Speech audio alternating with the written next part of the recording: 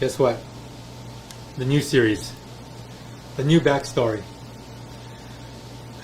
I had to start this because there's a lot to go through before we come to the pinnacle of this lesson, this new backstory. And I call it the Kokavim of Yeshua. Okay?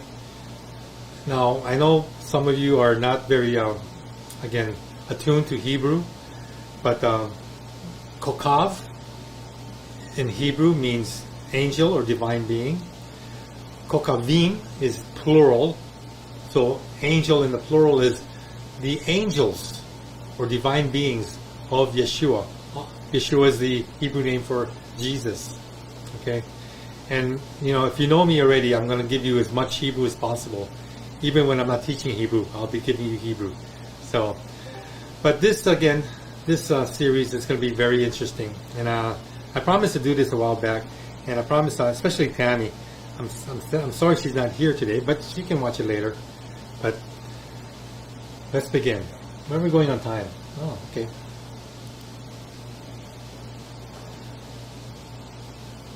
Kokavim, as I said earlier, are angels, but it also means stars. Okay? Star. Kokavim, stars, plural. Okay? And I wanted to start off this series by laying some groundwork, such as a definition. As you can see on the screen, in Hebrew, the word stars is attested to 37 times in the Word of God. And the stars, you have to remember, are created by God. Okay? Here's an example. In Bereshit, which is the Hebrew name for Genesis, chapter 1, verse 16, and God made two great lights, a great light for a ruler of daytime, and one little light for a ruler of the night. And the stars, there you go, the word stars, okay? God created the stars. Okay, He made the two great lights, the sun and the moon, but He also made the stars. And what are the stars? Angels, or divine beings. You see the word Peshitta back there. That is from the Peshitta Bible. It's an Aramaic Bible, so I thought I'd go into the Aramaic as well and see how they translate the Bible. Pretty interesting. I like it. Another definition to stars comes from the book of Amos. Okay, chapter 5, verse 8. And it says in Amos, they have left him who made Pleiades. Pleiades are the seven sisters, that's the constellation. Pleiades, seven sisters or seven stars. And the star Aldebaran, and showed the shadows of death to morning, and darkens the day to night. Who calls the water of the sea, and He pours them out on the face of the earth. Lord Jehovah is His name. Okay? So again, you see that the stars are mentioned in Amos, and that God, again, knows every star by their name. And I think when you go to an astronomy class, they have identifying numbers for stars. That's all right. God knows them by name. How's that? And how many stars are out there? Like the sand on the seashore, there are billions of stars, and God knows them by name.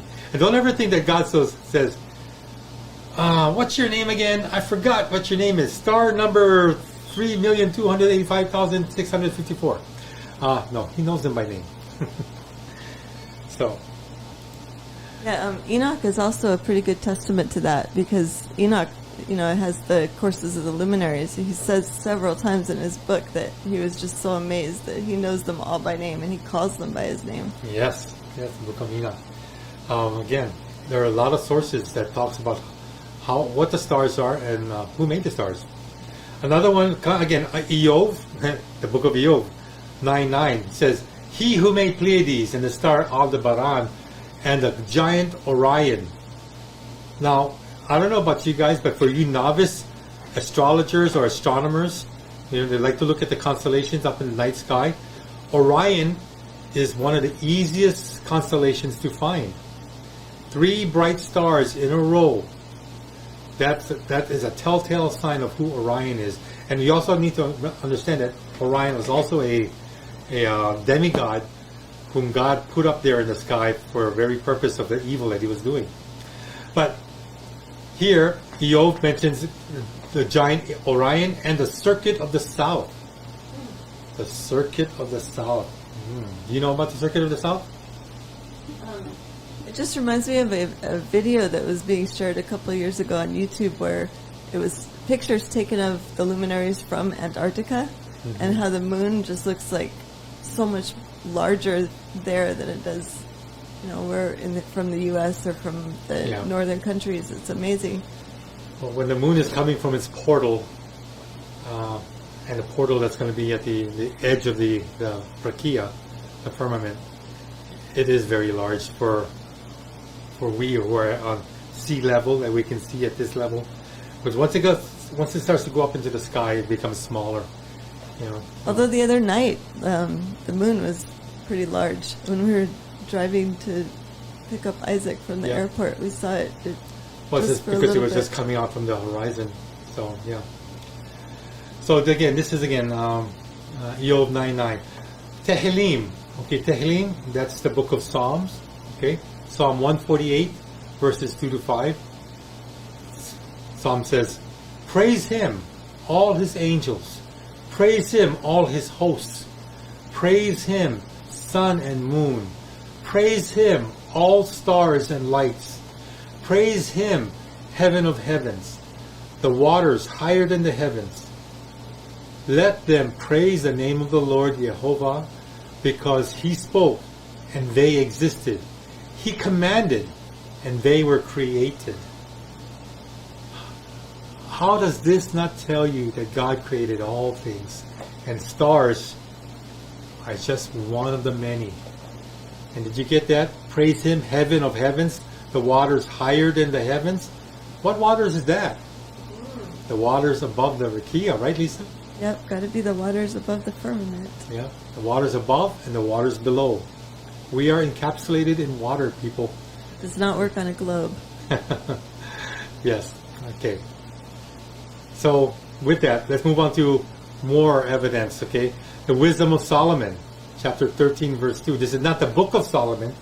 This is Second Temple text, okay? And it reads, "But deemed either fire or wind, or the swift air, or the circle of the stars, or the violent water, or the lights of heaven, to be the gods which govern the world." Now this is in the King James Version because the Peshitta doesn't cover the Wisdom of Solomon, but it is covered by the King James Version, which is again one of the apocryphal books. Okay. Stars, the definition again. God gave them individual names. I was just speaking about that earlier. Tehillim, Psalms 147:4. He counts the number of the stars and he calls all of them by names. Okay? Not only did God give them individual names, but he formed a well-arranged army in which every star has its place. Ooh, pay attention to this now. Every star has its place. Yeshayahu. You know what Yeshayahu is? Isaiah. Isaiah. Very good. Yeshayahu is Isaiah, chapter 40, verse 26. "Lift up your eyes on high and see who has created these things, who brings out their armies," Sabaoth, okay, "by number. And he calls all of them by names, in the abundance of his honor and in the strength of his power. No man is lost." Yeshayahu, also known as Isaiah, chapter 40, verse 26. And how about this one? Yirmeyahu. Jeremiah. Ooh, my wife is on it. Jeremiah, Yirmeyahu, 33:22 reads, As the host of heaven is not numbered, and the sand of the sea is not measured, in this way I shall multiply the seed of David my servant, and of the Levites who serve me. That host of heaven, you need to understand, is the Sabaoth, or the army of God, which is the stars, or the divine beings, also known as angels. Okay, but you got to remember now, I need to clarify this. angels is not the true definition of stars, because angel is a job description. Angel means messenger. Okay, so to be a divine being is different from being is not relegated only to being messengers. There are other supernatural beings that have other job descriptions, okay, that are not messengers. But by far, I believe messengers or angels comprise maybe the bulk of the numbers of stars. So just keep that in mind, okay? In the creation of Hashemayim, there's that Hebrew again. What is Hashemayim? The heavens. The heavens. Okay? In the creation of the heavens, form a hollow vault, a rakia, a dome, also known as firmament, above the earth and resting on the waters. And it describes a circle upon them. Here in Job again, 26:10, he writes, God drew a circle on the face of the waters unto the ends of the light with the darkness. Job 28:24 says, because he sees the end of everything that is in the earth, he sees, and he sees under all heaven. In other words, even the stars are not outside of his glimpse. Mishlei. Do you know what Mishlei means? Proverbs chapter 8 verses 27. When the heavens were established, I was with him.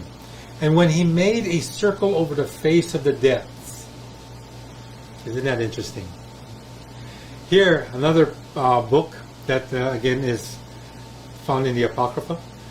Sirach, also known as Ecclesiasticus 24 verse 5.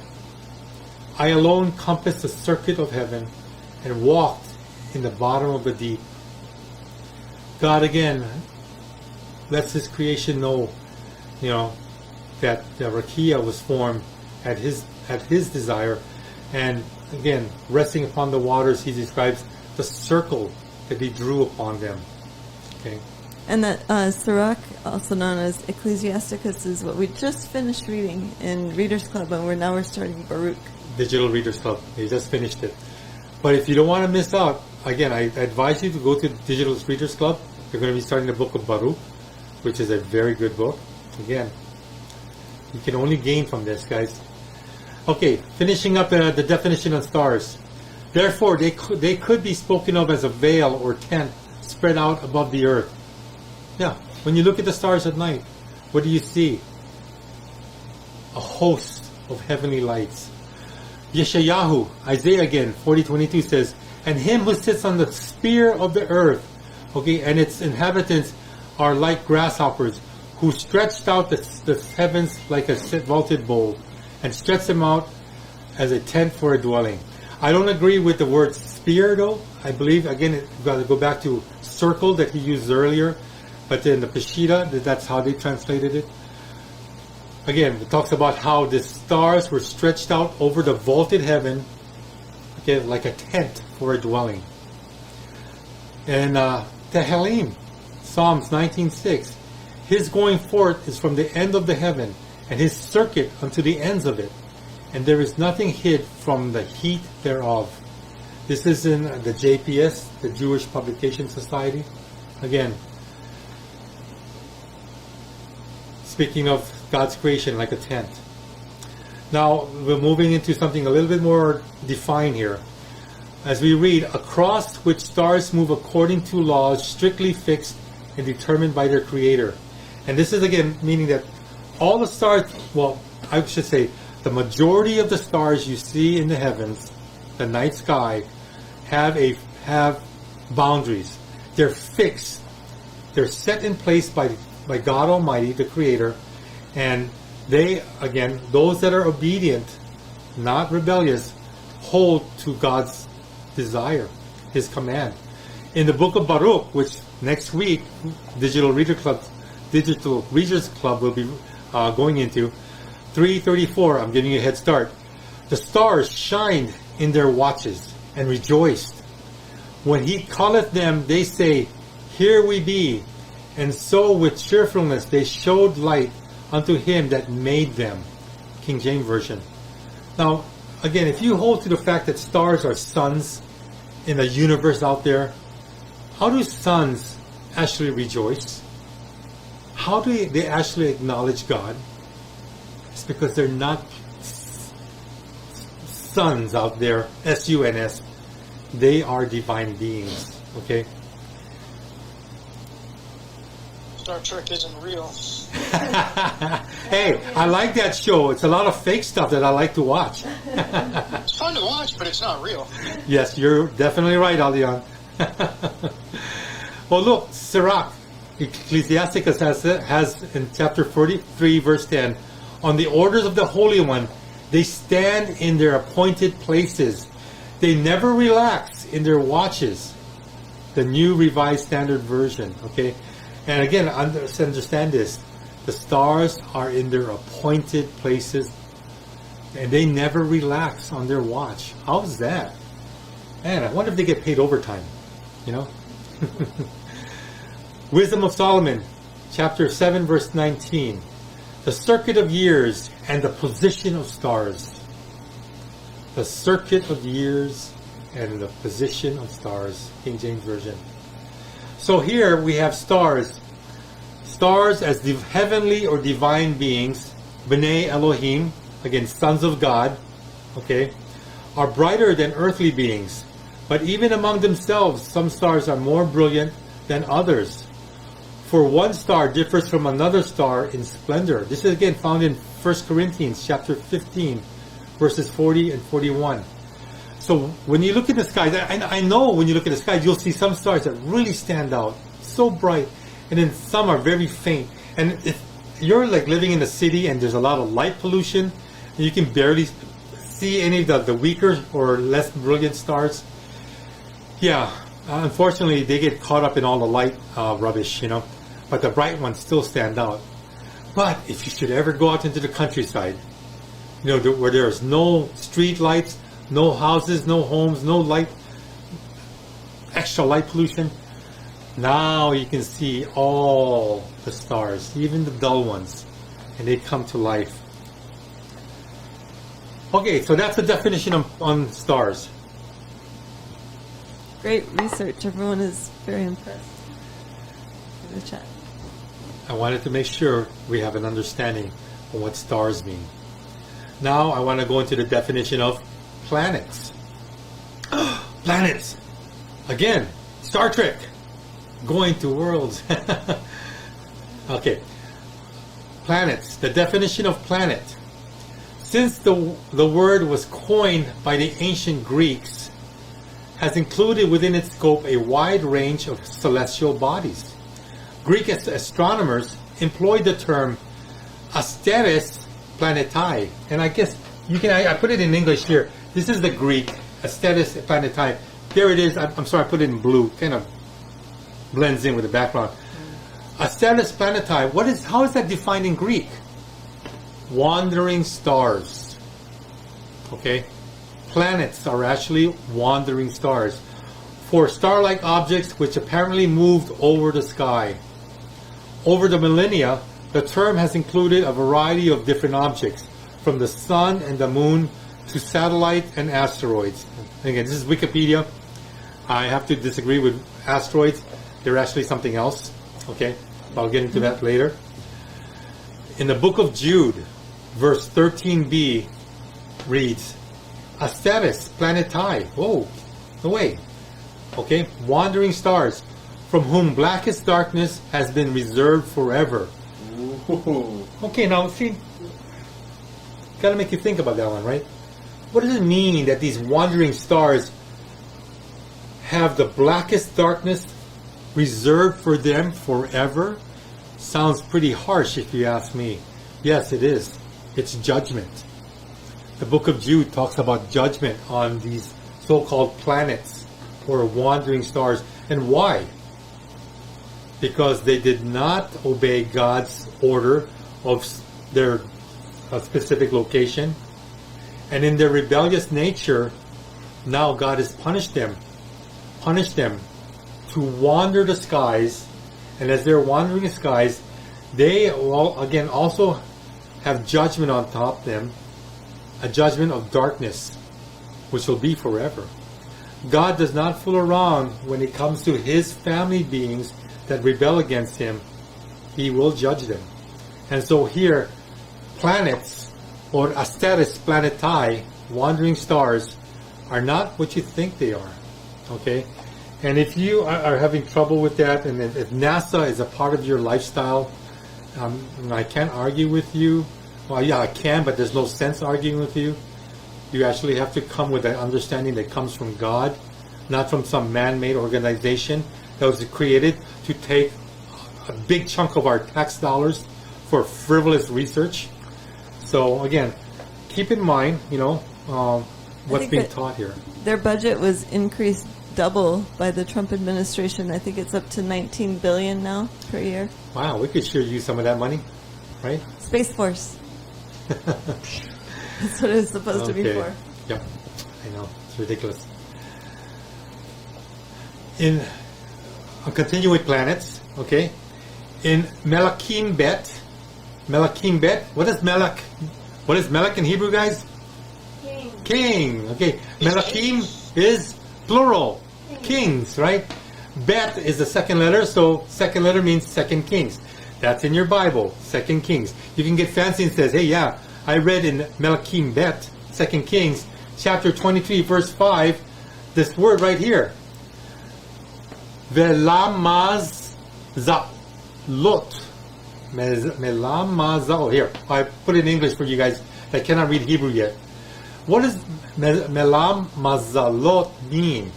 In the New American Standard, it means, and to the moon, and to the constellations, and to all. King James Version, and to the moon, and to the planets, and to all. Notice that some versions, some translations, will translate certain original words differently. So this word here, ve'lam mazalot, means ve is and, that's your, again, conjunction. I'm teaching you a little Hebrew here because I have to teach some Hebrew. Okay, la is to, okay, to the actually. So you got a conjunction, you have a definite article, then mazalot means constellations or planets. Okay, so this is Hebrew. Planetai is planets for in Greek.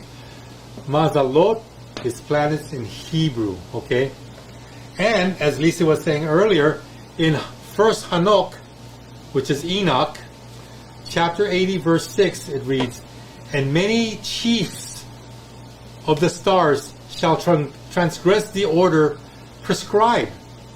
What order? God's order. God says, stay fixed in this position.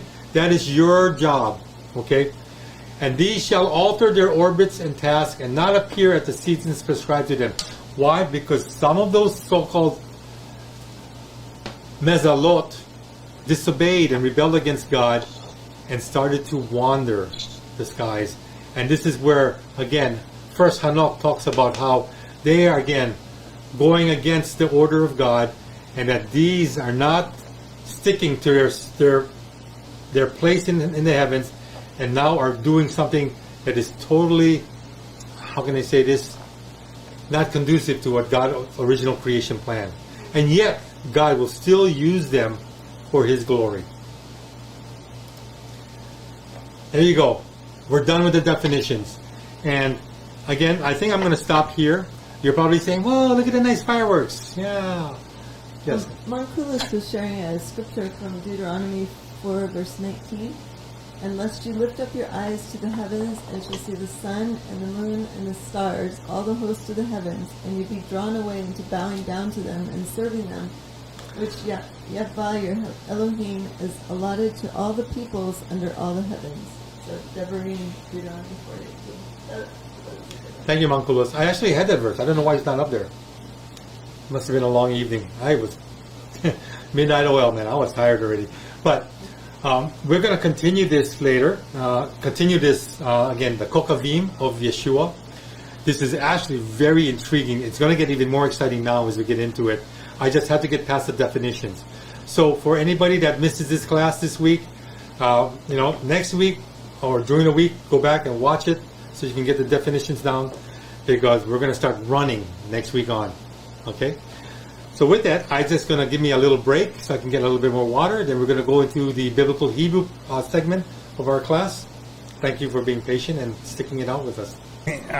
These are friends of Luis, I believe. And so Isaac found this song and he said, man, this is a killer song. So I said, go ahead, play it. You know, it's rather long, but that's fine, right? You guys are okay with that? Oh, yeah. Yep. Yep, and they are friends of yours, right? You know them personally, right, Luis? Yes, they do. Yeah, we were sharing their music at our fellowship. Johnson was here with us, our Rabbi's Corner. Nice. Fellowship congregation we have here at my house. Nice. What a blessing. What a blessing. Well, again, here we are at our second segment of the Hebrew Hawaiian Saturday class. And I'll continue with this second installment of the Kokavim of Yeshua. And again, this is, if you've missed the first part, just go back to last week. And it's pretty much just the definitions. I wanted to get definitions out of the way so that there would be no misunderstanding of what we believe in and how it relates to our Lord and Savior. So let us begin, okay? Before the first fireworks were invented in China by the Song Dynasty in 960 to 1279 AD, the only lights that were seen in the skies was that of the sun, moon, stars, and planets. And as you know, that's all you could see. And especially if you lived in a very dark environment that didn't have any street lights or city lights, you know, none of that light pollution, you could see so much of God's glory up in the skies. Now, astronomical stargazing was a serious career choice back then. I mean, after you graduated from college, you know, this was a serious career because in the days of antiquity, only those these so-called stargazers were employed by governments, by kings, by royals, because of the fact that there was so much to tell from what the skies had to share. Astrologers, sorcerers, soothsayers, priests, and religious people were all witnesses to the astronomical events in history. This is especially so since celestial interpretations by official religious authorities were reckoned at the time to be of supreme worth in evaluating historical events and coming events, I might add. So again, this was I guess, how can I say this? One of those pristine careers that you could get into. In the early evening of June 17th, 2 BCE, so understand it, we're at the point where BCE becomes AD, Anno Domino, or AD,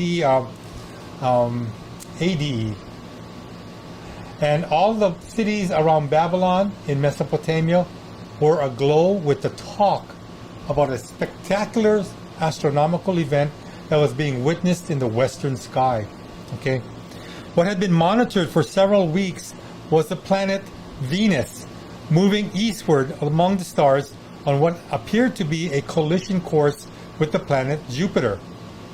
Now you got to remember from last week, my definition of planet is a wandering star, not a body, not a spherical entity, but a star. And what was a star? Again, a star was a angel or a messenger of God. Okay, so here Venus was on a apparent collision course with Jupiter, and as you know, those planets, those stars were so large, so intense in their brightness that it was hard to miss. Now the astronomical drama had happened right in front of their very eyes. The western sky lit up with the near collision of the two brightest planets, again, wandering stars, in the Hashemayim, okay, the heavens. To the naked eye, the separation between the two stars was so small and minute, they both looked like one brilliant star shining far brighter than any other individual star or planet by themselves. It was a significant event that the Babylonian astronomers and astrologers had studied and analyzed for centuries. It was, again, celestial pageantry at its best. The relative closeness of the planets had not happened for centuries and would not occur again for hundreds of years. At this time in history, such an astronomical phenomenon would have made the front page news, but not only in Babylon, but also in most of the regions of the Haaretz, the world. Okay? But in order to understand the importance of the June 17th, 2 BCE event, we must go back into time and investigate the significance of this astronomical extravaganza. Okay? Roughly 60 years prior, the Roman Senate ordered all boy babies to be killed who were born in the year 63 BCE. Okay, now I'm not talking about the Jerusalem, the Bethlehem event. I'm talking about in Rome. Okay, 63 BCE, all baby boys were to be eliminated. Okay, why? Because of the prophetic dreams and astrological signs suggested that a king of the Romans was to be born. The Senate, which was the ruling body at the time, purportedly considered a king of the Romans to be anathema, or a curse. You know, anathema is the Greek word for a curse, as the Italians or the Vatican would say, anathema. They would use that word. Again, it was something that wasn't God ordained. It was blasphemy in their right. And to the Senate, to have a single Roman leader, and not the Senate, which is a number of individuals, to govern the republic was, again, just anathema. It just was not to be done. Okay. Some of the senators of Rome were so concerned of the astrological implications of this interpretation that they refused to register the births of their wives with the government. Why? Because if you registered the birth that your wife gave, they would kill that boy. If it was a boy, they would kill it. And how many senators, they have all this power and they have the means to do things. They, again, refrain from reporting their wives giving birth, especially in 63 BCE. Now, there was an individual named Julius Marathus, a personal confidant of Augustus Caesar. Augustus Caesar is the first Roman emperor, okay? And he shares that Augustus was born in that very year. The 23rd of September, 63 BCE. So I guess one of the senators got away with it. And that child became the first Roman emperor, Augustus Caesar. You can see why the stars were telling the truth about this king, this emperor, this of Rome would come. Unfortunately, the Senate was not successful in carrying out their plans of killing all the boys, because this one made it through. So 60 years later, the beliefs among rulers in the supposed veracity of astrological interpretations had not diminished. Why? Because in the New Testament Gospel of Matthew, it states in chapter 2, verse 16, that King Herod killed the innocent children in and around Bethlehem when Magi astrologers informed him that a king of the Jews had been born. The Magi's were very serious astrologers. Again, this is the occupation of the millennia, and that they again were serious with their interpretations, as they had made the long and arduous journey to show homage, pay their respects to the newborn king. But even before the Augustus Caesar and the King Herod narratives, the patriarch Avram, also known as Abraham, who would later be named Abraham, had his innocent life threatened when an immense star from the east consumed 4 great stars from the 4 sides of Hashemayim, the heavens, on the day of his birth. King Nimrod was enraged, again, of the event when his own astrologers witnessed the celestial spectacle with their very eyes as they left Terah, Avram's father's newborn baby party that same evening. Can you imagine? Hey guys, my wife's giving birth. Come celebrate with me. And Avram is born. And guess what? When these, King Nimrod's astrologers come outside, they said, wow, check out the sky. Look at that giant star. It's actually consuming four of these other bright stars. And see, when you were in the business of astrology, there's significance, there's meaning behind it. Okay? So when King Nimrod's astrologers told him about it, King Nimrod demanded that the infant be brought to him so that he might kill him. All of this will be found in the book of Yeshua, chapter 8, verses 10 and 11. Excellent story. I'm telling you, you've got to read it. But what's the meaning behind all of this? Okay, when you look at history and especially antiquity, you have to understand who was the ruling or governing nation of the world at the time. And the nation that was governing the world at the time was Rome. So here we're going to talk about the glory of Rome. And again, this is a backstory to the backstory. All right. In 2 BCE, Augustus Caesar celebrated his 25th Jubilee year of being emperor of the Romans. So he's already been emperor for 25 years. This coincided with the 750th year of the founding of Rome. And in August of 2 BCE, and you notice, right? The month is named after the emperor himself, Augustus, right? Roman festivities were celebrated throughout the city of Rome and the provinces and client nations, the vassal nations. You know, Rome was the suzerain, and all the other nations that they conquered were all the vassals. Okay, magnificent displays and carnivals were fashioned for the people of the Roman Empire, and this is how they celebrated the glory of Rome. In the newly constructed Colosseum, dedicated to Augustus Caesar himself, they were entertaining sea battles on the flooded Tiburtine fields, wild and exotic beast hunts, and of course, gladiators battling for their very own existence. The Roman Empire was in great celebration. In fact, the Roman poet Virgil, in his 4th eclogue, a few years before, had given a prophetic revelation that a child was destined to bring in a new golden age of peace and prosperity within this period. Political tranquility was everywhere. Active war had ceased and large numbers of legionaries, soldiers, had been released from military service. Sorry if you can read the bottom.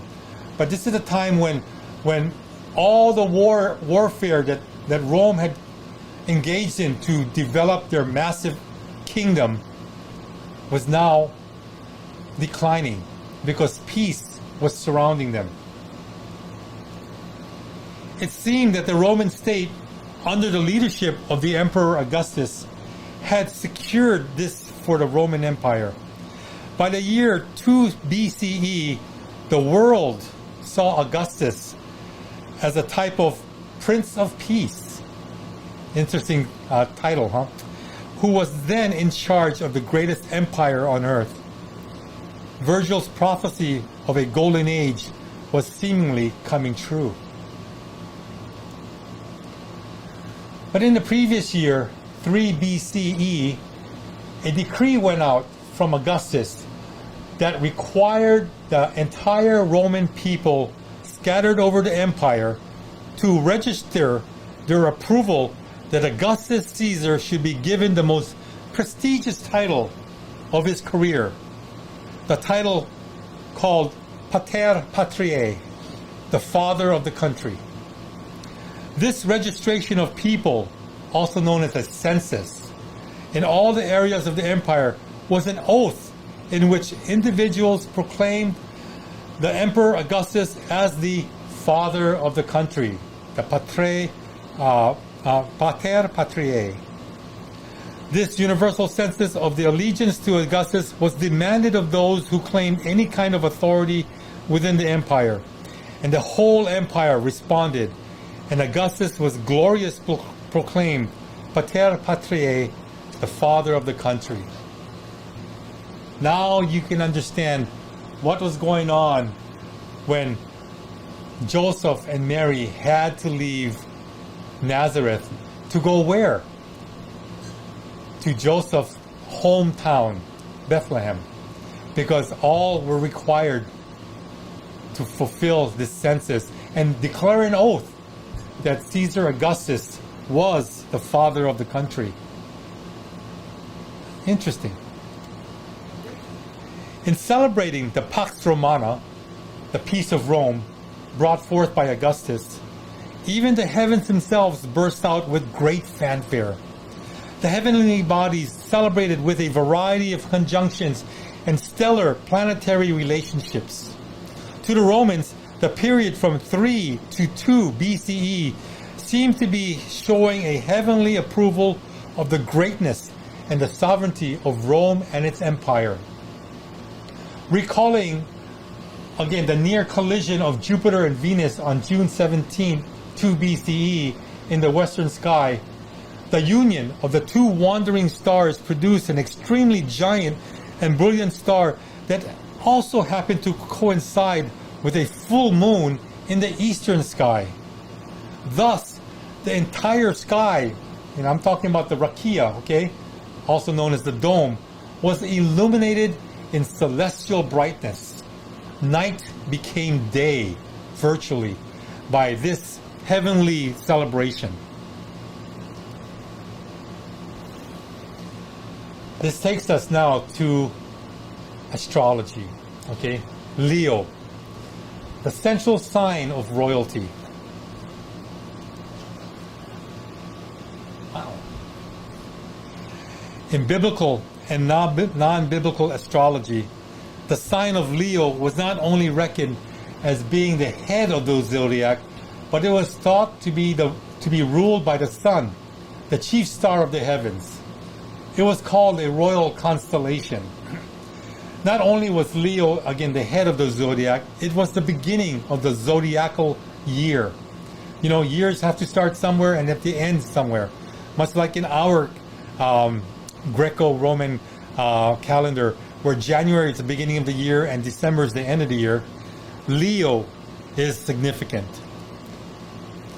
Leo was dominated by Regulus, okay, which is known by astrologers as the king star. To the Romans who lived at the time of Augustus, the significance of this conjunction of Jupiter and Venus in the constellation of Leo had associated with it the symbol of Roman rulership and dominion. All of this, again, the Romans believed was because of who they were, the mighty and powerful empire of Rome. And as you can see on this astrological constellation of Leo, the lion, Regulus is the star right here. It's the brightest star in this constellation, and it also happens to be on the ecliptic. Okay, now I'll share more of that in a second. Oh. Go back to that one. So when we were part of the Hawaii Astronomical Society, you know, with Gary Ward, our friend, that we would go meet with a bunch of scientists that had telescopes, and you know, this is way before anything that I realized that the stars aren't that far away. And so he'd always point out this particular constellation, and because of where Hawaii is placed on the Earth, the main part that we could see was the rear end, that triangle shape right there. So it was like, it just seemed like he was kind of fixated on that, constantly wanting to say, oh, there's Leo's Okole right there, it's the triangle. So Leo's butt? Yeah, exactly. So we learned to pick that out pretty easily in the sky. Oh, well, guys, now you know it. My wife's a butt watcher. And also, too, if you look at the royals, like the UK royals, you know, or worldwide, too, if, kings and queens, they always have that lion on their seal. Yes. You know, like on the royal seal, they have, like, for England, they have the lion on one side and the unicorn on the other side. Well, isn't the lion called the king of the beasts? Yeah, exactly. Right? So So- it symbolizes dominion. Yeah, and royalty in a sense too. All right. So back to the teaching. On June 17th, 2 BCE, this celestial event would have again appeared as a sign from the gods to the citizens of Rome, because Jupiter was also believed to be the guardian and ruler of the Roman Empire, determining the course of all human affairs. Besides this, Venus, which was now in conjunction with Jupiter, was believed to be the mother, the genetrix of the family of Augustus. So here were two planets dedicated to the origins of Rome and reckoned as special to Augustus, now merging together in a marriage union during one of the most glorious years in the history of Rome. All of this were adding up to again point about how powerful and God-ordained Rome was. This marriage of Jupiter and Venus on June 17, 2 BCE happened at the precise time of the full moon, and was particularly significant to the Romans. Full moon day, especially sacred to Jupiter, was a full moon day, especially sacred to Jupiter, and a sheep was led along the Via Sacra to be sacrificed to Jupiter. Yep, there was sacrifices in Rome. You guys didn't know that. I don't know where you've been. But the day itself was called the Trust of Jupiter. Okay? It was celebrated as a time when faith and trust were supposed to be given to the guardian and ruler of the Empire of Rome, whether human or divine. And you notice that when you see this up here, Jupiter, Rome, and even Mars down there, again, the conjunction of these planets were very significant as far as the night sky would say. There was, however, yet another rare astronomical event in 2 BCE that developed 72 days after the conjunction of Jupiter and Venus. This was the congregating of 4 planets into a close longitudinal relationship. They all appeared in the same region of the sky, and this happened in the month of August, when most of the Roman festivities for that unusual year were concluding. And you see again Venus and Jupiter.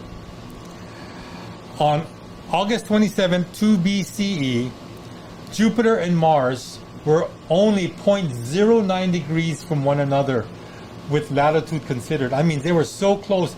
It was, again, hundredths of a degree close to one another, not even one whole degree. Venus and Mercury were also in close longitudinal proximity to them. Note that Jupiter was on the ecliptic. Now see this line right here going up and down? This is the ecliptic. This is the route of the sun. Okay? And you got to point out here that where is this? Jupiter right here was very close to the sun's path. Regulus, which is a fixed star, it does not move, is pretty much on the ecliptic of the sun. But this, Jupiter, Mars, Venus, again, and Mercury, someplace else, these guys move. But on August 27th, they're all close to this line, which is significant because it means a convergence of something for some reason. Let's see, where are we? The path of the sun in its journey through the heavens. Okay, that's the ecliptic. At 142 degrees, 0.6 degrees. Mars at 142.6 degrees. Venus at 141.67 degrees. And Mercury is not here, but it's 143.7. All of these planets were very close to one another. And to astrologers, the massing of planets signaled a new beginning in historical affairs.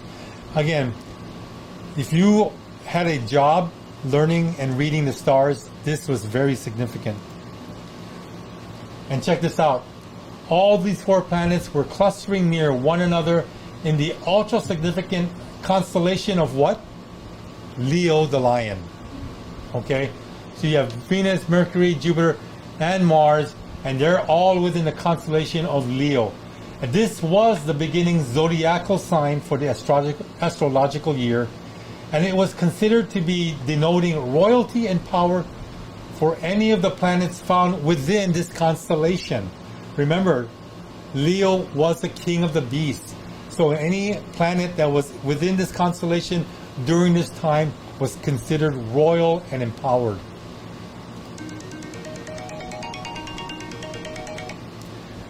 Okay. And you know what? The timing is perfect. Sorry, that's all, folks. I'm going to end here because I still need to teach some Hebrew. So if Isaac gets ready for a short song and a chance for me to recoup, I'm going to come back and teach you a little Hebrew. But wasn't that interesting about the Kokavim of Yeshua? That was really good covered. All right. It's a nice picture. Yes, it is. Hi, guys, on YouTube channel. Just talking to the Discord people, Luis, Aldeon, just talking about the picture that's on the screen. Beautiful picture, Again, I'm just blessed to be able to find resources like this to enhance the teaching. Here we are again, the Kokavim of Yeshua, or otherwise known as the stars of Jesus. And when I say the stars of Jesus, I'm not talking about celebrities. I am talking about literally the stars in the Rakia up in the heavens, also known as divine beings. One of the job descriptions of a divine being is an angel, which is a messenger. Okay. So this is the third installment, and as we're again slowly pecking away at this, I hope you guys find this very interesting. A lot of sources, and here we go. Now, after Jesus was born in Bethlehem of Judea in the days of Herod the king, behold, Magi from the east came to Jerusalem. This is Matthew chapter 2, verse 1. You have your mic, Lisa? In case you can get you to read also. The simple teaching in Matthew's Gospel states that the Magi, Oriental astrologers, came from the eastern part of the world to pay homage to the newborn King of the Jews and to present to him the customary gifts befitting a new king. The New Testament account doesn't mean that the author of the Matthean Gospel was endorsing the principles of astrology because they are biblical verses condemning. There are biblical verses condemning. It auto-corrected you. Yeah, it auto-corrected me. It's religious practice of Matthew, which Matthew was undoubtedly aware of. In other words, Matthew knew that, Zoroastrianism, astrology, all those teachings were out there, but he wasn't endorsing it because there is also a biblical astrology to understand as well. And he wanted to make sure that his audience understood that what was happening in the heavens above was also for the people below. We are witnesses to God's ever growing expanse and how he communicates himself to us, his creation. The recording of this account makes it clear that Matthew did not view these magi as quacks or charlatans, even though there were some magi that were quacks and charlatans in the New Testament, in the book of Acts. Okay, but when the magi entered Yerushalayim, also known as Jerusalem, with their announcement that the Kokav, the star of the newborn Jewish king, had been seen, King Herod the Great, was troubled, and all Yerushalayim with him. Since the Magi were professional astronomers as well as astrologers, the mention of their visit was Matthew's way of securing the testimony of the top scientific authorities to authenticate the royal birth of Yeshua. Again, Matthew just wanted to make sure that everybody in his time understood that the top star readers were actually confirming the Messiah's soon-to-be birth. These Oriental astrologers came from the East, the Far East, bearing rich gifts for the newborn king. Herod the Great and all of Jerusalem would hardly have been troubled by what they considered impostors. But if the wise men had come from the courts of the Parthian kings who employed them in the religious affairs of their government, or from the respected Magian colleges of the East, then that would have been a different matter in view of Herod and the Jewish authorities in Jerusalem. In order to gain an audience with a king, let alone Herod the king, and for him to have members of the Sanhedrin, again, this is the Supreme Court of the Jews, to hear the interpretations of these magi, again, it must show that they were held in high esteem by the people. In their deportment, it was customary for their magi to dress in magnificent priestly attire to indicate their professional status. In presenting themselves before royalty, the historical records reflect that the Magi did this with pomp and circumstance. They were decked out. They looked royal, they were royal, and they were invited by the royals. Okay? In traveling on official business in areas where their influence was felt, it was normal for the priestly Magi to proceed in a processional mode with varying ranks of them appropriately positioned in the caravan. And you have to understand, again, it's much like the Asian or Oriental customs of the Far East. Again, Chinese, Korean, Japanese, even Filipinos, that the head of the household, the male, would walk first. The wife would follow behind him, and then the children. And here, the Magi, as they were traveling in their caravans, the highest ranking Magi would be up front, and those that, again, succeeded him would come after. And this is how, again, they traveled, and people knew this. In traveling on official business in areas where their influence was felt, again, as they traveled in their caravans, this must have been the manner in which they approached the city of Jerusalem to present their gifts to the newborn king of the Jews. This would testify for the respectful attitude of Herod and the Jewish authorities to them. I mean, they welcomed them with open arms and invited them into their courts. It is important to realize that this type of travel for respected Magian priests is not a fantasy story. They traveled in majestic style. In Dr. Arnold Fruchtenbaum's writings, Ariel Ministries, a manuscript, again, MBS 20M, it says here, Matthew never says that these men were kings.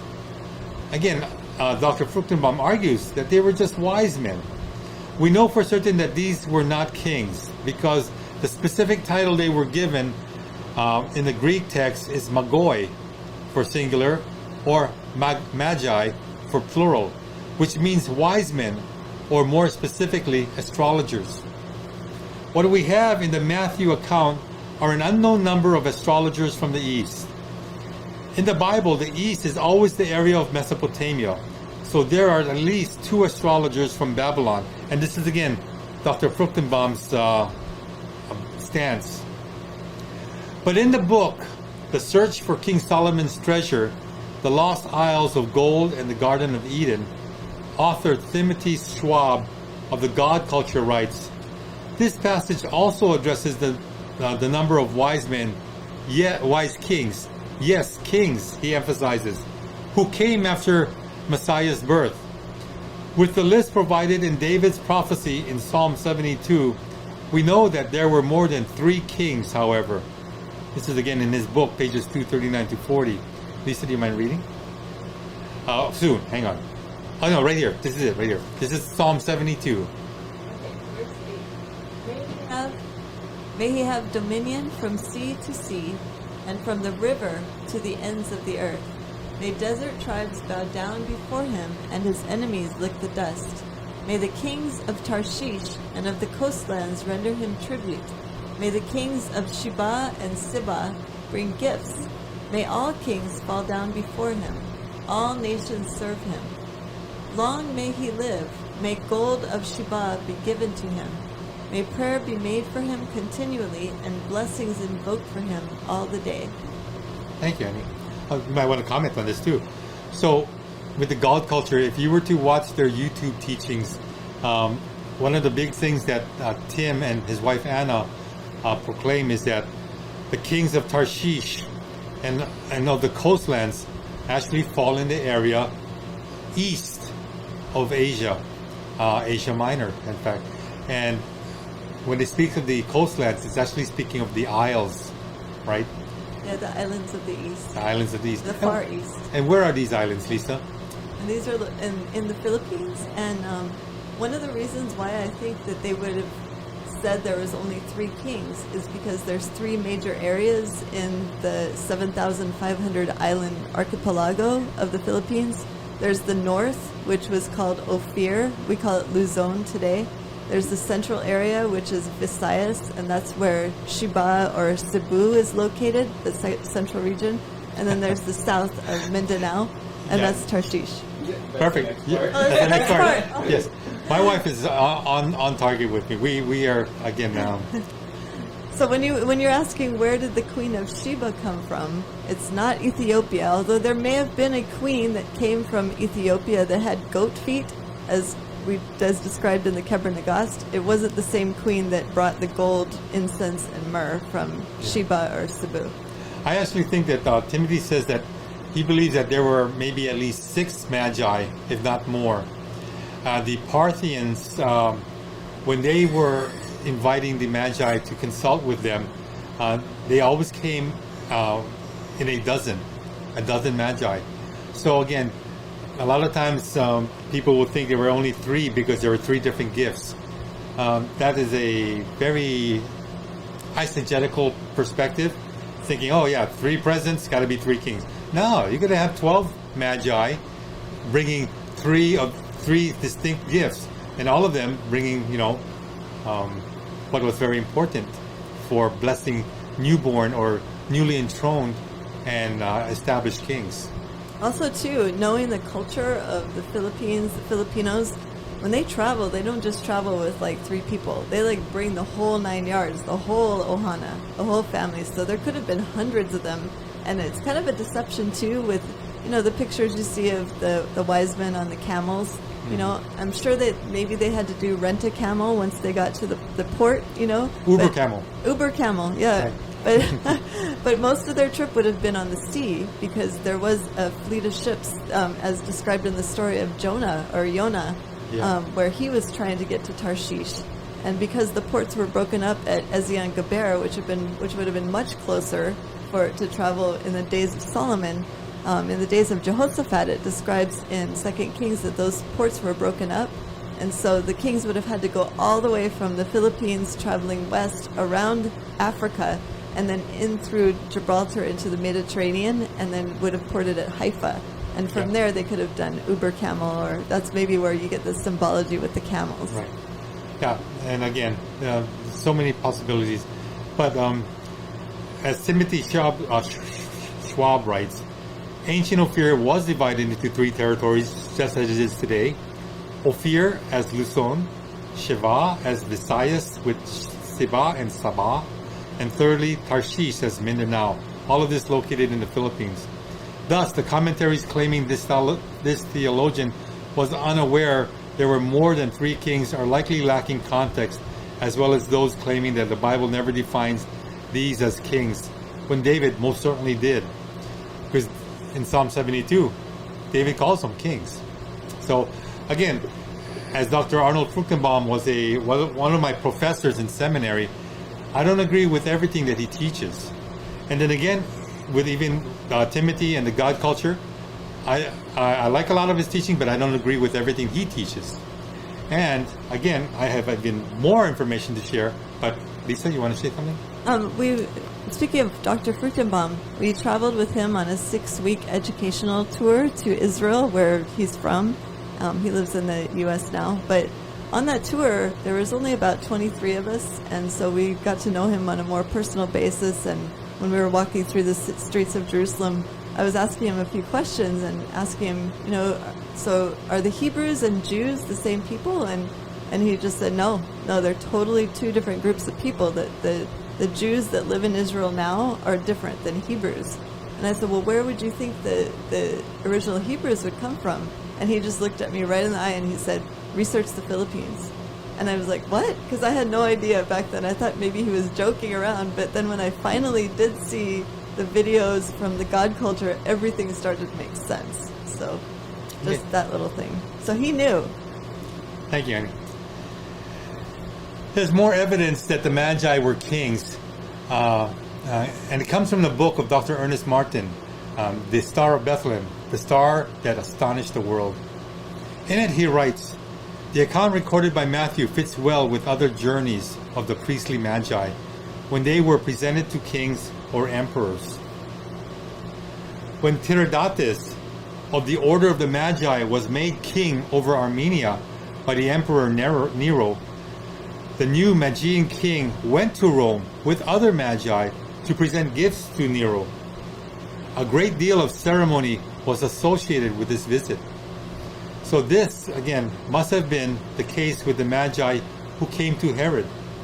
He would have given them a proper ceremonial protocol.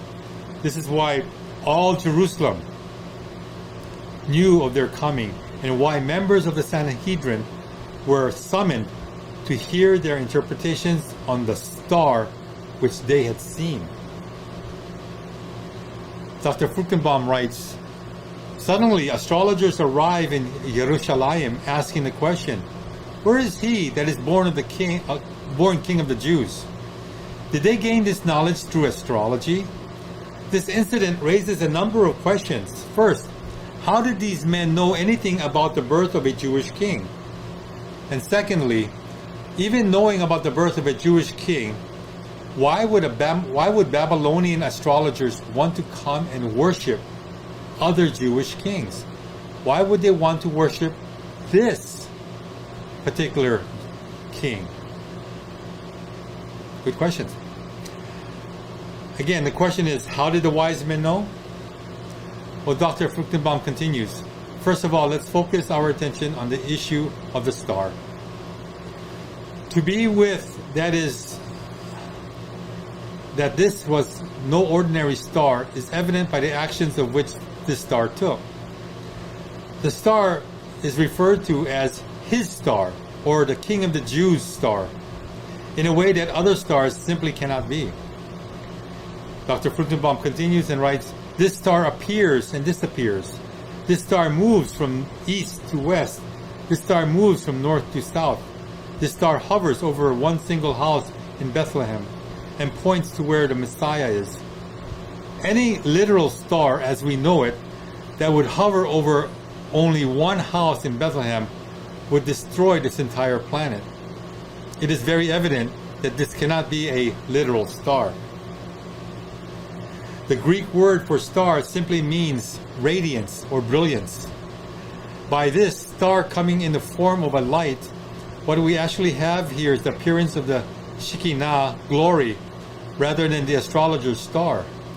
The Shekinah glory is a visible manifestation of God's presence. Whenever God became visible in the Old Testament, that is what is referred to as the Shekinah glory. In most cases, the Shekinah glory came in the form of a light, fire, cloud, or some combination of the three things. Over in Babylon, a light, a brilliance, a radiance appears over the area that may look like a star from a distance, and yet has actions which no star can do or does do. What these wise men actually saw was the Shekinah glory. And when they saw this glory, this unusual brilliance, they deduced that it was a signal that the King of the Jews, the Messiah, had finally been born. Now, this is my comment there concerning Dr. Fruchtenbaum's manuscript. The issue of the star is the first to elaborate on. Unfortunately, Dr. Fruchtenbaum is not a flat earther. He does not hold to that, and I don't think he ever will. Anything is possible, but Unfortunately, Dr. Fruchtenbaum, again, holds to NASA's so-called scientific claims and doesn't believe stars and planets are divine beings. The translation of the Hebrew Kokav, meaning star, or the Greek Aster, meaning star, has a mystery attached to it. This mystery is found in Revelation chapter 1, verse 20. As for the mystery of the 7 stars that you saw in my right hand, and the 7 golden lampstands, the 7 stars are the angels of the 7 churches, and the 7 lampstands are the 7 churches. Addressing the issue of the star moving north, south, east, and west, while also hovering over one specific spot and disappearing and reappearing. In rereading the Matthew 2 account, I cannot find the star moving north, south, east, nor west, let alone disappearing or reappearing. The star did, however, stand over where the child was, but even that is somewhat vague. Was the star over the toddler? Was it over the house? Over the town? Scripture is not clear, but in all respect, the Magi did discover the child in Bethlehem. But here, Dr. Ernest Martin shares something that you might find interesting. Regulus is the chief star in the constellation of Leo, the lion. And because it lay practically on the path of the sun, it was reckoned as a royal star. Jupiter and Regulus came into juxtaposition on September 14th, 3 BCE, and as viewed from Earth, they were only 0.33 degrees from each other. In other words, they were really close. Here was the king planet, Jupiter, now coming into contact with the king star, Regulus, in the royal constellation, Leo the lion. If viewed in isolation to other astronomical occurrences, this single event may not have been significant to astrologers. But combined with the other celestial displays of 3 to 2 BCE, it soon took on great symbolic meaning. This is because this first conjunction began a series of 3 meetings of Jupiter and Regulus that occurred in a precise sequential pattern. Note what happened. And mind you, if you didn't hear what I said or read what I just read, a series of 3 meetings of Jupiter and Regulus. Okay? Jupiter first united with Regulus and then continued on its normal course in the heavens. You have to understand that, again, Jupiter is called a planet. A planet is also known as a wandering star. Again, not behaving in the way stars normally behave, fixed to where the Lord puts them. So as Jupiter is, again, marching through the heavens, it meets up with Regulus. Okay? On December 1st, 3 BCE, Jupiter all of a sudden stops its motion through the fixed stars and begins its annual retrogression. What is this retrogression? In other words, Jupiter is going down this path. He passes Regulus and goes on, and a few months later he stops. And now Jupiter actually turns back and heads back towards Regulus, because Regulus is a fixed star. In doing so, it once again headed towards the star Regulus, and on February 17th, 2 BCE, the two were reunited, 0.85 degrees apart. Jupiter continued its motion, still again in retrogression, going backwards, for another 40 days, and then it reverted to its normal motion through the stars. In other words, it stopped a second time and says, okay, let's go back through the first course I was going through in the first place. Now, for some of you that have never heard of that before, look it up. Interesting how Jupiter does a circle and then comes back. Remarkably, this movement placed Jupiter again into a third conjunction with Regulus on May 8th, 2 BC. And they were then 0.72 degrees from each other.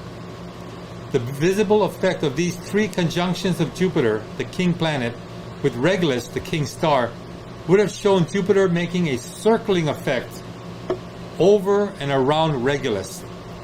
Jupiter was homing in on Regulus and pointing out the significance of the king star as it related to the king planets. This circular movement of Jupiter, the king planet, over Regulus, the king star, would have signaled to astrologers that a great king was then destined to appear. The motion effect of Jupiter circling over Regulus brings up a most important astrological observation. As mentioned earlier, the zero line for beginning and ending the 360 degree of the zodiac was reckoned by some astrologers as existing between Cancer and Leo. In other words, what's being said is that when you look at the zodiac, it's a 360 degree circle, and its pieces is chopped up by those, again, constellations that we know in the zodiac. And every new year begins with Leo, and the year ends with Cancer, the crab. Okay. This means that this motion effect shown by Jupiter circling around Regulus like a crown over the star was happening in the heavens just east of the 0 degree line for astrological measurements. It occurred at the beginning section of the astrological zodiac in view of some Gentile astrologers. This interpretation is similar to that adopted by Moses in his arrangement of the armies of Israel in the fashion of the zodiac around the tabernacle in the wilderness.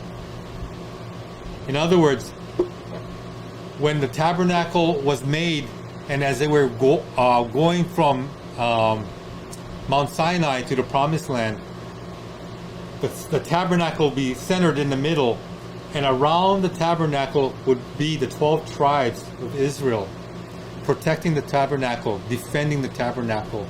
And this is again that biblical zodiac designed by Moshe. And this design by Moshe also began with the royal sign of Leo. Leo, again, the lion, is the beginning of the calendar year. But its 0 degree line was located in the middle of the constellation, not at its beginning. Strange. Why it would begin in the middle of Leo? But whatever the case, these indications would surely have shown to the people of that era that a great king or ruler was then being introduced to the world. Now I got on the display the constellations, a circle of them.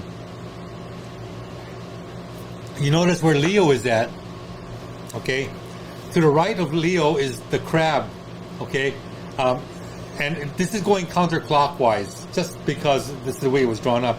But the crab is pretty much represents July. Leo is July, August, okay? Notice what's right after Leo. Virgo, the Virgin. Keep in mind, okay? This is done for a reason. But the 2 red lines right in the middle of Leo represents Moshe's interpretation of how the biblical astrology works, and that it begins in the middle of Leo.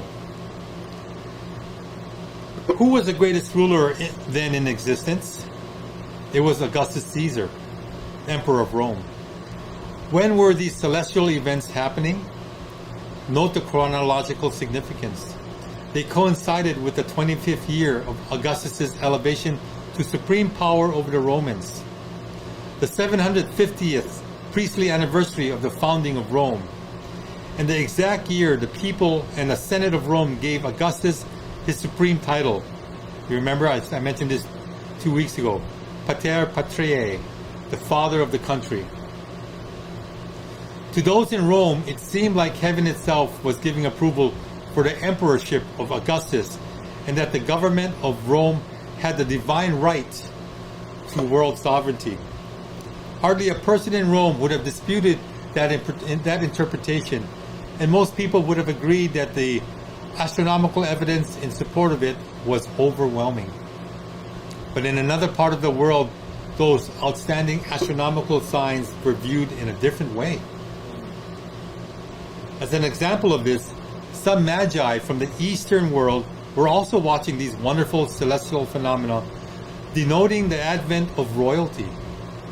These magi decided to skip Rome and its festivities and celebrations, and instead they headed not tin, in the direction of Jerusalem and Judea, looking for this very special child whom they considered to be a very important newborn king of the Jews. Dr. Ernest Martin again concludes that not all the Magi were following what the Romans were seeing. They had their own agenda and understanding of what the heavens were declaring. Here, Dr.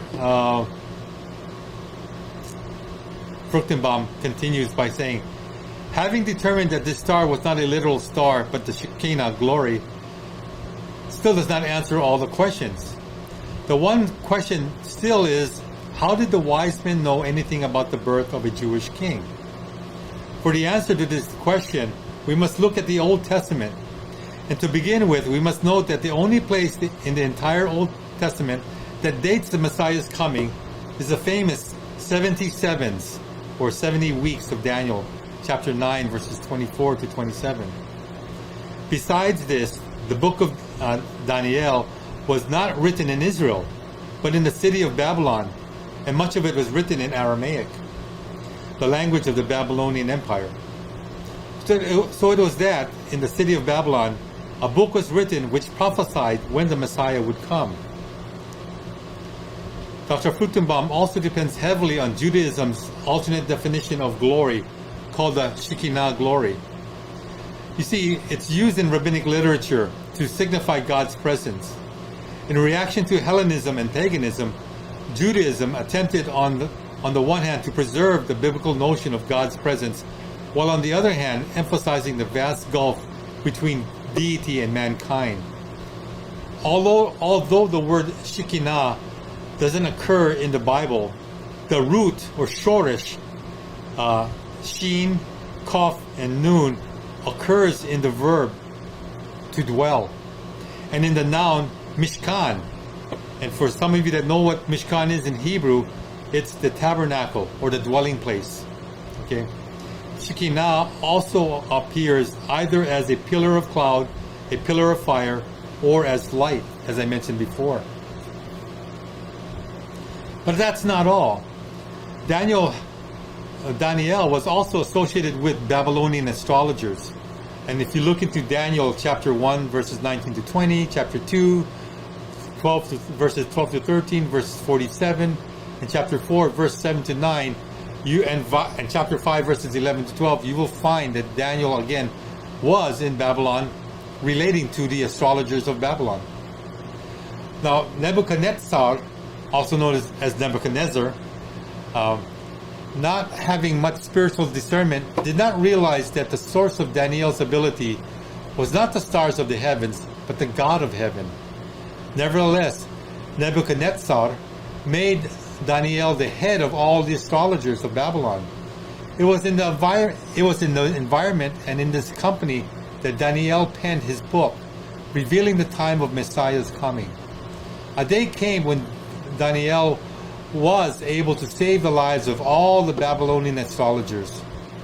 Nebuchadnezzar had an unusual dream, and when the astrologers were unable to interpret this dream, or his dream, he sentenced every one of them to execution.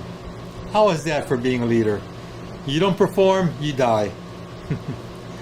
Among those arrested, Daniel and his three friends. Do you know what his three friends' names are? And yes, if you can say it in Babylonian, it's Shadrach, Meshach, and Abednego. But I'm teaching Hebrew, so here he is in Hebrew. Can you read that? My Hebrew students? Oh, you got the English right there. Yeah, we got it right there. Hananiah, Mishael, and Azariah. Azariah, actually. Again, notice Yah, El, and Yah, gods of name. God's name is always in Hebrew names. Azariah, that's Clark's granddaughter. Oh, yeah. Azariah. But in Hebrew, Azariah. So, because from the viewpoint of the Babylonians, these four Hebrews were part of the Babylonian school of astrology, and therefore they too had to be executed. A day came when Daniel was able to save the lives of all the Babylonian astrologers, Nebuchadnezzar, again, with his very unusual dream, were all unable to interpret this dream. He sentenced every one of them to execution and then arrested Daniel and his three friends. Again, and I guess that's a rewrite. I'm sorry. Let me move on. But Daniel requested and received an audience with the king. And after the audience, Daniel did interpret King Nebuchadnezzar's dream. And by interpreting the dream, he saved the lives of all the other astrologers. In fact, this is the way he became the head of the Babylonian school of astrology. I'm sure, again, not all of the astrologers were happy that he got promoted to the top dog position. But then again, for those that were very grateful to be alive, they, I'm sure, wanted to know and learn more about the God of Daniel. There's little doubt that he was able to lead many of them to a saving knowledge of God, the God of Israel. So a line of Babylonian astrologers from generation to generation worship the true God, and having Daniel's prophecy, look forward to the coming of the King of the Jews. From the book of Daniel, we can conclude that Babylonian astrologers did know about what time the Messiah was to be born. However, the book of Daniel says nothing about the star that would in some way announce the Messiah's birth. So how then did the astrologers know anything about a star? For this question, we must go back even earlier in the Old Testament to the prophecies of Balaam, who was hired by the king of Moab to curse the Jews. 4 times he tried to curse them, but each time God took over his mouth, and instead of cursing the Jews, he ended up blessing them. In the course of blessing the Jews, he came forth with 4 key messianic prophecies. And one of the prophecies is found in Bamidbar, Numbers 24:17. Lisa, you want to read that? Yes, Numbers 24:17. I see him, but not now. I behold him, but not near. A star shall come out of Jacob. A scepter shall rise out of Israel. Thank you, babe. Dr. Fruchtenbaum adds that Balaam, much to his own reluctance and regret, was forced by God to prophesy of the coming of the Jewish Messiah. And he related that to a star. Again, Dr. Fruchtenbaum believes that this is not a literal star. I disagree. But because it then says concerning this star, and a scepter shall rise out of Israel. The star and the scepter are one and the same. Remember that the term scepter is a symbol of royalty or kingship. This star would rise out of Jacob. This star is a king. Furthermore, Balaam's occupation was that of astrology. Even more significant was the fact that he came from the city of Pethor, a city on the banks of the Euphrates River in Babylonia. Bamidbar 22:5, Devarim 23:4. You can search it and check it out yourself. So we have a double Babylonian connection here. We have, of course, the book of Daniel, which sealed out how many years would transpire before the birth of the King of the Jews. And then we have the prophecy of Balaam concerning the star, the scepter. And again, Balaam was part of this Babylonian school of astrology. Hence, the revelation of a star in relation to Messiah's birth came by way of a Babylonian astrologer who, no doubt, passed the information down to his colleagues. Centuries later, Daniel was able to expound to the Babylonian astrologers as to the time the star of Jacob would come. And I just want to elaborate that a star, also known as a divine being, is not royal in any chance. But Balaam's suggestion that, or I should say passage that's in Numbers, the Midvar 24:17 says the star is also a scepter. And the scepter shows that this divine being is not just any old divine being, but a royal divine being. A divine being that only God himself has claim to. and this is God in the second person. So it's exciting to see how this is forming, again, a very astronomical and astrological story behind who the King of the Jews is and how he's coming. So that concludes my lesson on this third installment. How are we doing on time? Oh, not too bad. I hope you found this very interesting. Yeah, there's a lot of great comments in the chat. Like, they're tracking with you. Tommy Kiefer was right there with you all the way. He mentioned all the different alignments of the stars before you even started talking about it. So Tommy and I are in alignment. Right on, buddy. Again, I agree with Dr. Fruchtenbaum, with Tim, and with Dr. Ernest Martin. But I don't agree with everything. I mean, and I'm sure you feel that way even with me. There are some things I will share and teach that you agree with and some things that you don't. But that's the nature, right, of us, that we want to see proof, we want to see evidence, we want to see scriptural backing. Again, Tim, for example, says that the Magi were strictly from the Philippines. But I have to disagree, because even after the 10 tribes were exiled, they were actually given respite to go back home or find new homes. And the 10 tribes, again, many of them moved eastward and set a precedence for people of Israel going all over the world. So when the exile of Judah happened later on in history, and then when they were pardoned and given permission to go back home or to go find a home elsewhere, I'm sure many of them, the Persians, I have to admit, took over the Babylonians. So many of the Babylonian astrologers might have been, again, given this freedom to move where they chose to go. And if many of the so-called Jews from the southern kingdom went eastward to the Far East, who knows? I'm thinking that many of those Babylonian astrologers, the Magi, went eastward as well and could have ended up in Ophir. Again, nothing's implausible, impossible with God. We don't know the history until we come across resources, books and scrolls that share testimonies about such things. But until we come across them, we can only, again, imagine and wonder what it was like when God was moving his people around the world. Lisa? Anything? No, just a lot of great comments. They're saying that really good information. They're thank you for the spiritual meat, says Tree Mistress. There's a question. There's a question. Which seminary did Dr. Kukenbaumer? I put that He went to. You met him at the international. He attended New York Theological Seminary, and that was his upbringing. And then he also, I think, went to Hebrew University. He was wondering where you met him at. Where was? Where did I meet him? Yeah, where was he? Oh, teaching? He came over here To the international. to the seminary here in Hawaii, and I met him there, and got to know him there.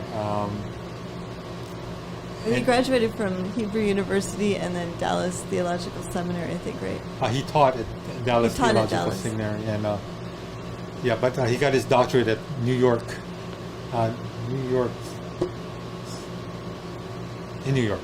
But he also, I remember when he came, he always went to Kauai too. He had a timeshare there or something. Yeah. Maybe Tom Kiefer met him there. Who knows? Tommy said he used to work out at Nuuanu Gym. Yeah. So again, just some of the roots, my teachings and learnings from professors and people around. Again, learning never stops, people. Just because you graduated from seminary doesn't mean you stop learning. And I know that most of you are avid learners and continuing in your education, just like Lisa, Isaac, and myself are. And so again, I can only hope and pray that you continue to do so. Keep putting oil in your lamps, preparing for the day when Yeshua comes back. And again, I just want to encourage that. Any other questions or comments? Shoot it to Isaac and Lisa. But I'm going to take a quick break to teach Hebrew. And so See you in a little bit. I'll see you after the break. Readjust you, Isaac. Tell me when it's right. Going back to the TV screen. Left, right, right. Okay, Good. right there. Okay. All right, guys. Man, I love these long series. They just give me a lot of time to stretch them out because so much good information. We're back in the series of the Kokavim of Yeshua, the stars of Jesus. This is the 4th installment, and again, I hope you're able to get something out of it, like I did from putting this all together. Having left off, what time we got? Okay, having left off last week. Do you remember the Babylonian connection of Balaam and who was a magi that actually was hired to curse Israel, but he couldn't because God wouldn't let him, and his boss was sorely disappointed, and he was so disappointed he said, let's try another location, let's do it. 4 times Balaam tried to curse Israel. 4 times he wasn't allowed to. In fact, God made him bless Israel, all to the king of Moab, Barak, and Barak, I think. And he wasn't happy, but guess what? Israel was happy because they never got cursed. Balaam was a magi, and his 4th so-called curse turned into a blessing was actually a messianic prophecy about the coming star and scepter, which is talking about our Lord and Savior, Yeshua. And so his Babylonian background, being a magi, also connects with Daniel, the prophet Daniel, the prophet of God, who also, again, was taken to Babylon to become, again, one of Nebuchadnezzar's main men, magi, soothsayer, Chaldean, a magician, whatever you want to call him. But that was his position. And today, we're going to continue down that road of the magi. As you can see, they're going down towards us, so let's join them. All right? In Matthew chapter 2, verse 1, I got the last part of the saying that says the Magoi from the east, as your Bible, most Bibles will say from the east, the Magi from the east. I'm taking it from the Hebrew, and actually not the Hebrew, but the Greek. And the Greek word for east is actually the word Anatole, or Anatolan, as you see it there on the screen. But the Greek actually says it's better defined as rising, because east can mean anything. I mean, east, what time? Well, when you use the word rising, and I'll get into it shortly, it becomes more specific, and that's why learning the original languages are very helpful. So the Magoi from the rising arrived in Jerusalem. We did that last week, Matthew 2:1. Here's Matthew 2:2 saying, "Where is the one having been born King of the Jews? For we saw the star of his in the rising," same word, Anatole, "and have come to worship him." Matthew 2:2. Okay? Rising means the star's heliacal rising. Okay? And for many of you that don't know what that means, like I didn't know what that means, I had to research it. It's the first time in the year that the stars was visible rising ahead of the sun before dawn. So a lot of these magi would be up pre-dawn. You know, they'd be, again, making their cup of coffee, as like some people like to do, and they'd be prepping and getting ready, and they'd look into the sky towards the rising, or also known as the east, and before the sun would even pop up, they would see something amazing. A star, okay? Not just any star, but we'll get into that later as well.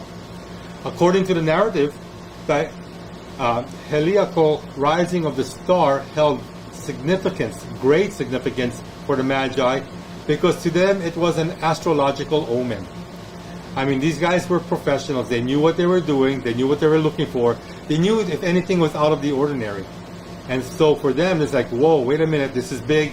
You know, stop the presses, get the boys up, wake them all up, have them come out and take a look at this. This is what the Magi were doing. It was this more ancient form of astrology the heliacal rising, rather than horoscopic astrology, in which the Magi were engaged. I know that Scripture talks about, following the horoscope as not something not to do. That was something, again, that was not of God, but yet you still have it. But there's another type of astrology which is, again, accepted by God and actually spoken to us about in the Scriptures. Matthew himself talks about it. The Star of Matthew, chapter 2, verses 1 to 12, derives from the common widespread belief found already in Plato. If some of you guys don't know who Plato is, that's the guy who invented the plates. Now, he was a philosopher, Greek philosopher, and that all people have a natal star. I didn't say navel, so don't look down at your belly buttons. It's natal, okay, star, that appears at their birth and passes away with them. Okay? Very interesting, right? Did you hear that? It appears at their birth and passes away with them. What did I say that what stars were before? Earlier in our first episode, stars could be divine beings or angels. And for many of us, we are given each a guardian angel that speaks directly to the Father on behalf of us. And, pretty much reporting if we're doing good, if we're doing bad, if we're straddling the fence, This, again, natal star is something I wanted to actually delve into even more. The term natal star, also known as the genethliacal astrology, implies nativity. And what are we talking about here? This entire topic of the Kokavim of Yeshua is about his nativity. It is a system of astrology that claims to shed light in an individual's personality or path in life. This concept is based on constructing a horoscope or natal chart that includes the exact date, the exact time, and location of an individual's birth. Okay? The one thing good about this is that you can't fool God. Like some certain presidents from Hawaii says they were born in Hawaii, but they were actually born in another African country. Yeah, no significant or precise place of birth. Here, again, this natal star illustrates the positions of the sun, the moon, the planets, which we know are wandering stars, ascendant, mid-heaven, descendant, and imam koeli. Again, what is all this? It's where, when you look at the skies, you're going to have your ecliptic, and then you're going to have your meridian, and what the natal star is all about is locating where the planets, where the stars are at your birth. That way, they can now go into the interpretation of who you are, what you're going to be, what's going to be in front of you in your life. It's very, very sophisticated. Something that they never taught us in school, the Department of Education. This is I would say, extracurricular class. And so, yet, to be a Magi, this is one of the things that you would want to take classes on. All right. Any questions so far?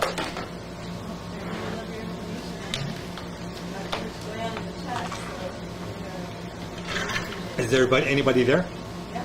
Oh, okay. There's nobody there. All right. So, what was the main occupation of the Magi? The Magi was their main occupation was their interpretation of things they considered divine. They looked into the heavens, and the heavens is where the Lord God Almighty lived, and to know of what He has planned for His subjects here on earth. They principally dealt with the evaluation of dreams, visions, and astronomical signs. The astrological interpretation was of special importance to them because this was their livelihood. If they couldn't do this is again something that they couldn't do anything else. Unless they were into remodeling homes, this is their livelihood. Okay.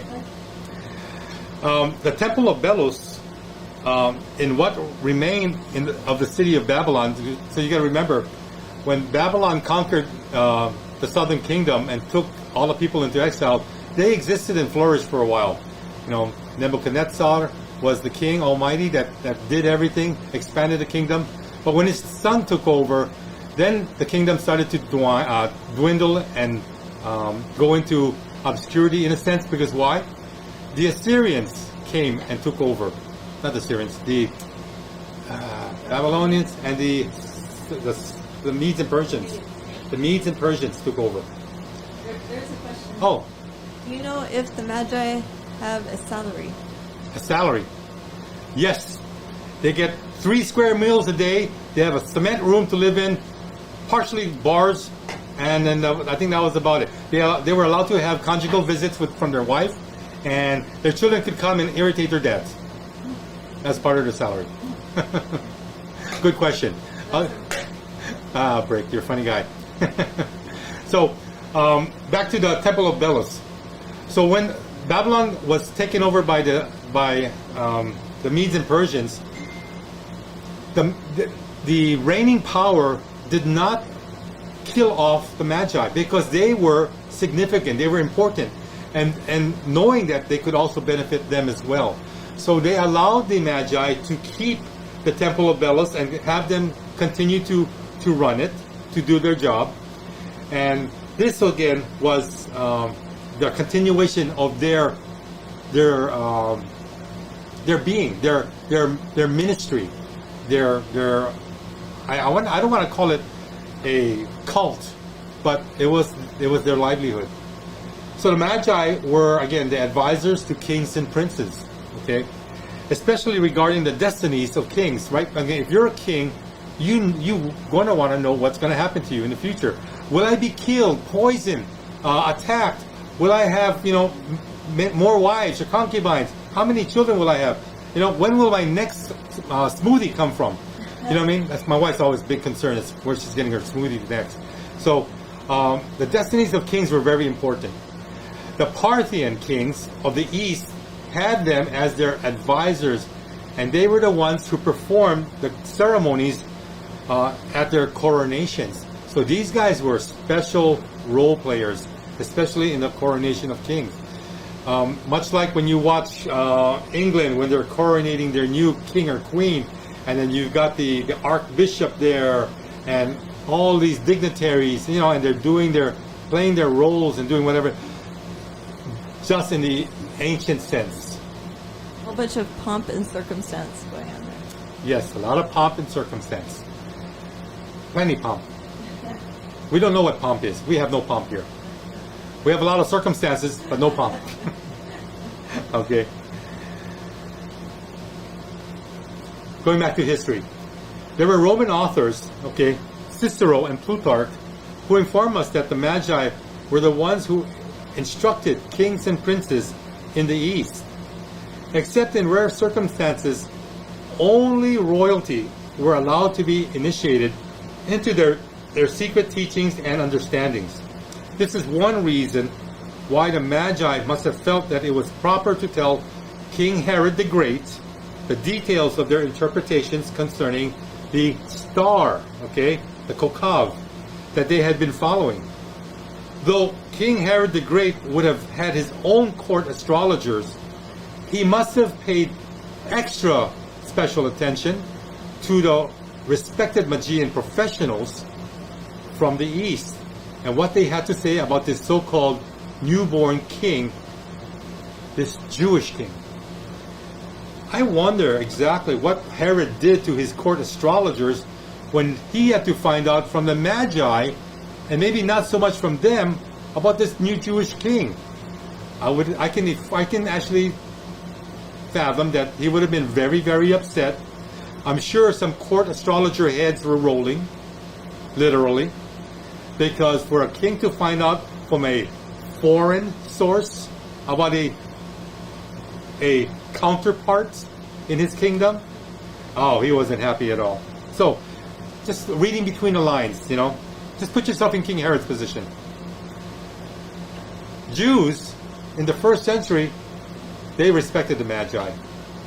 The Jewish philosopher Philo, okay, who lived in Alexandria, Egypt during the time of Yeshua, spoke of the Magi with praise, warm praise. I mean, it was all touchy, good feelings, you know.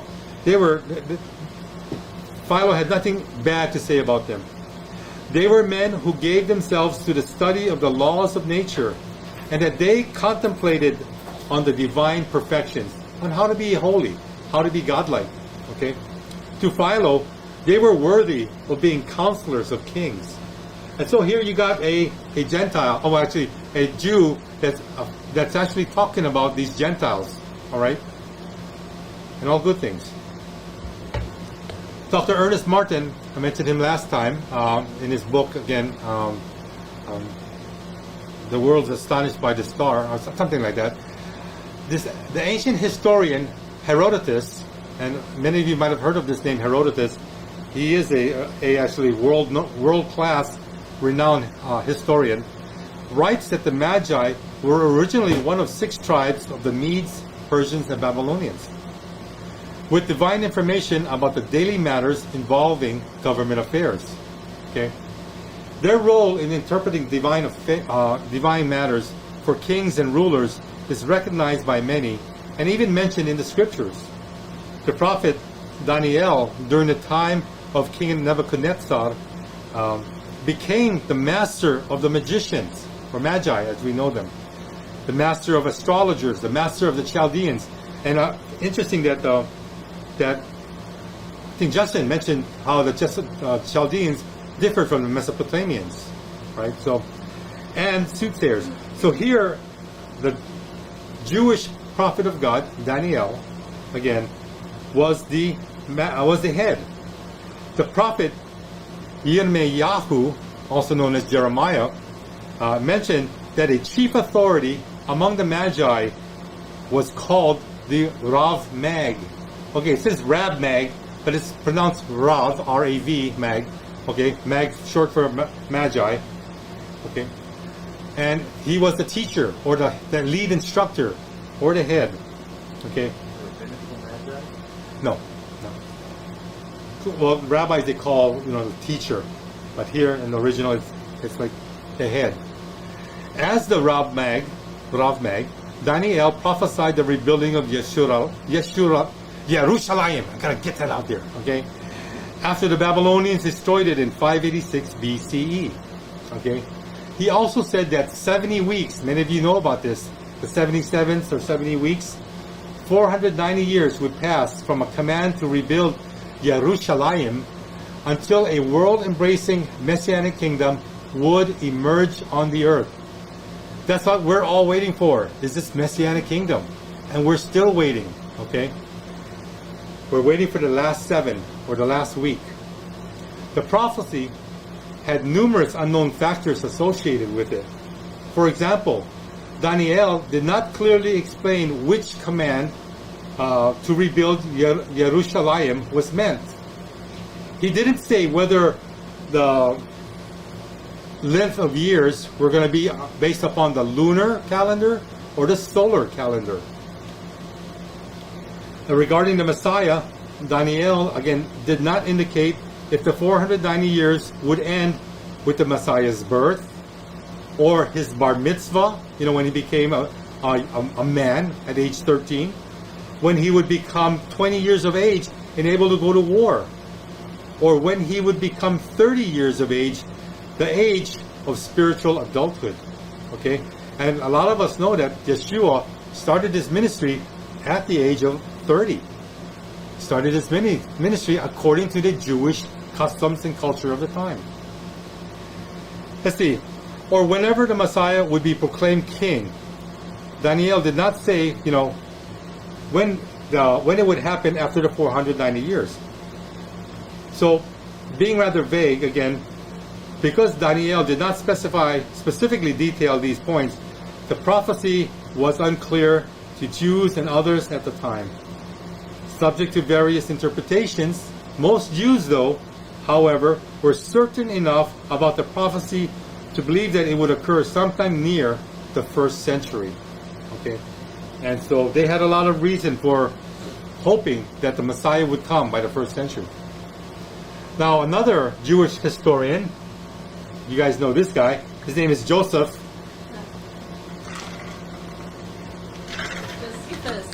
first learned about this Josephus guy, nothing at all about Josephus in Bible college, all through parochial schools, until I met Arnold when we went to Israel. I never heard of Josephus till yeah. then. Yeah? Yeah. So Joseph us, who lived in the last part of the first century, mentioned a conviction among the Jews that this prophecy of Daniel would have its fulfillment in the first century. Josephus said that it was shown in the sacred writings that about that time one from their country, Judea, should become governor of the habitable earth. In other words, he would rule over all. There can be no doubt that the Magi in Mesopotamia would have been aware of these prophetic indications among the Jews.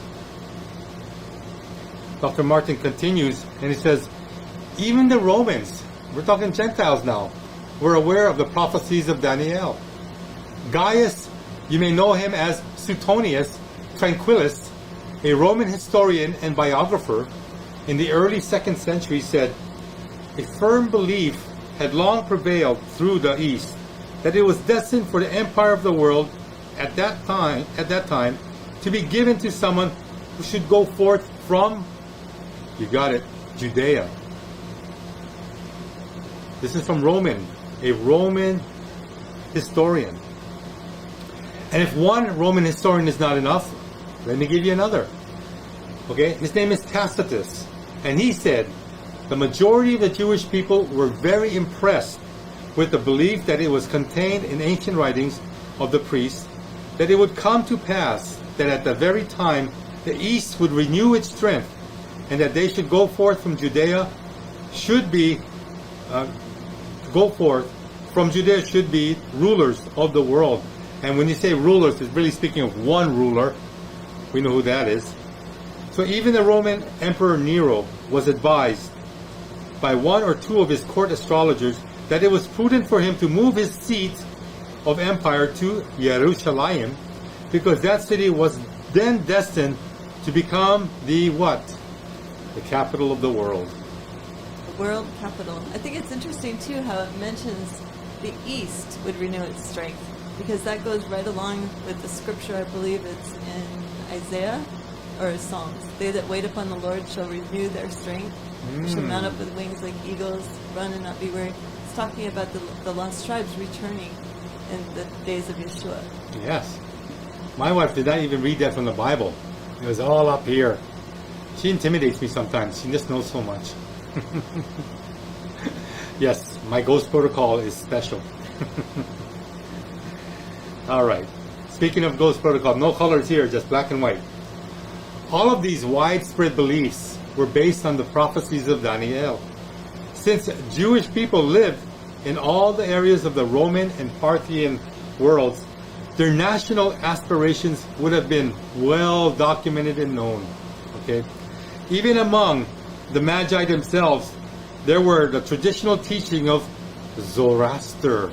You know who Zoroaster is, also known as Zarathustra, who influenced Magian doctrine in the time of Herod. Zoroaster, an early religious leader and teacher in the region where the Magi had their origin, taught that at some time in the future there would arise a king who would raise the dead, transform the world into a kingdom of peace and security. Zoroastrian traditions believed the prophesied king would come from the stock or the limb or the loins of Abraham. Wow, that's pretty cool. But here a Gentile, again, another Gentile prophesying about a Jewish king. Most Jews admire the Magi of the East. This is not only because of their former association with the prophet Daniel, but also because they were not idolaters. Though the Magi believed that power of the deity was manifested in the natural elements of fire, water, air, and earth, these Gentile priests did not set up material images in recognition of him. They were Goyim, or Gentiles, who were leaning towards a monotheistic belief. Wow. So these guys actually knew better. And so again, Who's to say that maybe Daniel had a influence on them? Or maybe even their forefather, Balaam, who encountered Yahweh or Yahweh or Adonai, as you would like, whatever you want to call him, our God and Savior. But again, history can only share and tell, and we only have so much limited resources to find these things out. Now, the treasures that the Magi brought were major gifts mentioned in Yeshayahu, also known as Isaiah, chapter 60, verse 6. And what is it? It's about foreign kings who would one day bring to Israel messianic ruler. Foreigners bringing gift to Israel's future messianic ruler.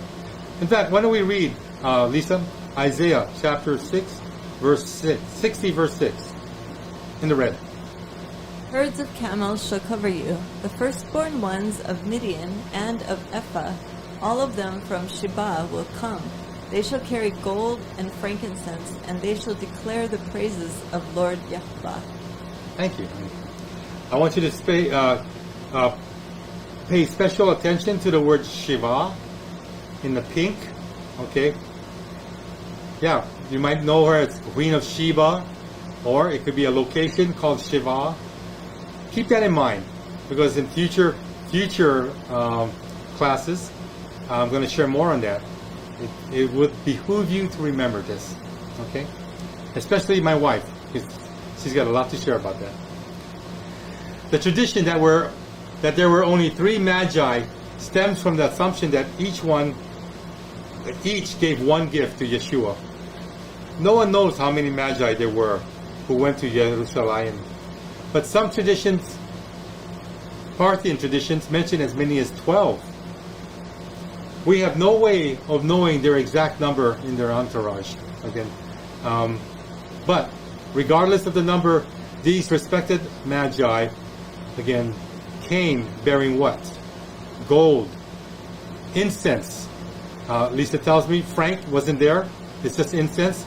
Frank was a latecomer to the party. Frank is a reference to France, which is not in the Hebrew or Not the biblical. Aramaic or in the Greek. But they mention it in the Bible, right? Insert.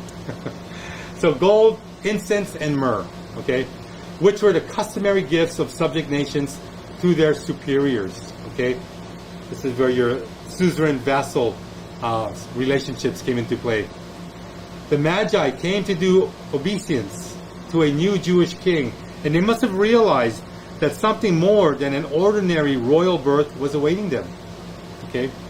They no doubt had in mind the prophetic beliefs among the Jews, Romans, and others that a world ruler was then destined to come from the race of Abraham in the area of Palestine. Wow. Timothy Schwab of the God Culture shares that gold, especially gold, frankincense, and myrrh, are all indigenous in the land of Ophir, also known as the Philippines. In fact, the gold from Havilah, another name for Ophir, is the best quality gold to be mined. In fact, why don't we read from Bereshit, Lisa?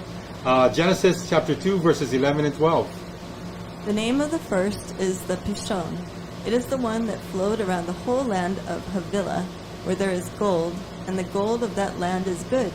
Bdellium and onyx stone are there. When you read this passage in context, it talks about the 4 rivers that comes out of Eden. And the first river is Pishon. And where does Pishon go around, Lisa? The whole land of Havilah, meaning it circles around the entire land of Havilah, which you can watch a whole video I do on this on our channel, but Havilah is a derivative of Havah, which was Eve's original name, her Hebrew name. Chava. Chava. This is Havilah. It's a hat, not a hay. I think Louis would appreciate that. Okay, thank you, honey. In 1 Kings chapter 9, verses 27, all the way to chapter 10, verse 2, we read that here. Alisa, you can read this again. And Hiram sent with the fleet his servants, seamen who were familiar with the sea, together with the servants of Solomon. And they went to Ophir, and they brought from there gold, 420 talents, and they brought it to King Solomon. Now when the queen of Sheba heard of the fame of Solomon concerning the name of Yahweh, she came to test him with hard questions. She came to Jerusalem with a very great retinue, with camels bearing spices and very much gold and precious stones. And when she came to Solomon, she told him all that was on her mind. Thank you, honey. Imagine 420 talents. I'm not talking about America's Got Talent. I'm talking about weight here. 420 talents of gold. That's a lot of gold. Man, I mean, if I could have gold over all my wood items, like I mentioned in Digital's Readers Club, we could pay off all our debt. But very important to understand that here, Hiram sent his fleet again to get the gold from Ophir. Okay, and this is just part of it. I'm sure they got a whole bunch of other stuff, especially incense and myrrh, because those are very highly prized and valued items. So, but of course, gold will stand out because it's shiny, right? And it's also interesting to know that, in tying that in with the Philippines, that the Philippines has always been known as the wealthiest country on earth. And even in an interview with G.W. Bush, he came out and said this like a couple decades ago, right after the 9/11 incident. And I was kind of shocked to hear him say that, because what you see of the Philippines is a lot of poverty, a lot of homelessness, a lot of starvation, you know, just real heavy hand. But that was done by design, I believe, to hide the history from the true people. wealth. Yeah. Well, you know, you got to remember, government officials, are there any good government officials? Probably not. So, remember, the rich get richer and the poor get poorer. And if you're not one of the cronies for the wealthy, then you're poor. No middle class in the Philippines. Well, pretty much no middle class. Just rich or poor. So, nothing new here, right? Guess what though? Not only were the treasures that the Magi brought restricted to the New Testament, but in the book of Jubilees, chapter 3, verse 27, we go all the way back to Adam and Chava, Eve. When they were removed from the Garden of Eden by God because of their eating something from a tree that they weren't supposed to be by, talking to a certain dude that was hairy and feathery and large, and he could talk, and they were influenced wrongly. They had a bad car dealer selling them a lemon, and when they were when they did their bad thing and God exiled them from the garden, here we have Jubilees 3:27, Lisa, and I put her on the spot as she's drinking. Okay, Adam went forth from the garden. Yeah. He offered as a sweet savor an offering, frankincense, galbanum, and stocte, and spices in the morning with the rising of the sun from the day when he covered his shame. That it, right? That's okay. That's the one. This is the first sacrifice that's been made on earth by Adam. Mm-hmm. And we don't get too much information about this in the Bible, but in the book of Jubilees, which is also called Little Genesis, was made to have been read along with the book of Genesis, sort of like the book of First Hanoch. Yeah. So it gives us some more great information. Yeah. And if you look past the letters, you'll see a mountain in the back. That is Mount Hibuk. Okay, and you're saying, okay, so what's so special about that mountain? You see one mountain, you see them all. Well, yeah, that's true. But this mountain is where Adam went to. What did Adam do in that mountain? Mountain climbing? He made the first sacrifice because it was located outside of the Garden of Eden in the land of his creation. Okay. And you can see water here in this photo because there was no water before the flood, so it would have been just a walk for him to go out of the garden up this mountain, found a good spot, and did his sacrifice. And if you look up the meaning for the word hibuk in Tagalog, it means I'm sorry. And the people who live there that don't know this truth yet, they never knew why this particular mountain is called that. Yeah. But it's also known in Genesis 10 in the Table of Nations as the Mount of the East, because that was the land given to the offspring of Of Shem, yes. Yes. Great information. Thank you, honey. So keep in mind again now, hibuk means I'm sorry, I'm sorry. What was Adam doing and giving a sacrifice for? His bad judgment in the Garden of Eden. And can you see the value behind it? He brought incense, galbanum. Galbanum is, what is galbanum? It's a type of spice, right? Yeah. And stocte, another type, and spices. Again, all of this, is related to what the Magi were bringing. Okay? Galbanum is one of the most common types of incense that's located in the same land, and today it's known as the peely tree. That's some of the best incense in the world. It's used in so many different types of perfume. This is where the major corporations, Revlon, all the Gucci has it in there. Chanel, all the fragrance, all the perfumes that you women love to put on. Guess what? They get their primary substance, galbanum, from the Philippines. Shh, don't tell anybody. They don't want anybody to know because it's so cheap to get it there, and yet they charge premium prices for their perfumes, as you all know, right? It didn't come from France. No, So not, it was it made shouldn't in be France. frankincense It there was again. put together in France, but the raw products, a lot of them came from the Philippines. And So then stocte would be the myrrh. Stocte is the myrrh. Which is Okay. also, it's like an antidepressant. If you burn the stocte or you burn the myrrh, Oh, really? it increases the mood. All right. So for those of you that have depression, get some stocte. Light it up. Bad idea. All right. So getting back to the teaching, this is actually the end of the teaching. This again, what you see, what Adam and Chava gave, offered on Mount Hibuk, is the first offering of the royal gifts made to Yod He Vav He.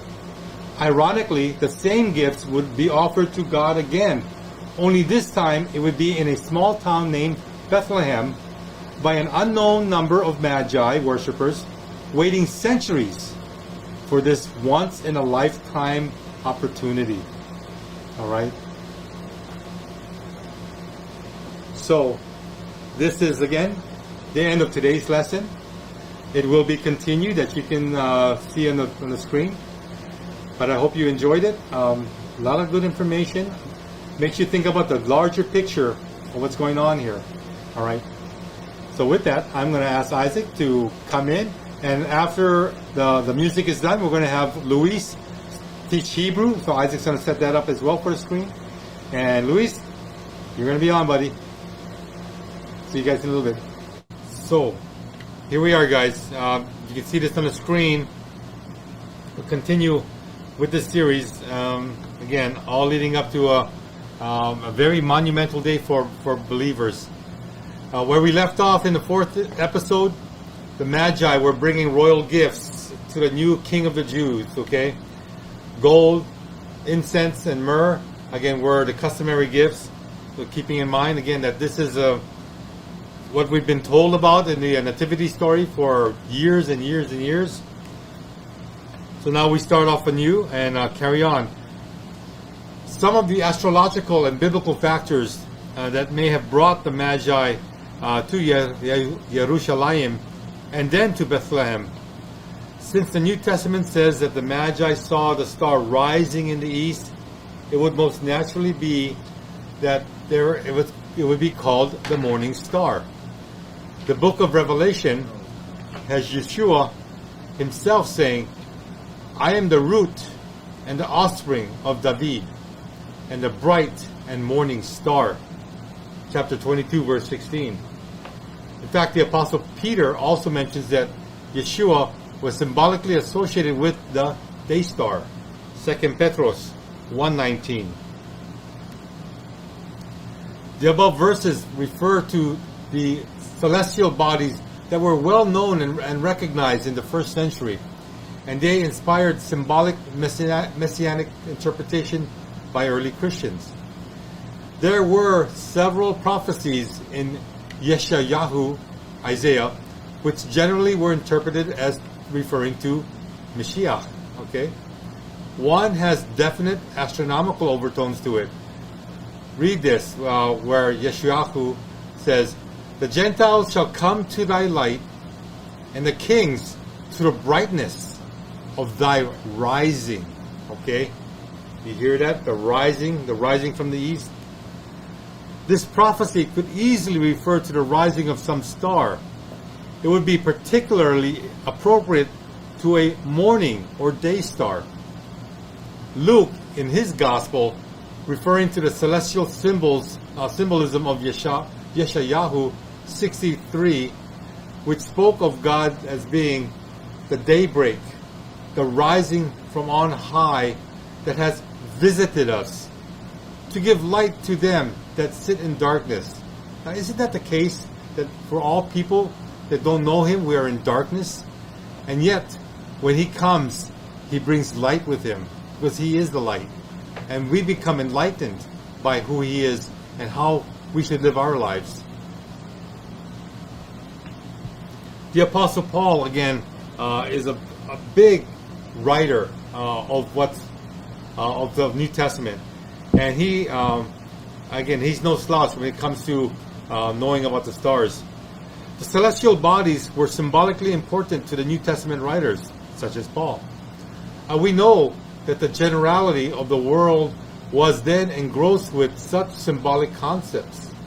The rising of a star or planet just before sunrise was particularly significant in interpreting events relating to who? Significant or important people, world leaders or rulers. That's typical today too. With this in mind, let us recall from our first episode on that morning of August 12th, 3 BCE, about an hour and 20 minutes before sunrise. Okay, so 80 minutes before sunrise. How, again, Jupiter rose as a morning star in conjunction with Venus. So now here, Jupiter and Venus were rising together. How would astrologers or magi have interpreted this union? Let us look at some of the generally accepted beliefs of astrologers who lived in the time of Augustus and King Herod. Okay, Jupiter was known astrologically as the father of the gods. Okay, the planet Jupiter symbolized this deity, and in early August 2 BC, Jupiter had just left its vicinity near the Sun and conjoined with Venus. This could have been an indication of a coming birth. Jupiter was often associated with the birth of kings and therefore called the king planet. Alright, now this is Jupiter we're talking about. And here was a king planet in conjunction with Venus. To the Chaldeans and the Magi, Venus was Ishtar, okay, the mother, the goddess of fertility. Thus, Jupiter, the father, was now in conjunction with Venus, the mother. And when I think about the word conjunction, could it also be that they were in copulation as well? Father and mother coming together, right? Could this have signified to astrologers that the eventual birth of a new king was imminent? Naturally. When humans, father and mother, come together, the goal is to have children. Why not with the demigods as well? This conjunction could have been a favorable sign because these two planets were known by astrologers as the greater and the lesser good fortunes of all the planets.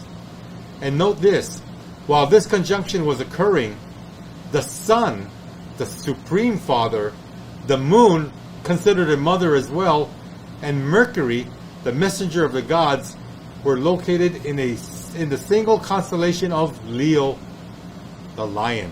Alright? Christians called Yeshua the Lion of the tribe of Judah, okay, the root of David. Another interesting celestial occasion occurred in the heavens 20 days later. Just 20 days later, okay? Mercury, the messenger of the gods, left its position with the Sun, the Supreme Father, and positioned itself in close conjunction with Venus. This took place when the Sun had just entered the constellation of Virgo, the Virgin. Mercury, the messenger, and Venus were then in the constellation of Leo, the lion, and Jupiter, the king planet, was just entering Leo. And you got to remember that they are right next to each other, Leo and Virgo, okay? So this is really significant for astrologers. All these astral signs echo clear biblical themes. God was called the Son of Righteousness in Malachi 4:2. And in the New Testament, he was called God the Father. Christians believe that God's Son was to be born of a virgin, to be a descendant of Judah, Leo the lion, and destined to be introduced by a messenger, John the Baptist. As it is written in the prophets, "Behold, I send my messenger before thy face, which shall prepare thy way before thee." Mark chapter 1, verse 2.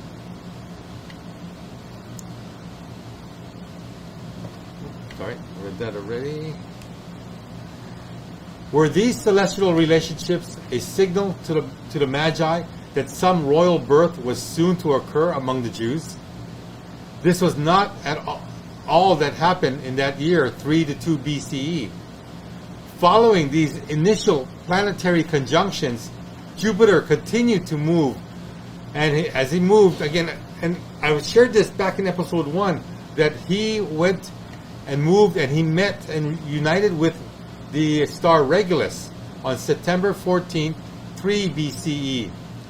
Indeed, it joined with Regulus on 3 different occasions in that year alone. Okay, so if you don't remember that, go back to episode 1 of the Kokavim of Yeshua, and you'll see this. There were these celestial relationships, okay, that were a signal to the Magi that some royal birth was soon to occur among the Jews. And this again happened in the year 3 to 2 BCE. Oh yeah, I just read this. I gotta clean my act up. Yeah. These 3 unions of Jupiter and Regulus could have been of great consequence to the astrologers. Because you have to remember that Regulus was known as the king. Okay? The Romans referred to it as Rex, which means king in Latin. In Arabia, the star was known as the kingly one. The Greeks called it the king star. And of all the stars in the heavens, Regulus was universally associated by the ancient astrologers with the attributes of greatness and power.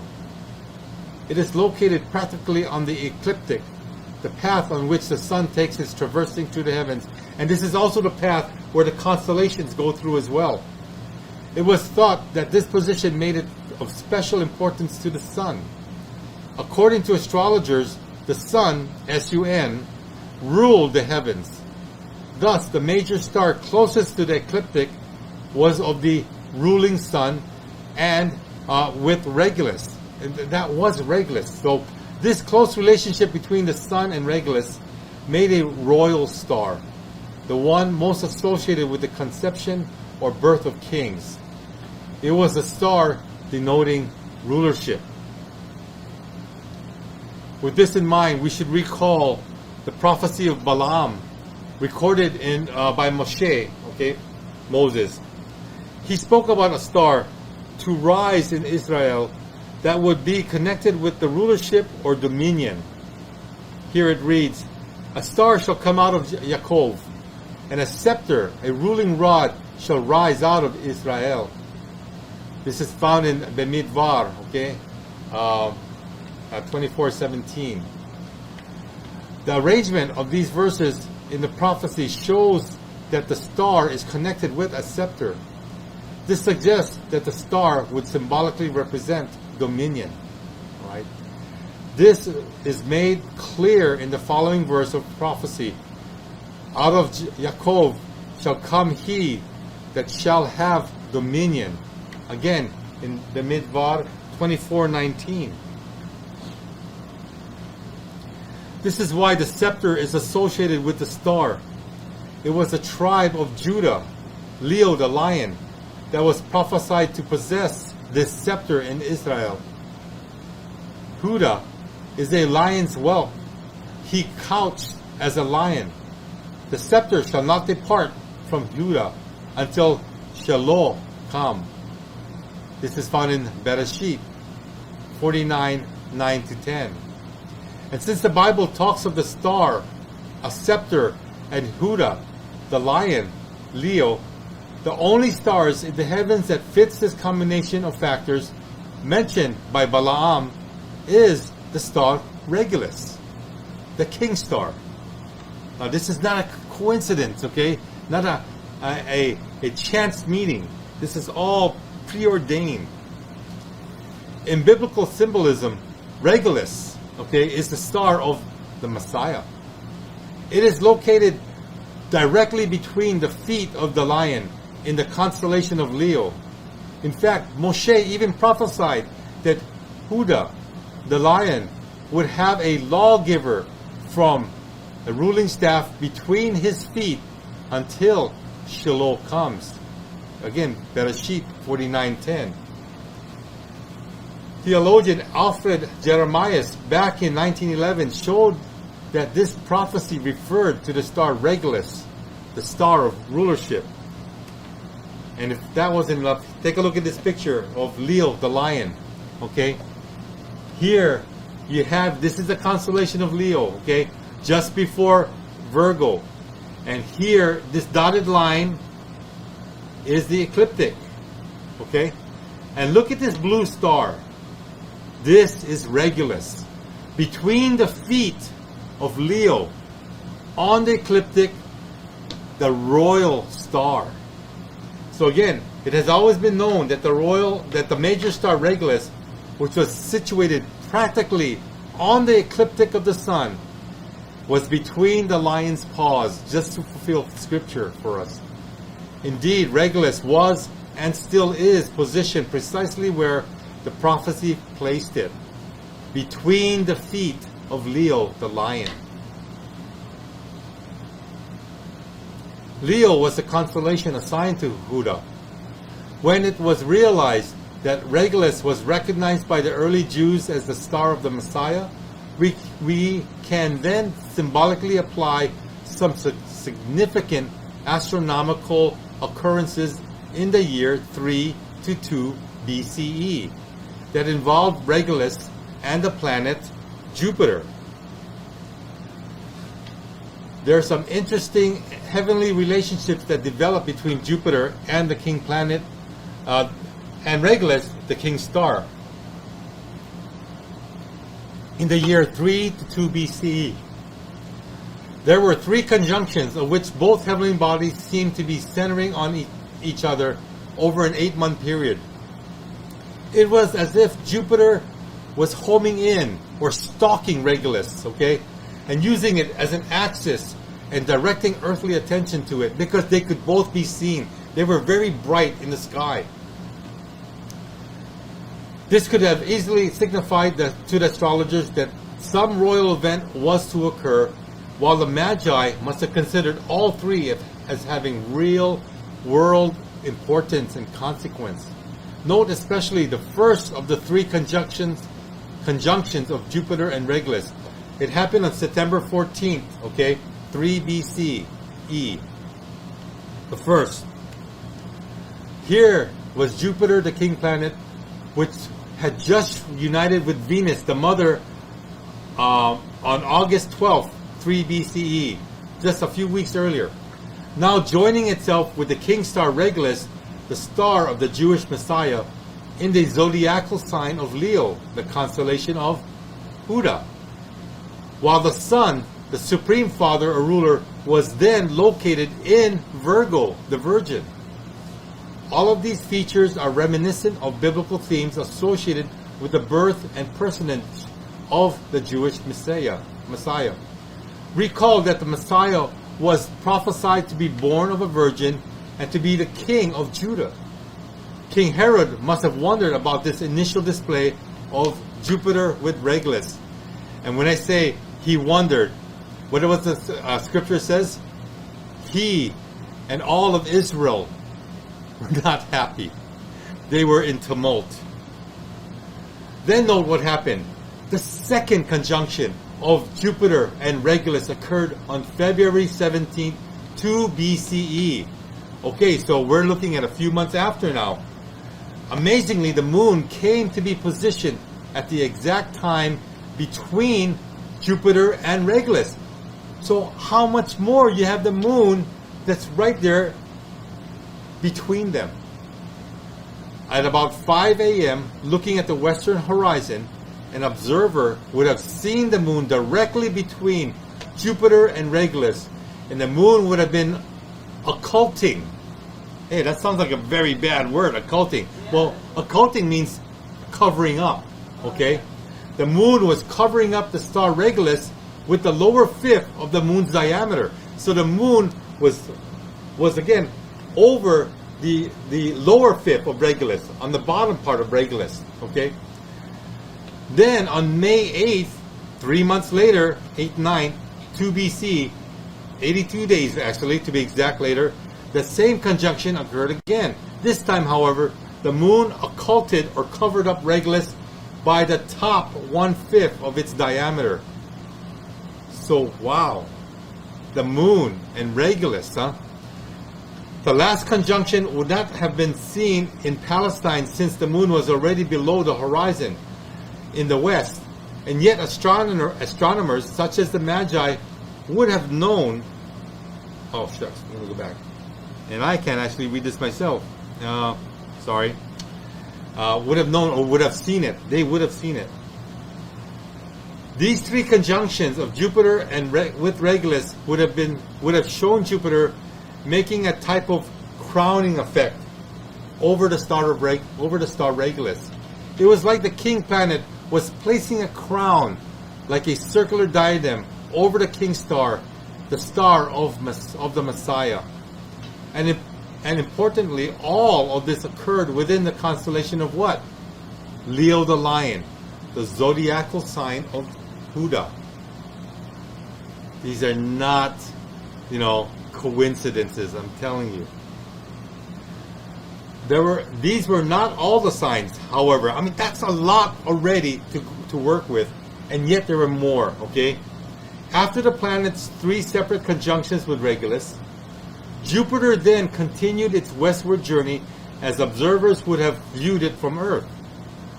On June 17, 2 BCE, it had its spectacular rare reunion with Venus, which we mentioned in the first chapter.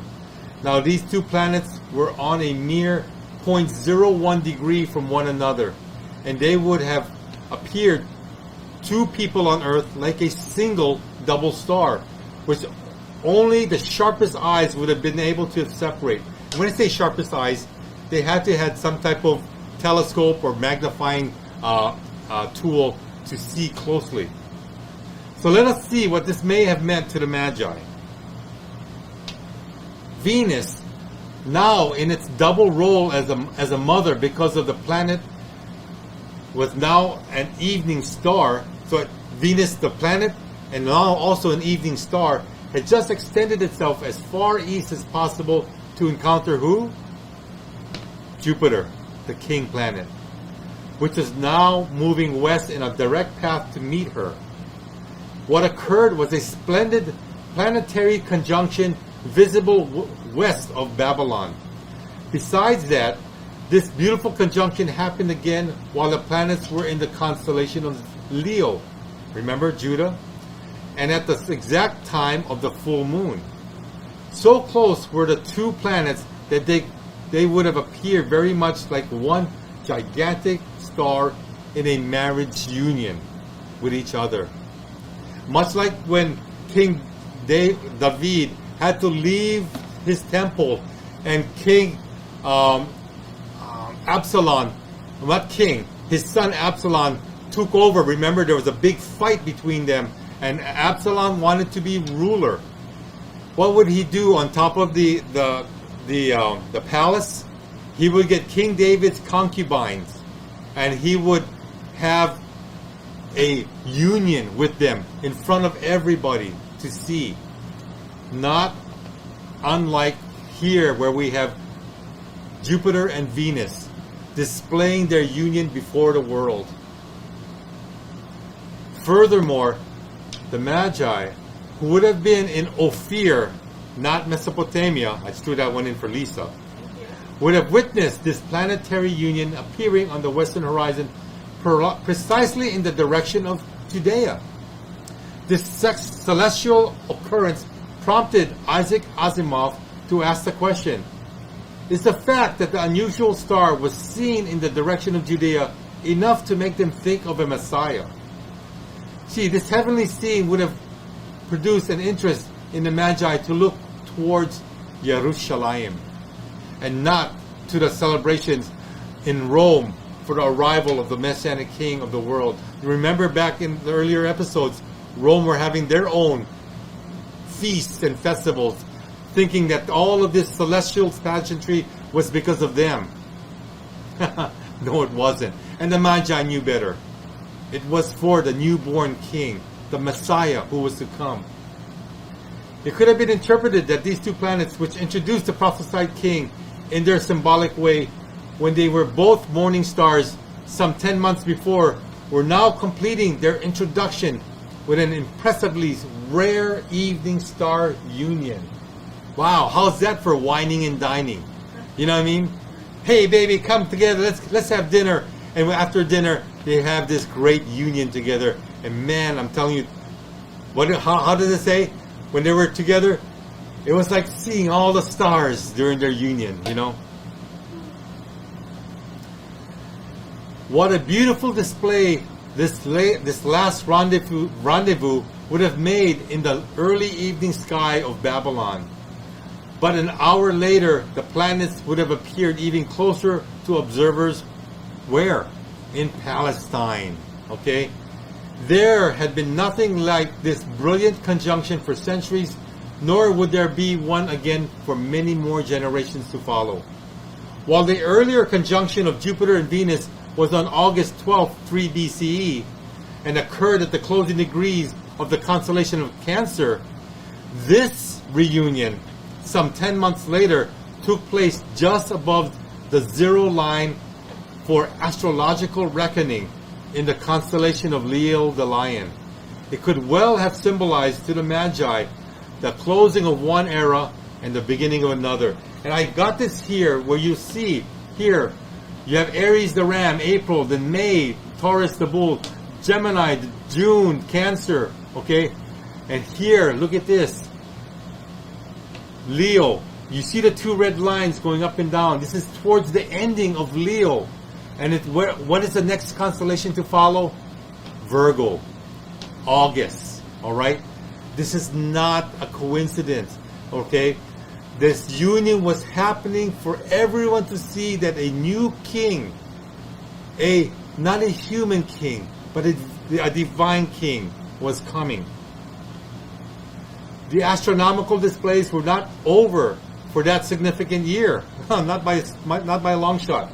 On August 27, 2 BCE, 72 days after the spectacular Jupiter and Venus reunion, there occurred the extremely close conjunction of Jupiter with Mars, the planet of war, while Venus and Mercury homed in on them in an unusual massing of 4 planets. Wow! 4 planets coming together. Jupiter was located, now bear with me, 142.6 degrees. Mars, 142.64 degrees. Venus, 141.67 degrees. And Mercury, 143.71 degrees.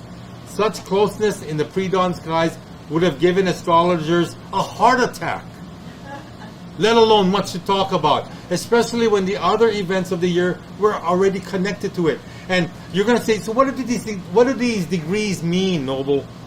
Here, let me show you. Okay? Here's the astrological signs here. Okay? Here we have Leo the Lion. Okay? You see these 2 green lines I put over here? Look at the degrees. 90, 120, 150.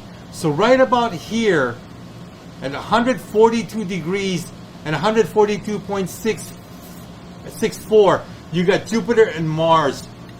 I mean, you couldn't even separate them. They're so close together. Venus at 141, just before Jupiter.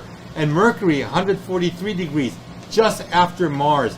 I mean, you're looking at 360 degrees, and all within the span of 1 degree, you have 4 planets. This is not a coincidence, along with Regulus and all the other happenings that was mentioned earlier. Okay? Oops. All the primary planets, except Saturn. And what are planets? Wandering stars, divine beings. Okay? We're now clustering near one another in the constellation of Leo the Lion, represented by Judah. Okay? While the moon was just then entering Leo. Everybody wants to get in on the action, okay? The sun, however, at that very time, was now entering the sign of Virgo, the Virgin. And these indications, once again, could show remarkably prophetic themes mentioned in the Bible that people were looking for at that time. It's crazy. And here I got this. This is a picture I pulled off again off the internet. YouTube, Jupiter, Venus, and Mars, and Mercury was down here. But this is an old picture because Mercury is actually up here now with the rest of these 3 planets. Oh, okay, I've got a good time. What might this massing of the planets have meant to the Magi? Since Jupiter, Mars, Venus, and Mercury had just become new morning stars altogether, it would have well signified that that war, Mars again was involved, would break out on the Earth just before the dawning of the new day, which the planetary signs were supposedly introducing. In Yirmeyahu, also known as Jeremiah, chapter 30, verse 6 to 7, the world was then looking for a new golden age to emerge. The messianic teachings of the Old Testament showed that the new age would be introduced by a war to end all wars. Perhaps astrologers interpreted that it was the king of the tribe of Judah who would bring in the new age. Again, the Roman poet Virgil, a few years earlier, before in his 4th eclogue, had given a prophetic teaching that such a golden age was destined to come upon the earth.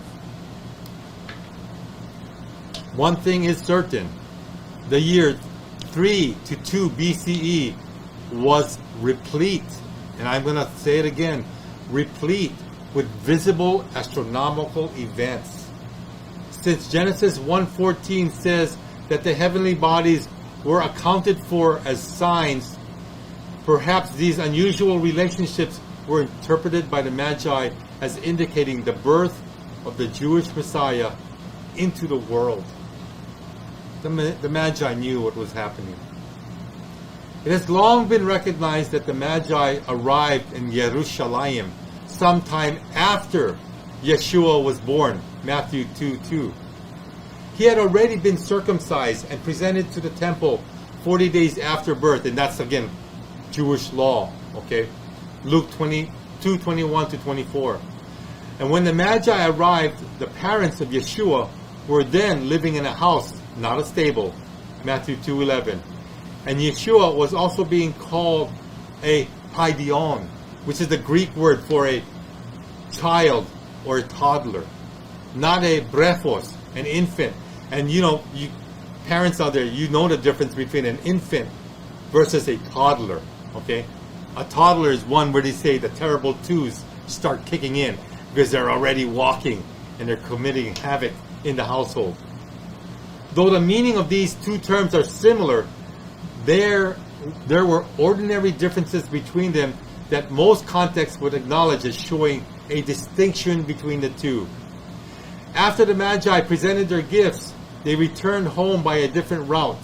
In response to this subterfuge, Herod, King Herod the Great, slew the male children in and around Bethlehem, who were 2 years of age and younger, Matthew 2:16. Why? Because he had to make sure he got them all. He was not going to put up with another king.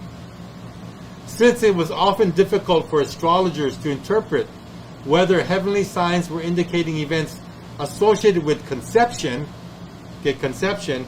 or birth, Herod no doubt maneuvered his strategy against the newborn child by taking both possibilities into account. He was going to make sure that anybody that was conceiving or any child that was already born 2 years ago were going to be executed.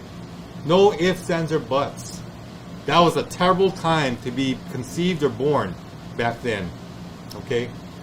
Whatever the case, all these indications show that the Magi must have arrived in Bethlehem to present their gifts several months after the birth of Yeshua. At least several months, if not 2 years. Okay? This leads us to the final suggestion that could help us identify the Kokavim. I should say Kokav, not Kokavim. It's a star, the singular star of Bethlehem. The stellar body that played the most prominent role in the extraordinary year of 3 to 2 BCE, and the planet which figured in almost every celestial relationship was Jupiter. Jupiter is the main guy here, okay? And it could well be that Jupiter was his star, that the Magi followed to Jerusalem and finally to Bethlehem. Jupiter could have been that star in the sky, that bright light that the Magi was actually stalking to find the new king. In the New Testament, the Magian astrologers saw that the star rising above the eastern horizon, again, this was very significant, and in August 12th, 3 BCE, Jupiter rose as a morning star, which soon came into conjunction with Venus. We went through this already. That started Jupiter off on a journey in which 6 conjunctions with other planets and the star Regulus took place. Jupiter had 6 meetings along the way. I wonder what they talked about. You know, hey, you got any coffee for me? It's early morning. Are you ready? Here we go. The final planetary union was the massing of the planets, which occurred with, again, Mars, Venus, Mercury, and Jupiter on August 27th.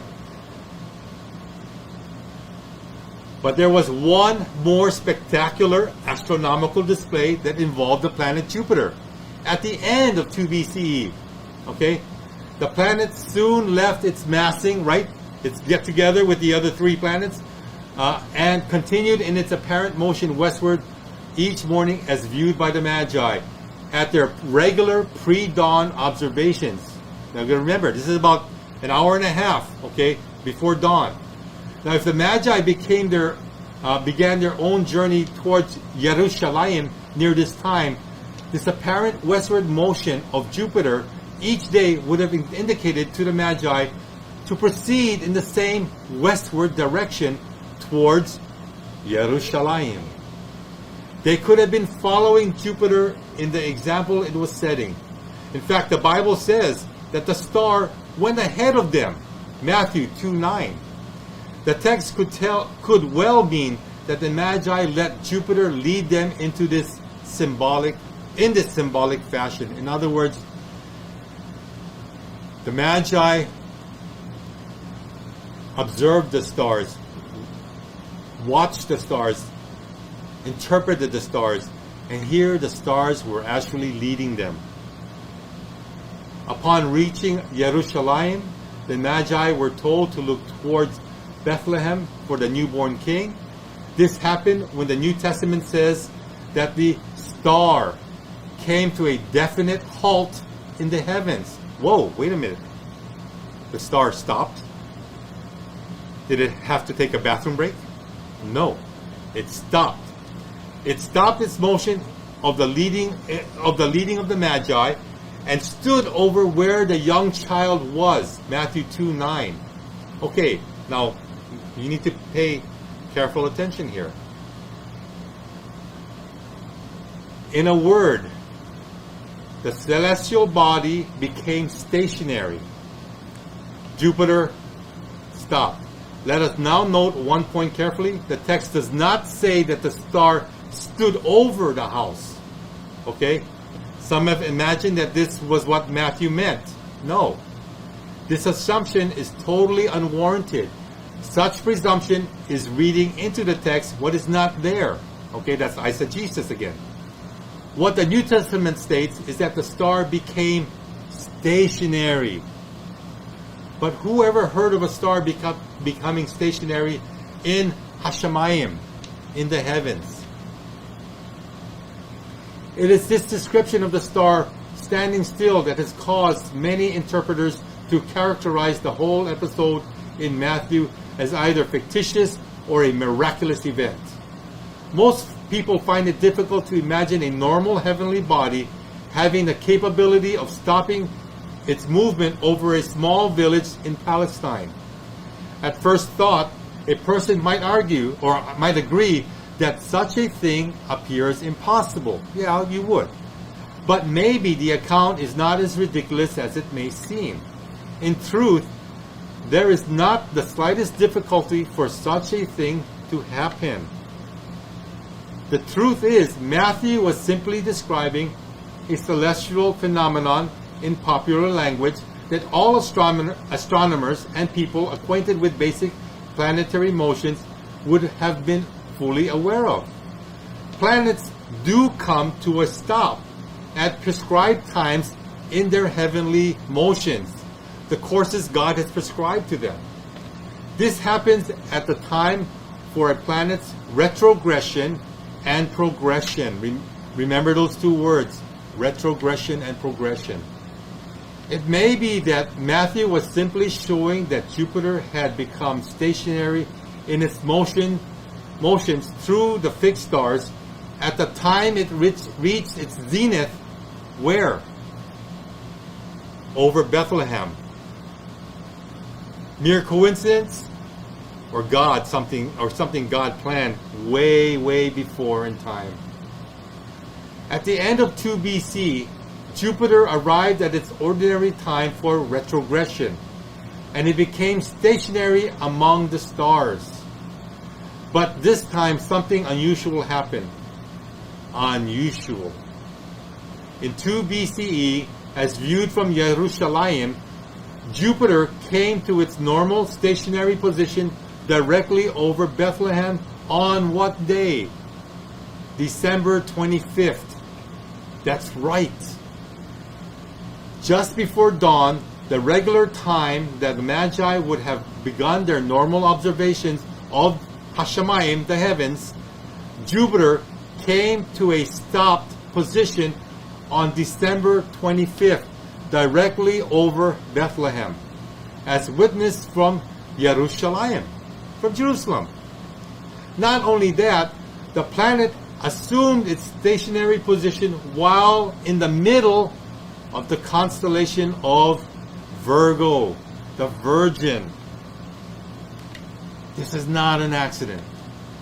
In the New Testament, that Yeshua was born of a virgin, and precisely on December 25th, 2 BCE, Jupiter stopped in the abdomen region of Virgo, the Virgin, in the middle of the constellation. Okay? This position was right where a woman carries a child in pregnancy. On that day, the king planet stopped its lateral motion through the stars and remained stationary for about 6 days. During those days, it did not move longitudinally more than 1/40th of the moon's diameter from its December 25th position. To an observer on Earth, it appeared completely stationary in the midst of Virgo. This would have appeared significant to astrologers. They looked on that winter solstice period as the beginning of the new sun. And this period signified to many Gentile astrologers as the time for showing the birth of the sun. It was celebrated in most areas of the world as the nativity of the ruler of the heavens. And the king planet Jupiter was now stationary in the central region of Virgo, the Virgin. I'm getting blown away here. Was it possible for Jupiter to be stationary over the village of Bethlehem at that time? There is not the slightest problem for it to do so. The Bible says that Magi even saw the star come to a stop while they were in Jerusalem.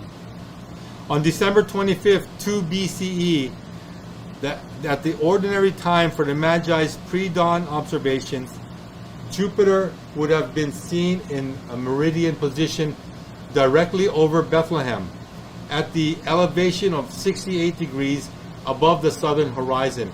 So again, they're using their measuring tools to see exactly where this planet was hovered over.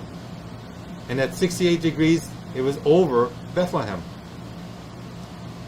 What was a remarkable coincidence was this, that though this period has nothing to do with the actual birth of Yeshua, as we will show later again in the book, it may actually have been the time when the Magi presented their gifts to Yeshua. This could be a reason why people in later Christian church said that December 25th was the day associated with the Magi presenting their costly and royal gifts to the newborn Yeshua, the Messiah. So what they're saying here is that December 25th was not the day that Yeshua was born on, but it could have been the day when the Magi finally came from their original observation of the star to present their gifts to the newborn child, who was not newborn. He was probably a toddler living in a house in the town of Bethlehem. And so this is where December 25th plays in all of this Christmas so-called commercialism and understanding. Lisa. Yes, also, it's interesting to know that when Herod wanted to have he put out that law that he wanted to have the babies killed under age 2. Right. If Yeshua was still like a newborn, that wouldn't make any sense. Age 2 and under, it would have had to, because it says even in the scripture that he asked the Magi like when they first saw the star, so he could calculate exactly about how old Yeshua would have been. Yeah, but Herod, he wasn't going to take any chances, conception or birth. He was going to kill everybody during that time. So doesn't bother him. He's king, right? So while all of this is true, there is nevertheless a problem to reckon with. Matthew said that the star went before them. Since the Magi were then in Jerusalem when this was stated, and because Bethlehem is located 5 miles south, how could Jupiter, a planet, or star, appear to move from north to south, leading the Magi to Bethlehem? Does this mean that the whole story must be reckoned as fictitious or miraculous after all? No, not really. Again, a careful reading of Matthew may make the matter clear. Weymouth translates the passage as, the star they had seen when it rose led them on until it reached and stood over the place where the babe was. Matthew 2:9.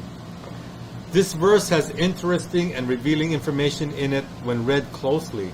Okay, it helps to show that the Magi had been following the star from the time it rose, which they saw from their homes in the east, and they continued to follow it until they reached Jerusalem. The church father Chrysostom also understood Matthew in the same way. For he writes, for on their way as far as Palestine, the star appeared leading them.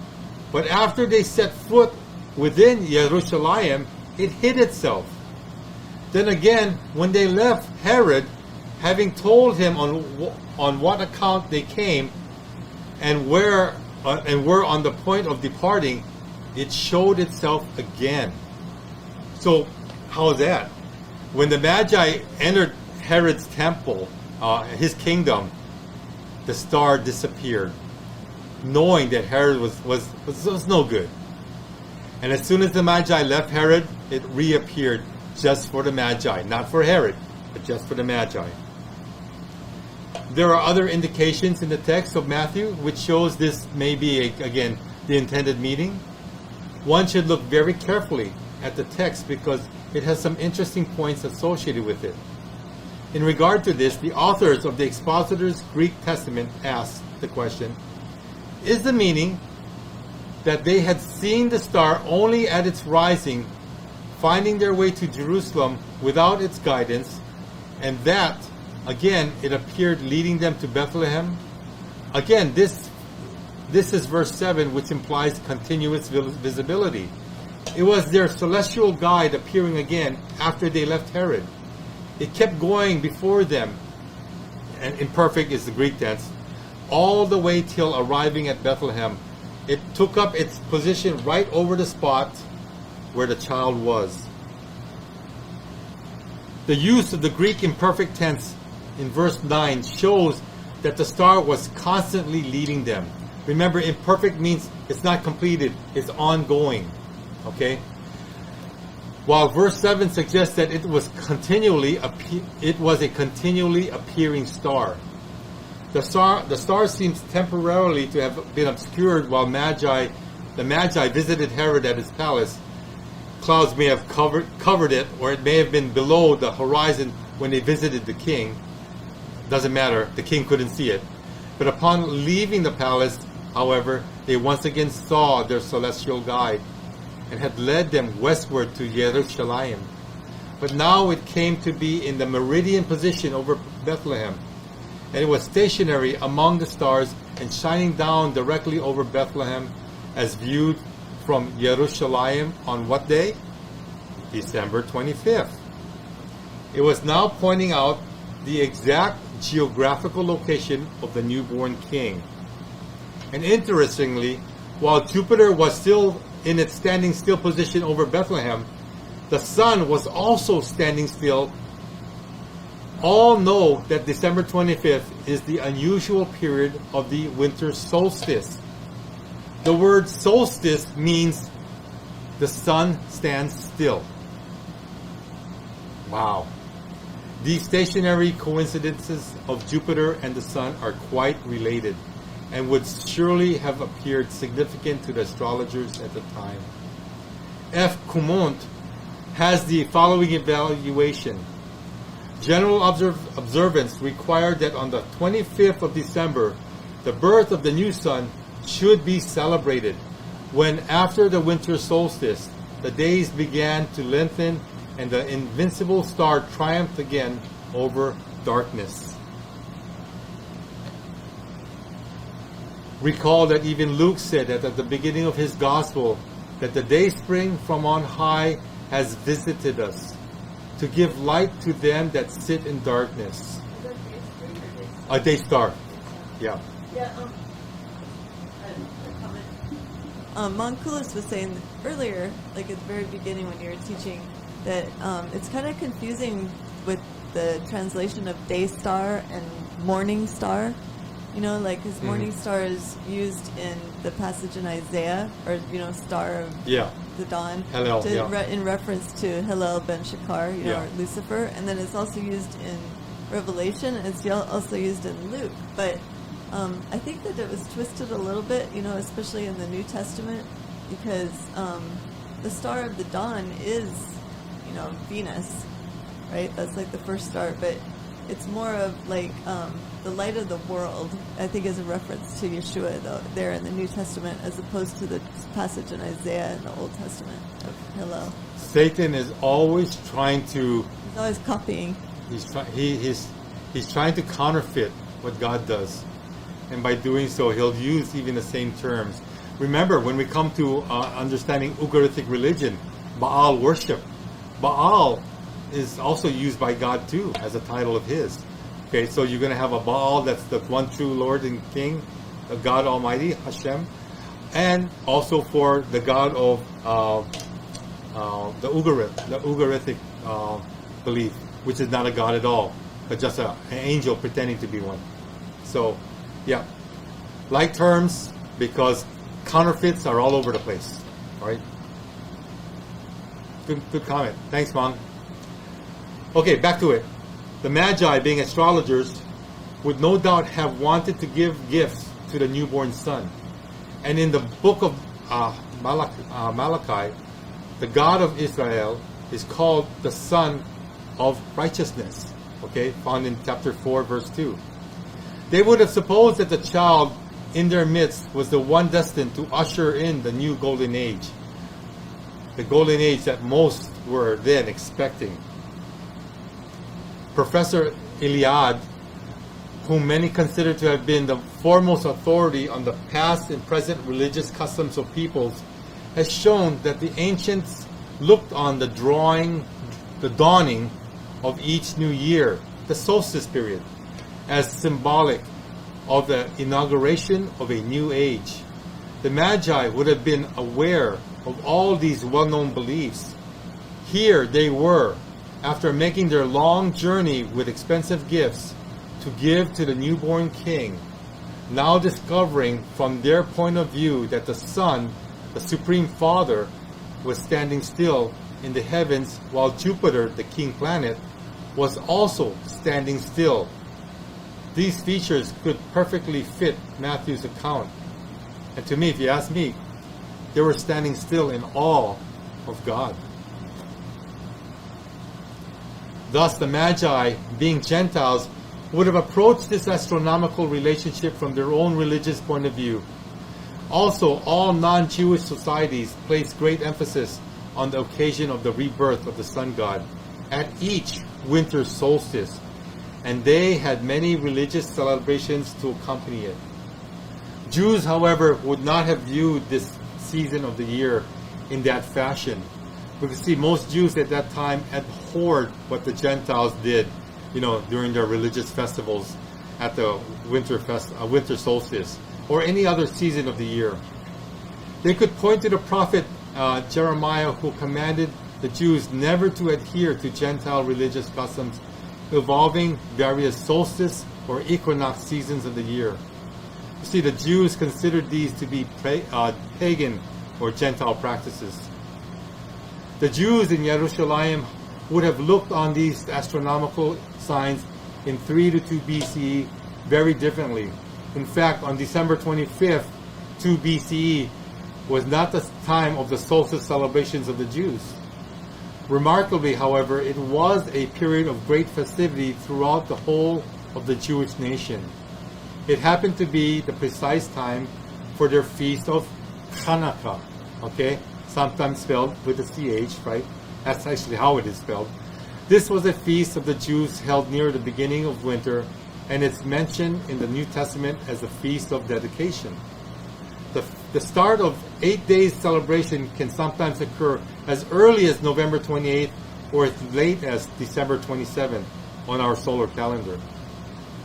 The Jewish months can vary at times as much as the month out of phase with the solar calendar that we use today. But in the year 2 BCE, it is evident that Hanukkah began on December 25th or 23rd. The Magi would have given their gifts to the newborn babe on the 3rd day of the Jewish festival. So 23rd, 24th, 25th. Now this is a custom now, okay?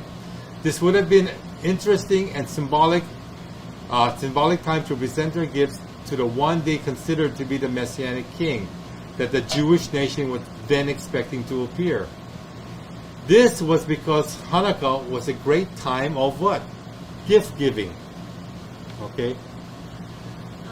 Yes, Lisa. There's a question in the chat.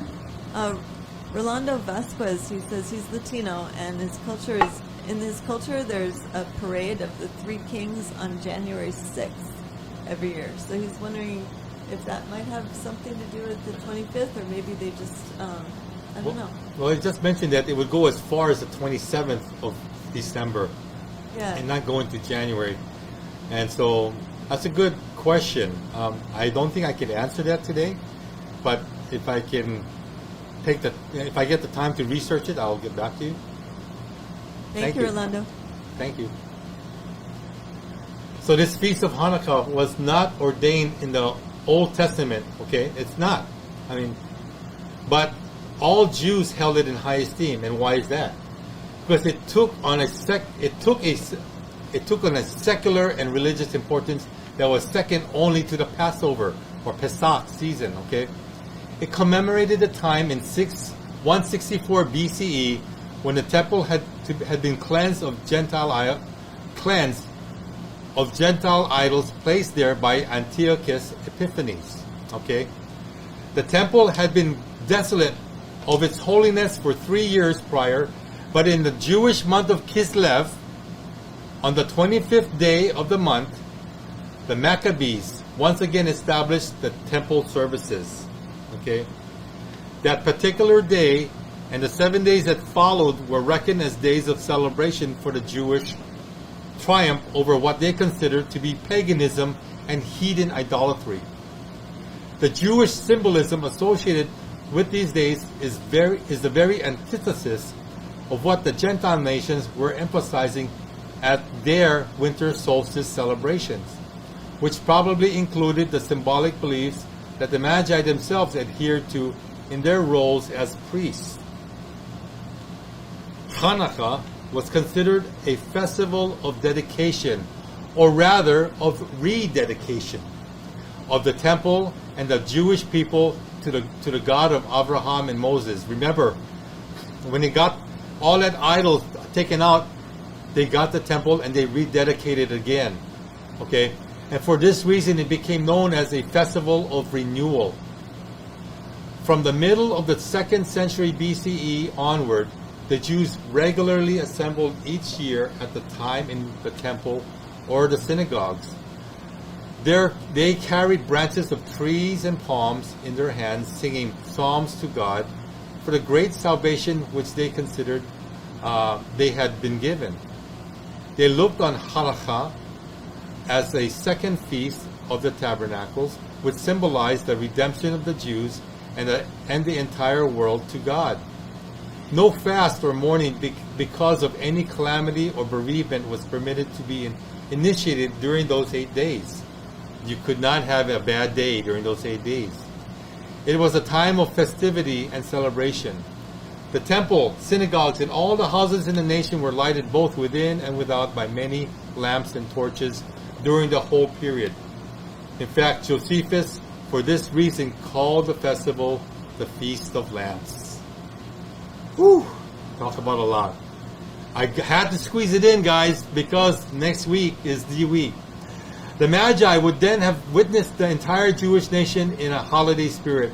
And as though they were taking part of the celebrations, these Eastern priests would have given their gifts to the young child or toddler, I would like to say, in Bethlehem on the 3rd day of this Jewish festival. This was a time when Jewish people were in a happy mood, with the whole landscape around Jerusalem and Bethlehem being illuminated with an abundance of lights.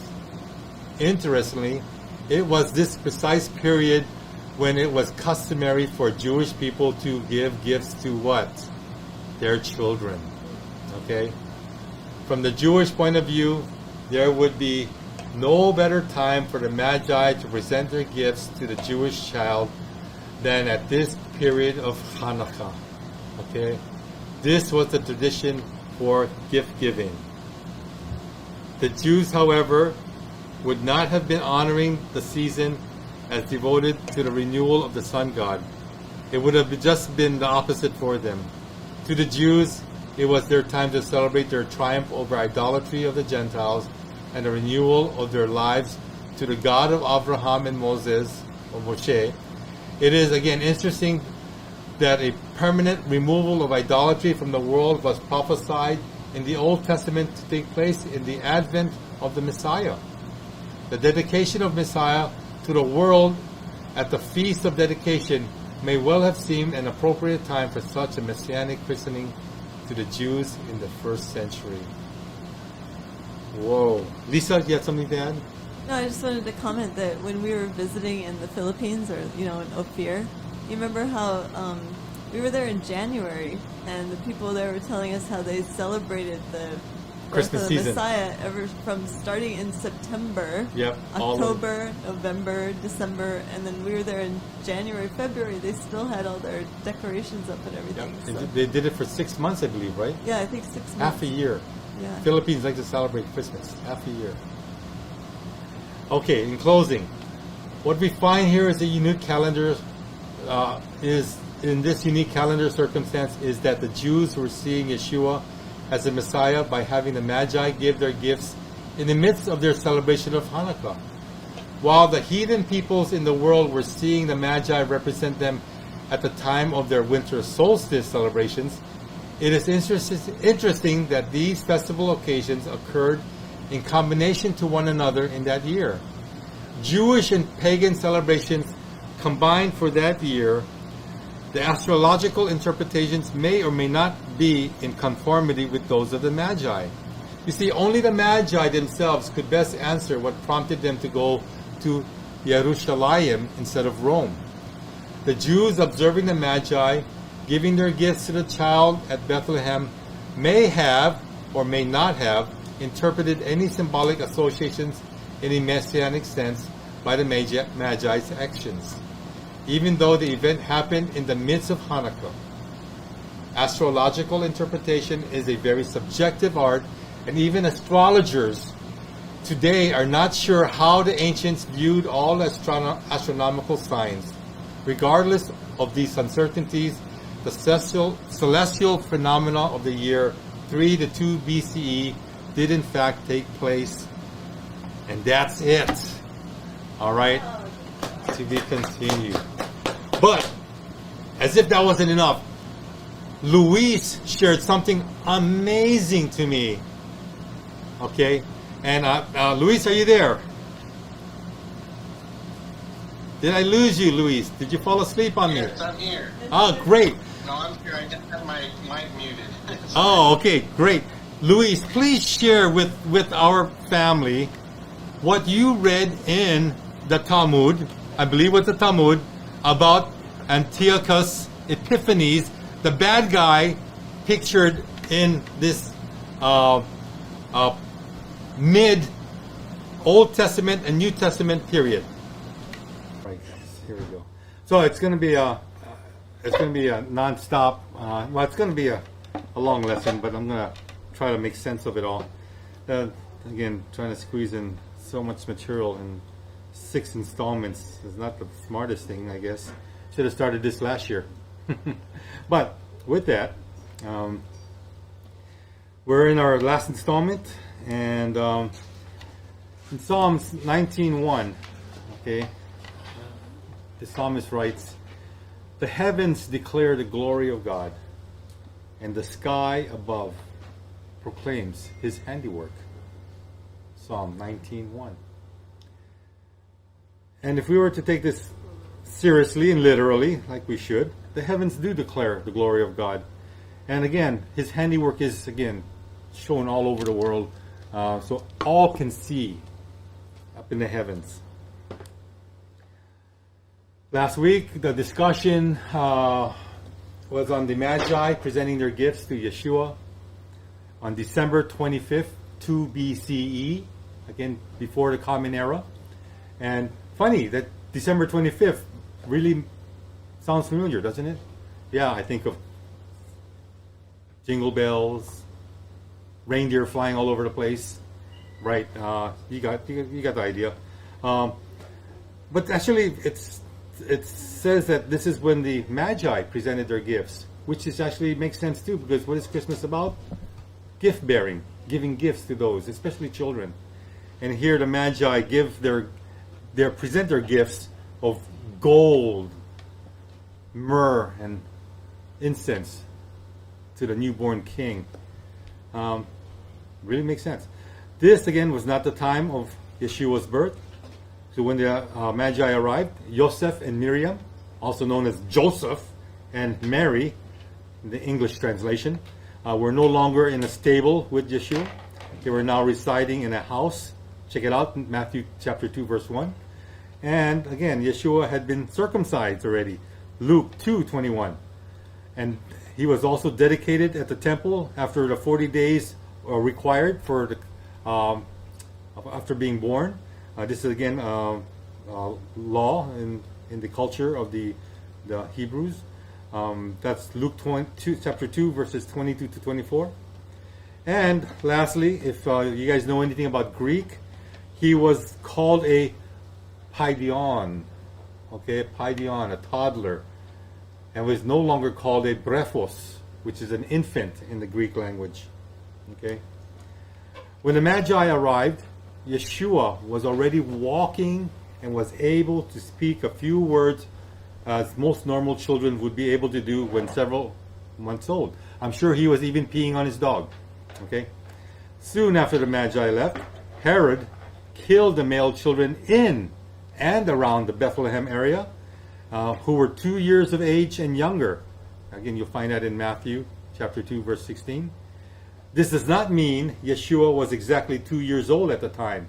It is a guesstimate as far as Herod is concerned, because Herod was not going to share his throne with anyone, even with a baby or infant or a toddler.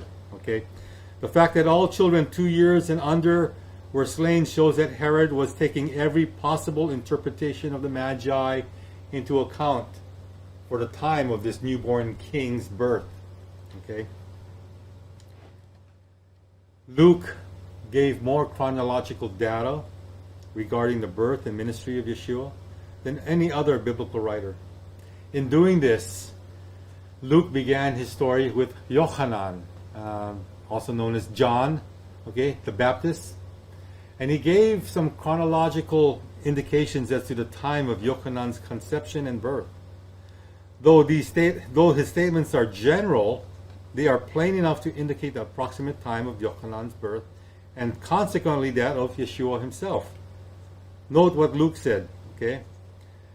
There was in the days of Herod, the king of Judea, a certain priest named Zechariah of the course Abijah, and his wife was of the daughters of Aaron, and her name was Elisheva, also known as Elizabeth. Okay? This verse tells us something about the parents of Yochanan the Baptist. See, Zechariah was a priest whose duty it was on certain occasions to offer the national sacrifices in the temple at Jerusalem. Okay. While he was accomplishing his assigned requirements, Luke said an angel came to him and told him that his wife Elisheva would bear a child. Zechariah could hardly believe what he was told because Elisheva was well beyond the age of childbearing. The angel understood his reason for disbelief, so Zechariah was struck dumb to prove the certainty of what was prophesied. When Zechariah came out of the inner temple, the people perceived that he had seen a vision and were amazed that he was unable to speak. They realized that something significant had been pointed out to Zechariah.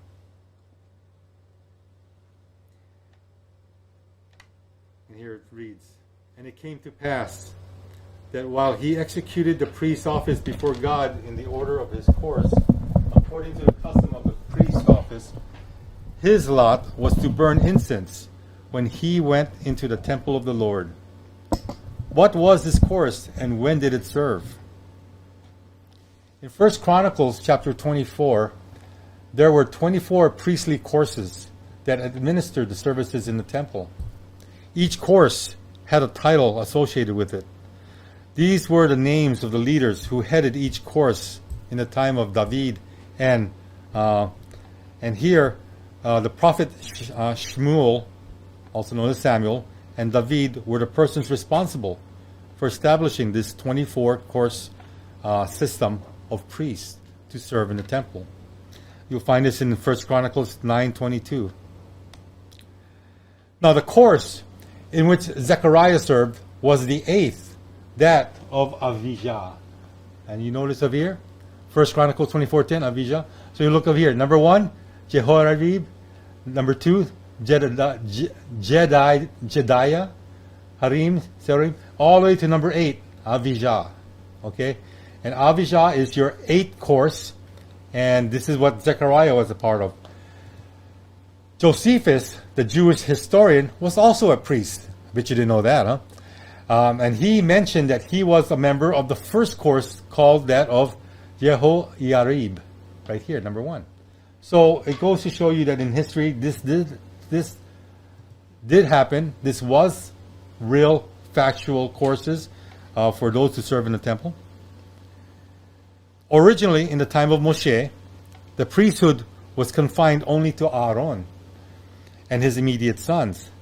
But by the time of Shemuel and David, that family had grown to such proportions that they could not all officiate together at one time in the temple. There's just too many of them, you know. That is why Shmuel and David divided the priests into 24 separate groups, which were called orders or courses. The original 24 priestly families established by David performed their services in the temple until the Babylonians destroyed the sanctuary in 586 BC. When the Jews returned to Palestine, they rebuilt the temple, but they discovered that representatives of only 4 orders or courses of the original 24 were still accounted for. Wow, they lost 20 of their family courses during this time of insurrection against God. Again, you can read about that in Ezra, chapter 2, verses 36 to 39. So something had to be done to restore the 24 courses to their ordained service in the temple as commanded by King David. Under the authority of Ezra, the remaining 4 were divided back into the former numbers. So whatever they had left, whatever remnants was available, they used that and made 24 total new courses again. Thus, a new set of 24 courses commenced their administration in the temple. And though these family courses were different from the ones established by David, it was decided that each course was to retain the name of the family which headed each course originally back in King David's time. These 24 courses were ordered by Shmuel and David, and later by Ezra the priest, to serve once a week in the temple services at 2 different times each year. The first course of priests commenced their administrations at noon on a Sabbath or Shabbat, okay? And they were relieved of their duty the following Shabbat at noon. So exactly 1 week, 7 days, 24 hours a day. The Bible said that they were to come in on the Shabbat and they were to serve until they were to go out on the Shabbat. 2 Chronicles 23:8, 2 Kings 11:5. The second course then began its service in the second week, and then the third course would begin their service in the third week, etc. You got the gist of it, right? Since each course administered for 1 week, it follows that there was a 24-week period for each of the course to have its chance of serving. This occupied roughly a span of 6 months. When this was accomplished, the series started all over again in a period of 48 weeks. In a period of 48 weeks, each course would have served for 2 weeks. I'm sorry, got them messed up. So since it's the 24 courses, they would have to serve twice to complete a whole year. Each session, again, being separated by the other for about 6 months. All right. There are just over 52 weeks in the solar year. And so I see a lot of you guys calculating, wait a minute, 24 times 2, 48, 52 weeks. How does that add up to a year? Good, you guys are smart and sharp. The Jewish calendar is a lunar solar one. And in ordinary years, it only has about 51 weeks. Okay. At particular intervals, the Jewish authorities had to add an extra month of 30 days to keep it in session with the motions of the sun. In a 19-year period, 7 extra months were usually added. How's that for modifying your calendar? The priests served in their courses for 48 of those weeks. This means that there were 3 weeks in the year which were not reckoned in the accounting. What happened with those 3 weeks? Well, David provided the answer back in his day. Since there were 3 major holy seasons on the Jewish calendar, and you know what they are, right? Pesach, also known as Passover, Shavuot, also known as Pentecost, and Sukkot, also known as Tabernacles. Okay? And since at those times there were great crowds at Jerusalem, David ordained that all 24 courses were to serve together for the week of Pesach, the week of Shavuot, and the week of Sukkot. 2 Chronicles 5:11 says, For all the priests that were present at Sukkot did not then wait by course. In other words, they were all called to duty. They were all working together. Why? Because these were the required feasts and festivals that, how can I say this, mandated every Jewish male to come back to the city, Yerushalayim, and to worship God and to make offerings and sacrifices. This was, again, not a can you do this or should you do this. This is a you have to do this. And again, if God said you got to do it, who's to argue with God?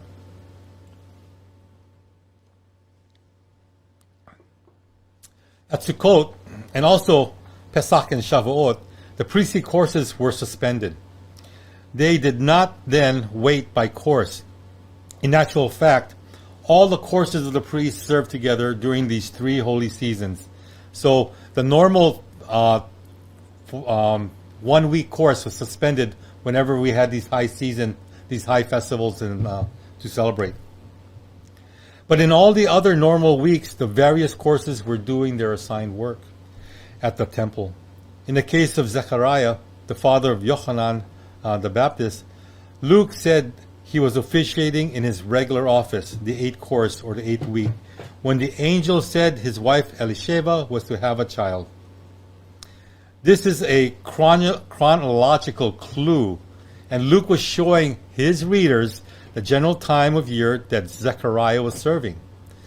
Zechariah was not serving at the festival period because the priest did not then wait by course. In other words, it doesn't count when all the priests are working together. Also, it was either in the first half of the year when the course of Avijah served, or it was during the second half. Remember, 24 courses, 51 weeks. Avijah will be serving twice in that year. The priestly courses started their serving with the springtime month of Nisan, the first month of the Jewish ecclesiastical year. This was a customary time ordained in the Bible when priests began their administrations. You can look that up in Exodus chapter 40, verse 1 to 38. King David arranged the 24 courses of the priests to coincide with the time when each of the 12 tribes of Israel had their representatives helping in the temple service. Each of the 12 tribes administered a whole month. They came in and went out month by month throughout all the months of the year. The first course for the first month, this is again in 1 Chronicles. The first month for the temple services was Nisan. The first month-long course of the 12 tribes started at the beginning of that springtime month. This must also again have been the first month for the priests to start serving as well. In the 24 priestly courses, however, they only lasted for 1 week, from Shabbat to Shabbat. Their courses started with the Shabbat just before the beginning of Nisan in order for the priests to be on duty to perform their regular ceremonials on Nisan 1. Okay, so the first day of Nisan. The same procedure was also followed for their second yearly tenure, commencing 6 months later, which would happen to fall on Tishri 1, first day of Tishri. In Luke 6:1, in some manuscripts, we read what appears to be a strange statement. At least it is strange to some scholars. Yeah, the scholars don't know it all. Okay. And here it is, Luke 6:1. And this is in the King James Version. It's for you, Luis and Lisa. And it came to pass on the second Shabbat after the first that he went through the cornfields. What? What does that mean? Can you repeat that again? Sure. And it came to pass on the second Shabbat after the first that he went through the cornfields. Did you guys happen to read that and just kind of gloss over it and say, it means something, nothing significant? Oh, en contraire, monsieur. It is actually significant. Why? It says that the Shabbat day on which Yeshua excused his disciples for picking grain was the first Shabbat. Now, many manuscripts and in the writings of several early fathers of Christendom, they state this event as performed on the first Shabbat. Are you confused? I hope not. If you are, let me clarify. This must be a true reading of the original text. Why? Because it doesn't make sense, right? not to us anyway. And its supposed oddity is what helps it to explain its meaning. What in the world was the second first Shabbat? The truth is that the phrase was a regular calendar indication that all Jews in the time of the temple understood. The answer is plain. Luke, again, is using the phrase second first Shabbat, was simply following the regular order of the 24 courses of the priests, because this chronological indication was a reference to their second cycle beginning with Tishri 1. The second, first. And the disciples picked the grain on the first weekly Sabbath of that second yearly tenure. The next weekly Shabbat would have been called the second Shabbat. And in the third weekly would be the third Shabbat. Are you tracking with me now? Good. However, when weekly Shabbats occurred inside the festival weeks of Pesach, Shavuot, and Sukkot, those intervening Shabbats, which were not counted in the two cycles each year, were called the between Shabbats. Did you know that there's such a thing as called between Shabbats? And Luke even refers to one of those that occurred during the week of Shavuot.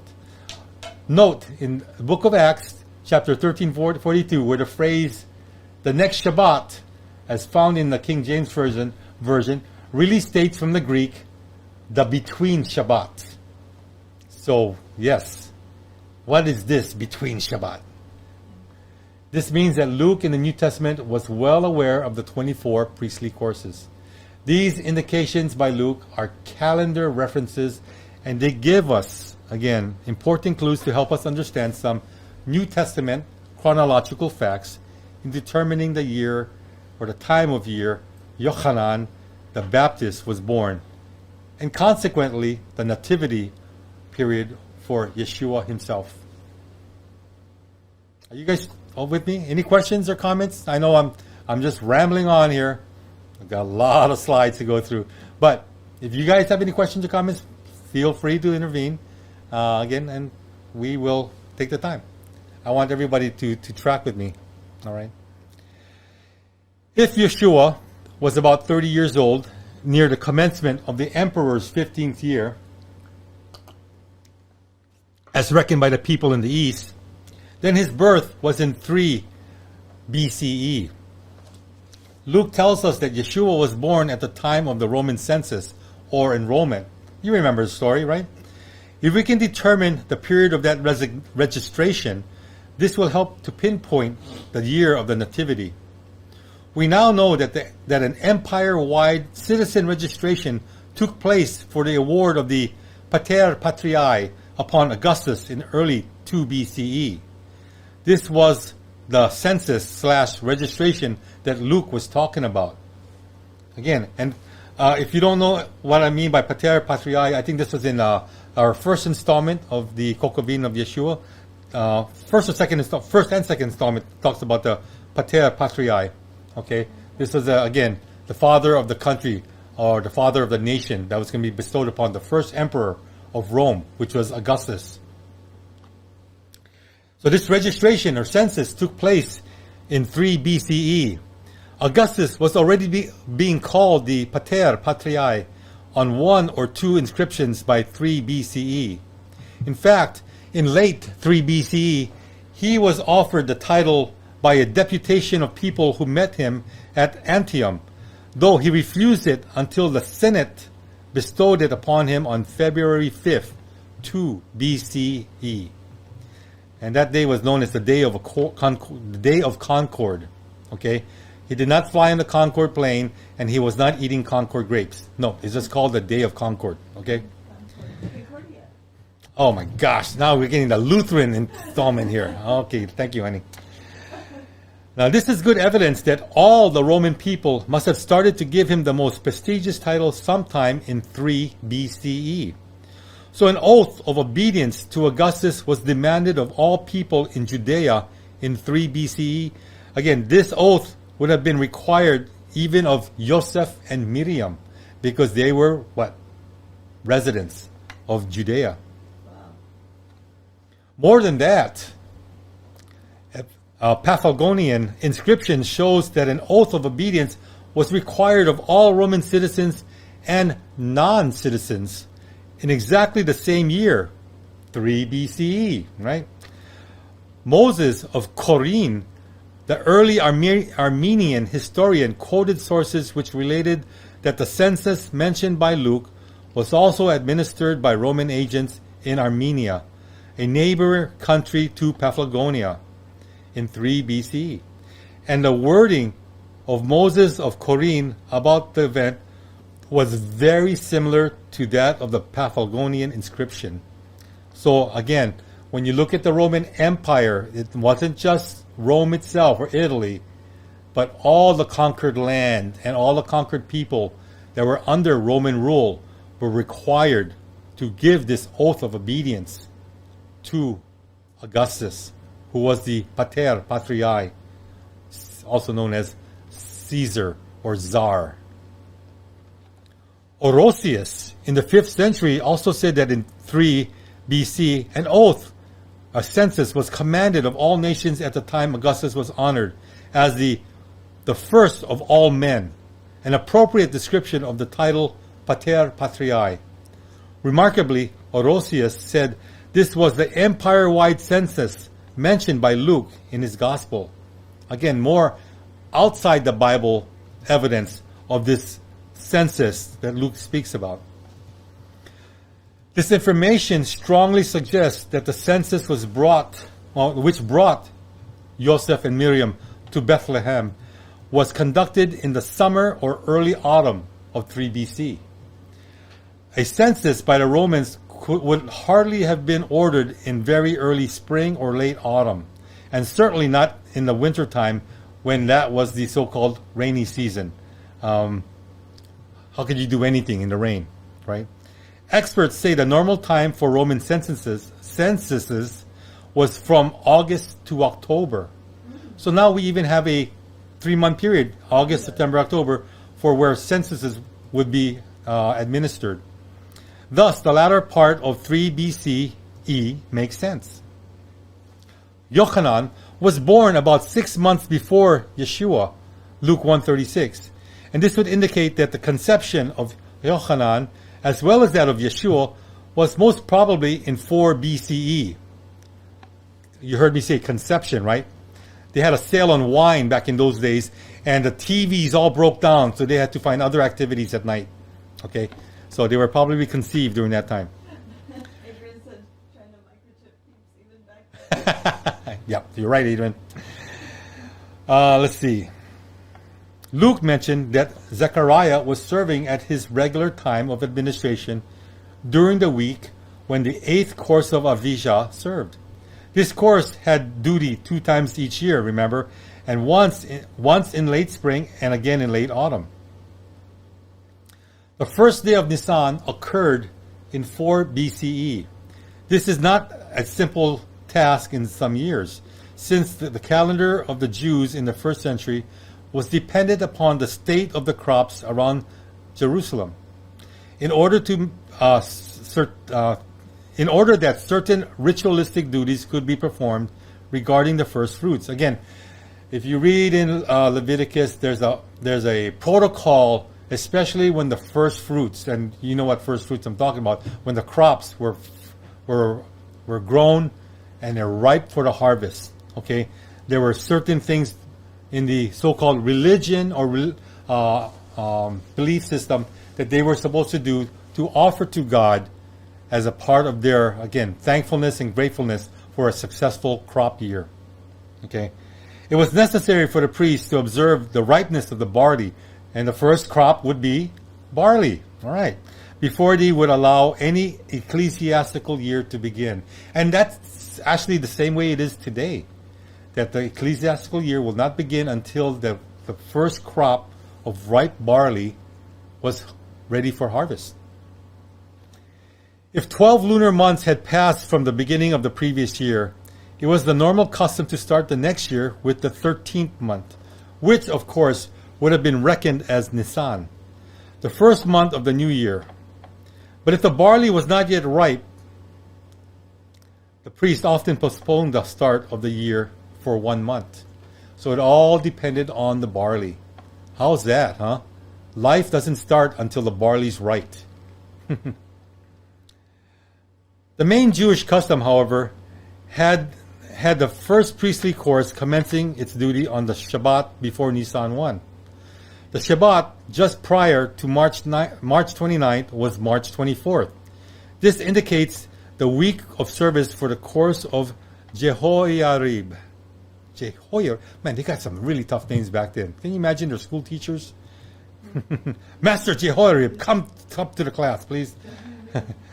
Okay, so the first course was again from the Sabbath noon, March 24th, to the Sabbath noon, March 31st. The second course began on March 31st and served to April 7th. The third course started April 7th, but its week was interrupted by the period of the Pesach, Passover, when all the priests officiated together. So they would put a pause. They would just pause whatever course was active, and this is the third course at the time, and they would say, okay, we'll pick it up after we get done with our weekly festival or observation of the high holy feast day. Okay, now this caused the third course not to end its administration until the Sabbath after Pesach, which was April 21st. Then the weekly courses started once again in their regular order of service.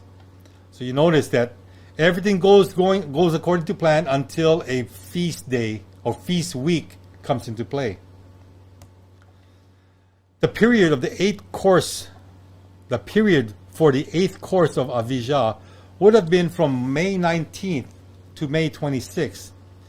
If it were in this springtime administration when the angelic messenger came to Zechariah about his wife having a child, then we have a chronological hint of the period for Yochanan the Baptist's conception, because it must have happened immediately after that time. Indeed, because Zechariah was struck dumb during his administration, and when the people found out that he saw a vision, he was disqualified at once for exercising the priest's office.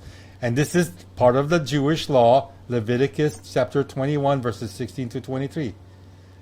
Wow, how's that? God sends an angel, talks to you, all of a sudden you can't talk anymore, and you're rejected. You're disqualified for serving. I would think that you're more than qualified because an angel spoke to you via God, right? I mean, God spoke to you via an angel. He no doubt left very soon for home. Why? Because he said, hey, go home. We'll continue to pay you for the rest of the week, but take a break.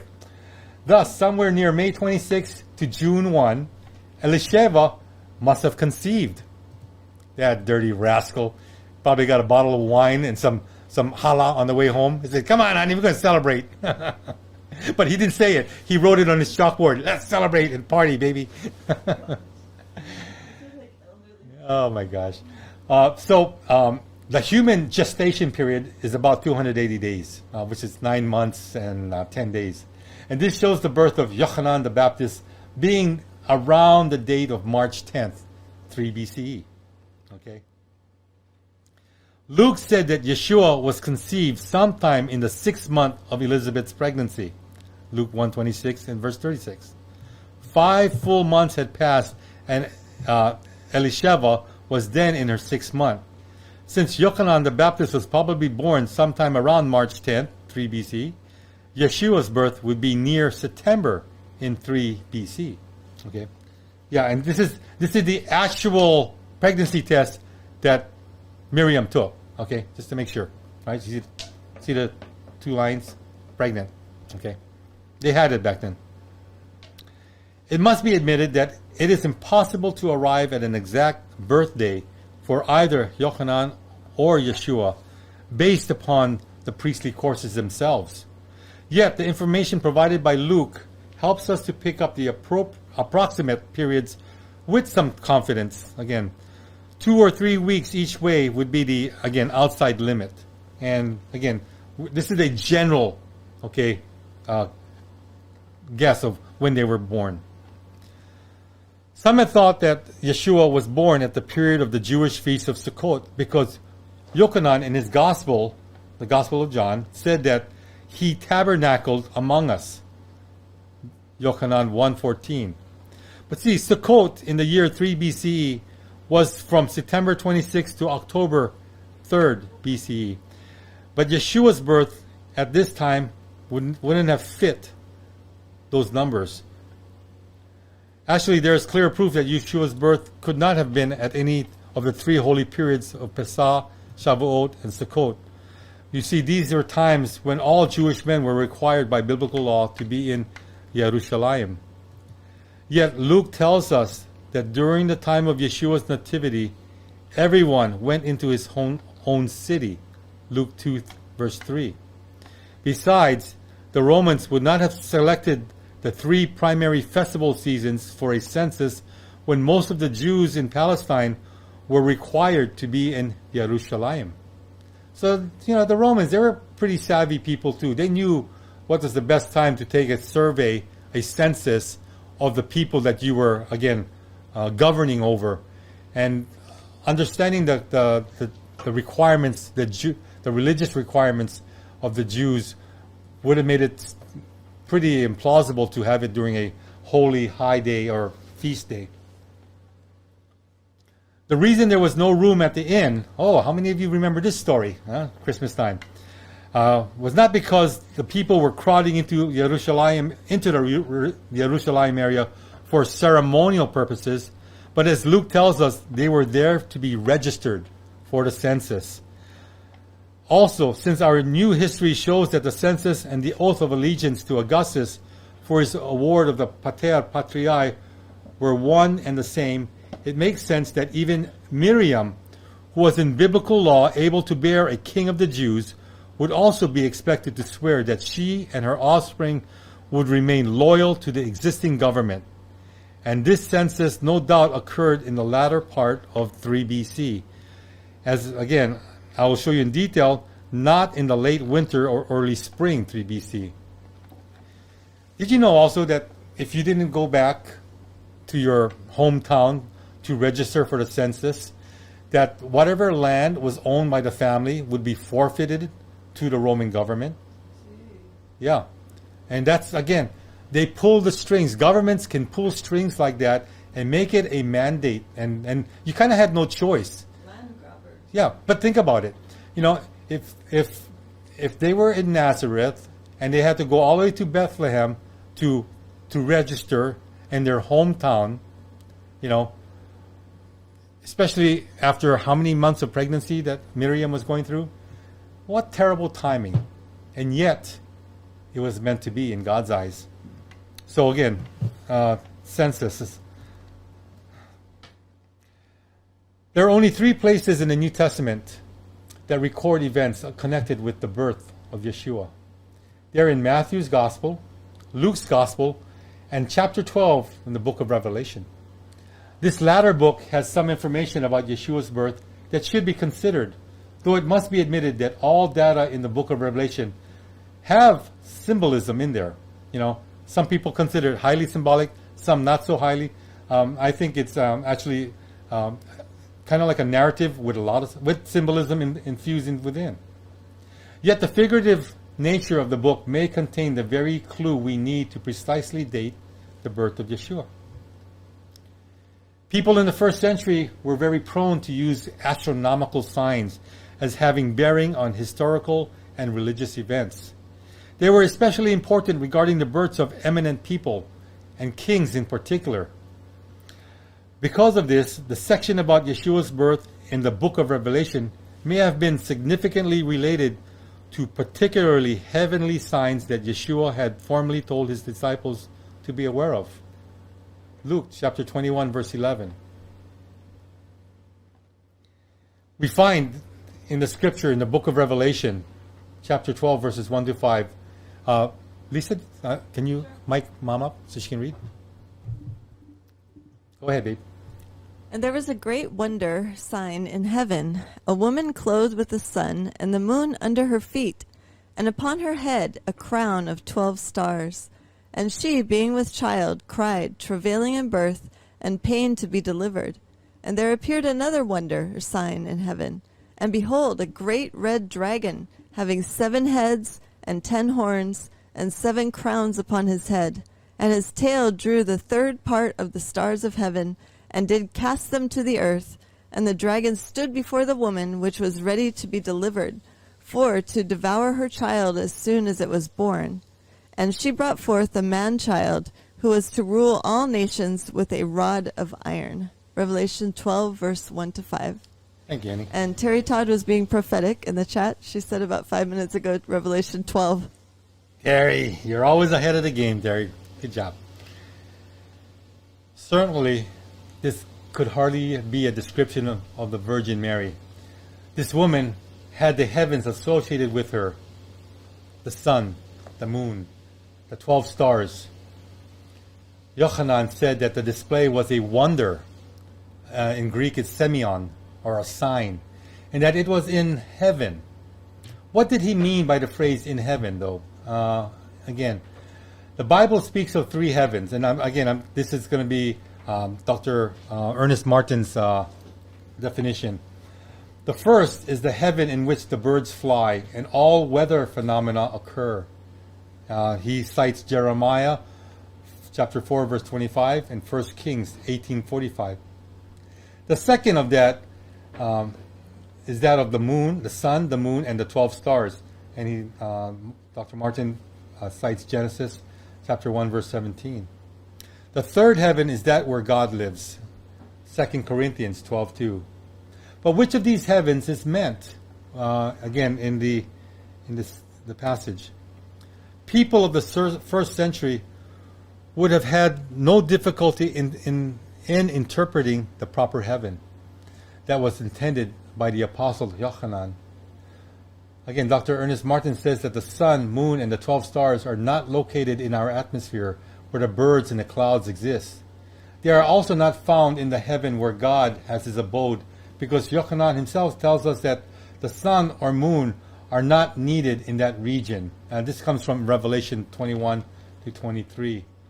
Interesting, because I don't think Yochanan had access to Revelation back then. But, again, when you look in hindsight, everything's fair game, right? But the only heaven that is reasonable is that where the sun, the moon, and the 12 stars are located. The book of Genesis, Bereshit, revealed that the celestial bodies were made by God to give signs. Again, Genesis 1:14. Jewish opinion included among these signs the astronomical association between the sun, the moon, the 12 stars, and the constellations. There can hardly be a doubt that such astronomical signs as these are referred to in the book of Revelation. Here's a little commentary. My concern, however, is that Dr. Ernest Martin's understanding of the word heavens, where exactly is the second heaven? If it's not in the atmosphere where the birds fly and weather originates, which is the first heaven, or where God resides on high, the third heaven. He mentions Genesis 1:14 as the place where the celestial bodies were made by God, but doesn't comment on where that might be located.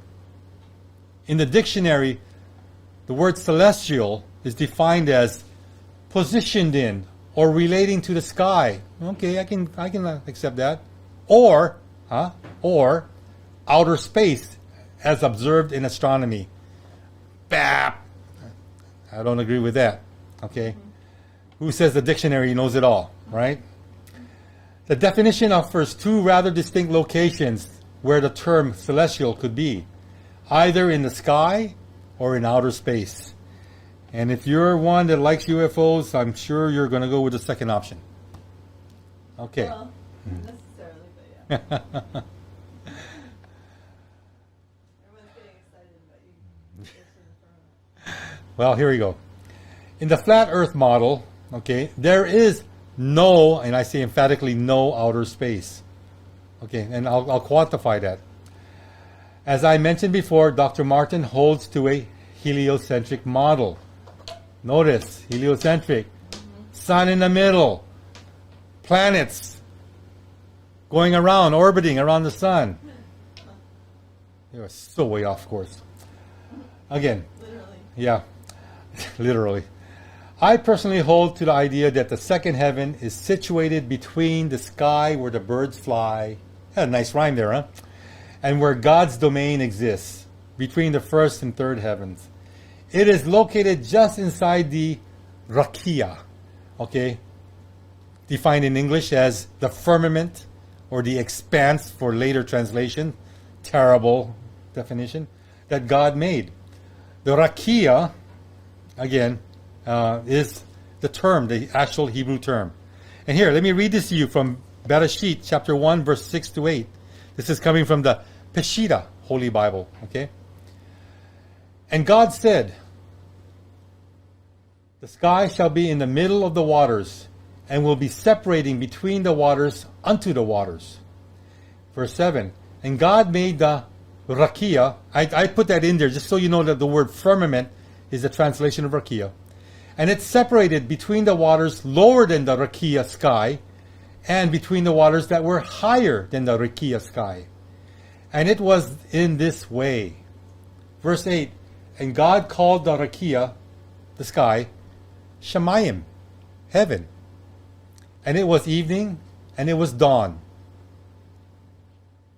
day second. And you can look here. This is actually not a bad rendition of a flat earth model where you have the earth here. You have the columns, the pillars of the earth below. Sheol is located under the earth. You have oceans, you have waters inside. You have, you see this brick up here in the top? That's your rakia. That's their illustration of the rakia.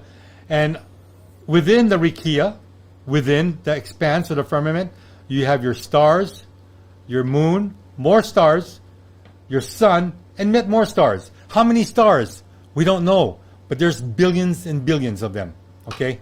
And for those of you that live out in the country where it's nice and pitch black and you don't have city light pollution like we do here, I'm sure you can see the billions and billions of stars out there, and I'm so envious. Let's trade for a while. You come to Hawaii and I'll go out to Idaho or wherever you're from. Okay? Or Wisconsin, like Kellen. Oh, or Wisconsin. Well, Kellen? Yeah. Hey, brother Kellen, how you doing, buddy? All right. So, and then notice that above the rakia, you have waters above the firmament. Okay? Just like Scripture says, waters below, waters above. What happened to outer space? Well, I don't think God mentions it, does he? No. Unless you consider waters above as outer space. That's a stretch of a translation, but possibly. In God's creation, the sun, moon, and stars, and constellations are all under the rakia that he made in verse 7. The only things above the rakia, above the firmament, would be God's throne, the waters above, the divine council, and those spiritual beings chosen to attend to the Lord God himself. Okay? And if you look at this illustration, which is actually kind of interesting, another flat earth model, you'll notice that they actually have all the planets, the sun and the moon, all within the rakia. And this is actually how it should be. Because what are planets? They're wandering stars. Episode number 1. Okay? In the early Christian writing, again, and I'm going to bring this up because in Scripture, we know that Paul talks about being taken up to the third heaven. So we understand that there's at least 3 levels of heaven.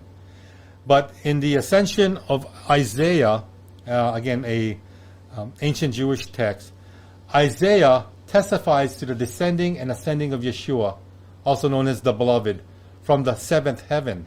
So now here we're looking at 7 levels of heaven.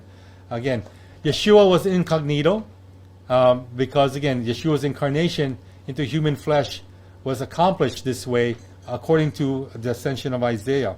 And let me read, let me have my wife read to you. Isaac, is the mic on for your mom? Yes. Okay, here we go. For Beliar was in great wrath against Isaiah by reason of the vision, and because of the exposure wherewith he had exposed Samael, and because through him the going forth of the Beloved from the 7th heaven had been made known, and his transformation and his descent, and the likeness into which he should be transformed, that is, the likeness of man, and the persecution wherewith he should be persecuted, and the torturers wherewith the children of Israel should torture him, and the coming of his 12 disciples, and the teaching, and that he should before the Sabbath be crucified upon the tree, and should be crucified together with wicked men, and that he should be buried in the sepulchre. Ascension of Isaiah 3, verse 13. Thank you, my dear. Good reading. So, if you were to ever take up this book, the Ascension of Isaiah, you'll find out that there's multiple levels of heaven, and this is actually based upon the categories of angels or divine beings that are, again, created by God, the divine family that he created, and there are different levels of angels that live in different stages of heaven.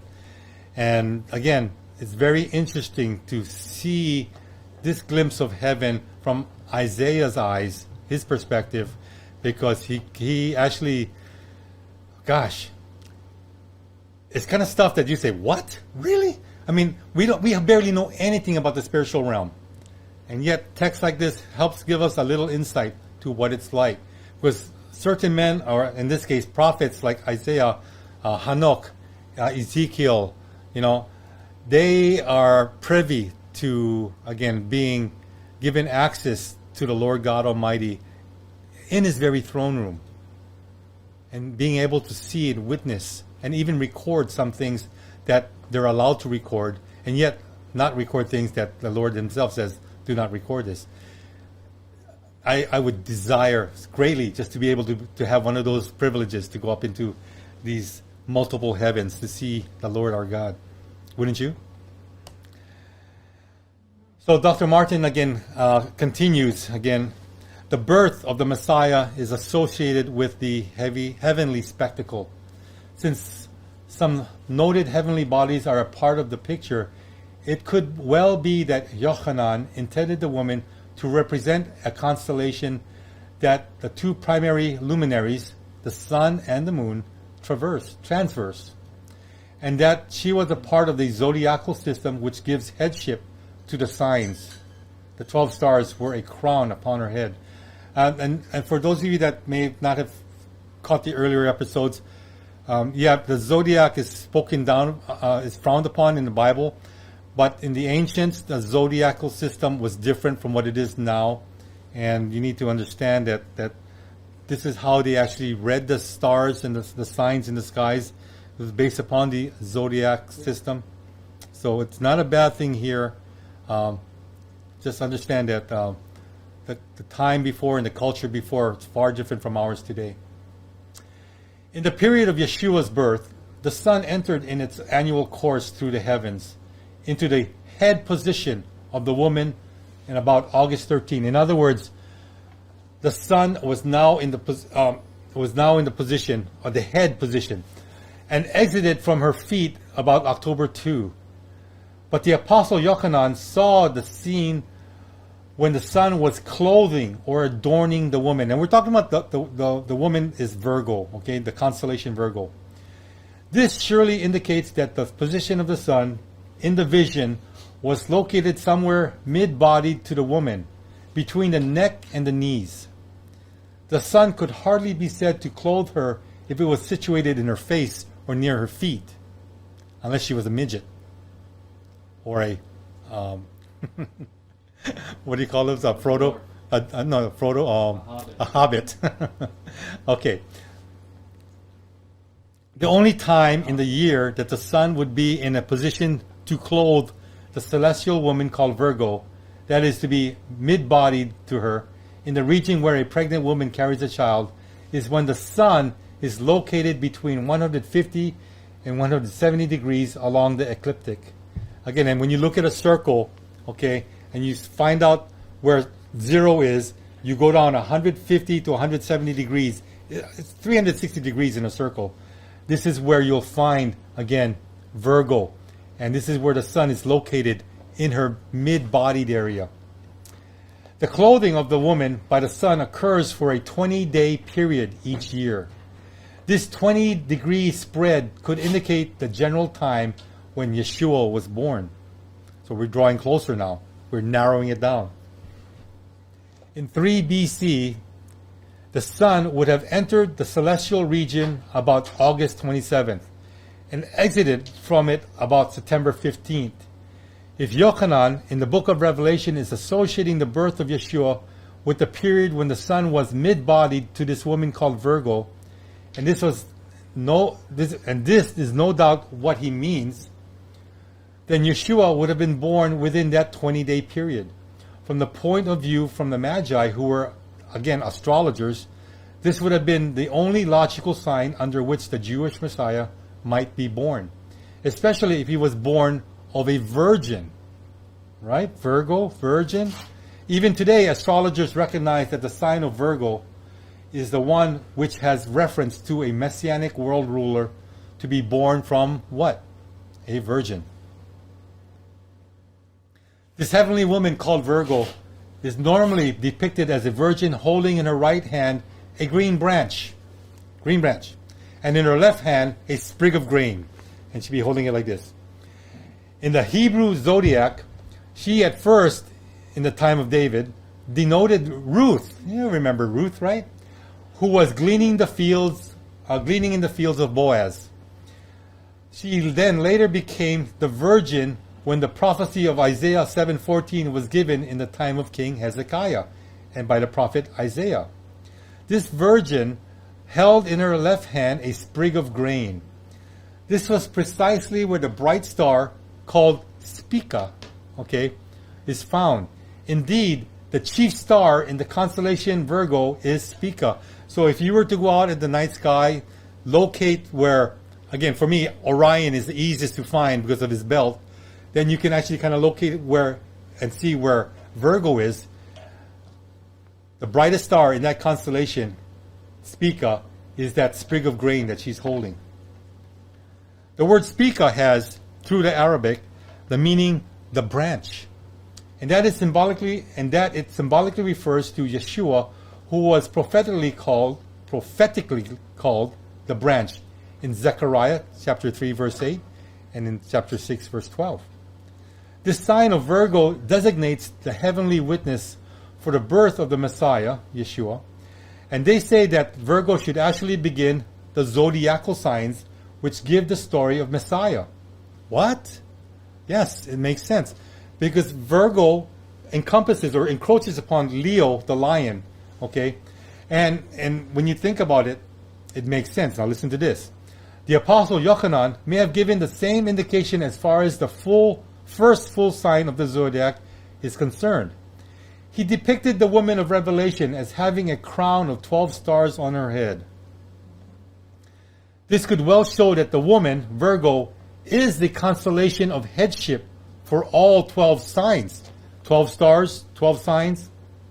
Does that happen to be a coincidence? I think not. The head position of Virgo is located within the last 10 degrees of Leo. It was in this very region when the story of the career of the Messiah would begin.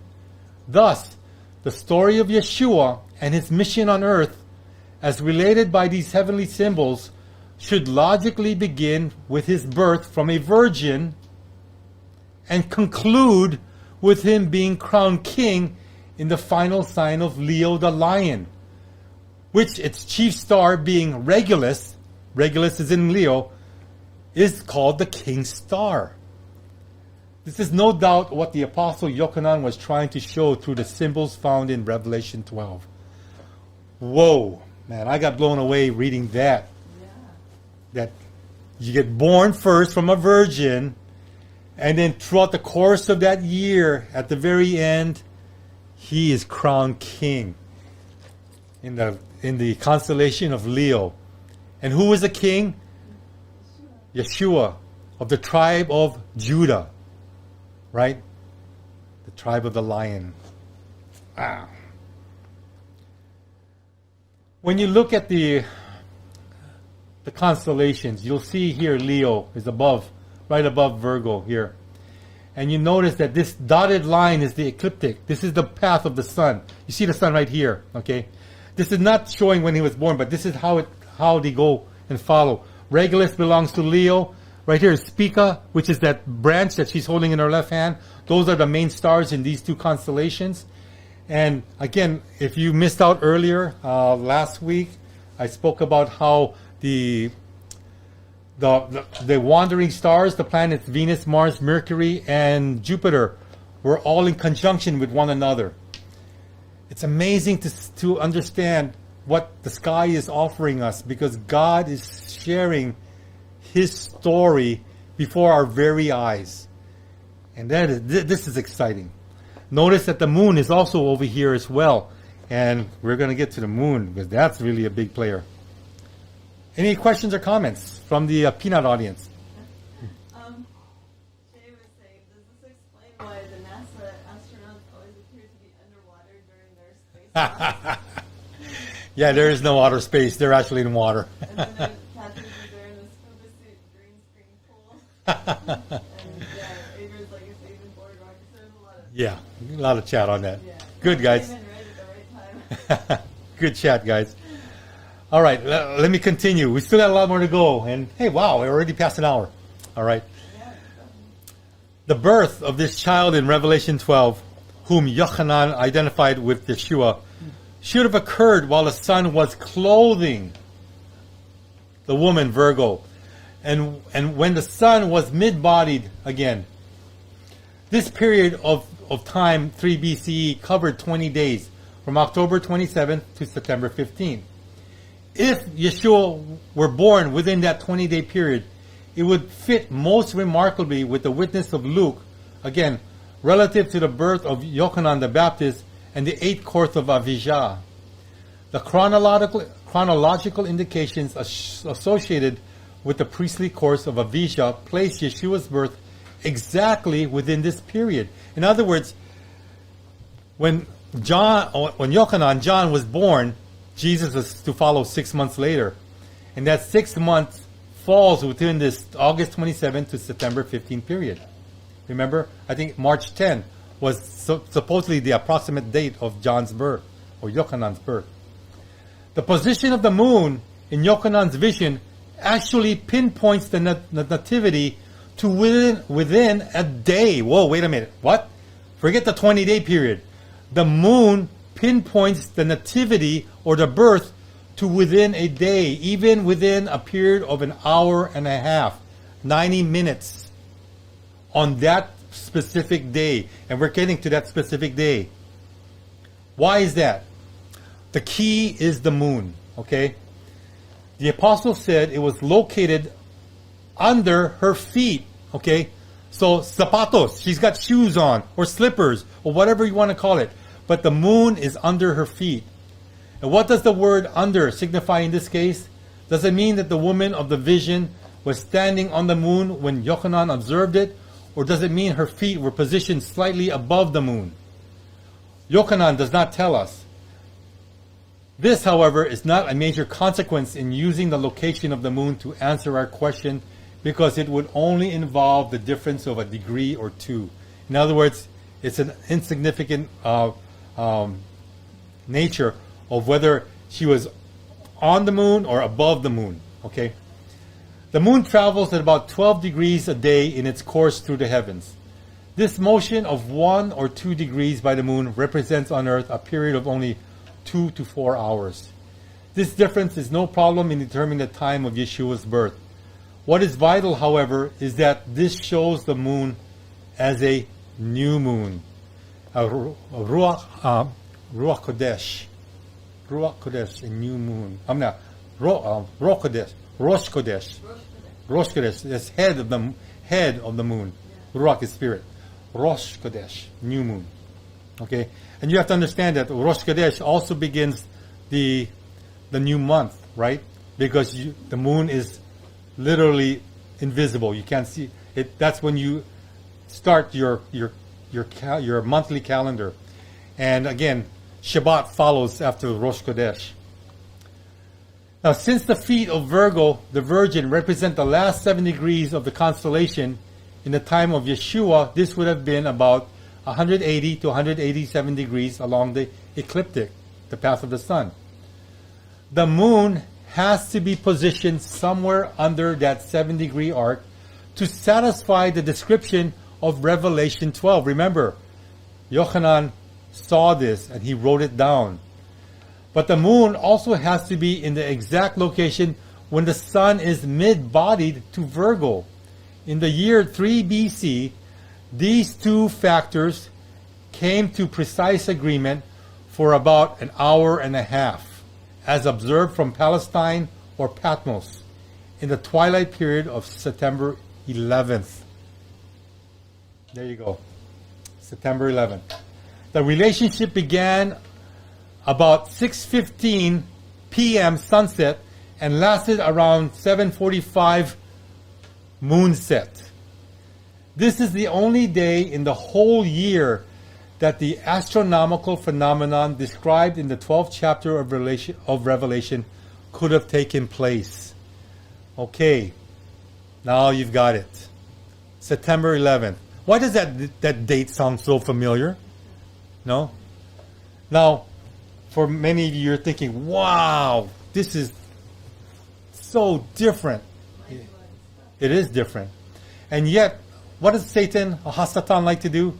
He likes to cover up significant days with other insignificant events in history. And I'm not going to say that, 9/11 in America was insignificant. But compared to our Lord and Savior being born, everything's insignificant. Everything. This also shows one other important point. The moon was in its crescent phase. Remember, when the new moon comes out of its total blackness, the first thing you see is a very slimmer crescent. It was a new moon day and the start of a new lunar month. The Apostle Yochanan said that this heavenly relationship occurred at the time of Yeshua's birth.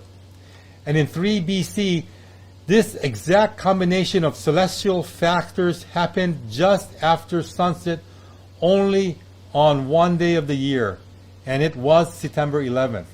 It could not have occurred any time other than that year. Okay, indeed, even one day before, on September 10th, and the moon would have been located above the Virgin's feet, with this crescent not being visible at all. While one day further, on September 12th, the moon would have moved too far beyond the feet of the Virgin, at least 25 diameters of the moon east of her feet. Thus, only one day applies, and that day again happened just after sunset on September 11th, 3 BCE. All right? Now, if you ever do a search on the Virgin Mary, okay, a lot of times you'll see a halo of what? 12 stars.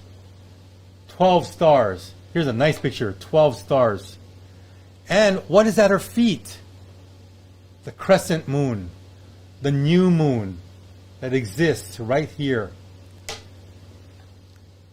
More examples. Another picture of the Virgin Mary. Okay, 12 stars, crescent moon. Here you have a different rendering where she's standing on top of the moon. Looks like a full moon, but actually when I thought about it, if it's a new moon, you can't see it other than the crescent that might be right here on the side. So again, this is maybe a more literal or realistic picture of the Virgo standing on top of the moon. The Apostle Yochanan is presenting to his readers something of profound significance in a very symbolic way. Revelation 12 verses 1 to 3 shows a new moon day that could only be observed from earth just after sunset. And the day was September 11th. This fits well with Luke's description of the birth of Yeshua in Bethlehem. And again, here we go to those Christmas passages. Lisa, do you want to read this? There were in the same country shepherds, abiding in the field, keeping watch over the flock by night. And the angel said, Unto you is born this day, which began at sundown, in the city of David, a Savior, which is Christ the Lord. Luke 2, verse 8 to 11. Thank you, Annie. Now, every time I hear this passage, I think about the Peanuts, Charlie Brown, because Linus is so good at quoting this verbatim. you know. But wow, you see that the angel said, "Unto you is born this day in the city of David a Savior, which is Christ the Lord," which began at what? Sundown. Okay, so again, even the time supports itself. Yeshua was born in the early evening, and Revelation shows that it was a new moon day. That's a lot of information, a lot of facts and evidence pointing to it. Are we done? No, not yet. Not yet. I mean, when God does things, He does things overboard. I mean, He just floods you with facts and evidence, you know. Let's continue. Even Tammy said there's so much to tell on this, it would take hours. Yes. That's why today there's no Hebrew lesson. Although actually I'm actually making good time. So, okay. What new moon could this have been? On September 11th, 3 BC, was Tishri 1 on the Jewish calendar. Now, to the Jewish people, this would have been very profound because it makes a significant difference in their lives. Tishri 1 is none other than the Jewish New Year Day, Rosh Hashanah, okay? Literally called the head of the year, or the New Year.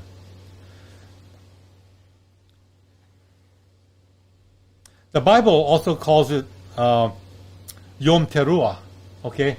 Yom Teruah is also the day that's celebrated on this day. And literally, it means the day of soundings, okay? Better known as the day of trumpets, okay? Yom Teruah.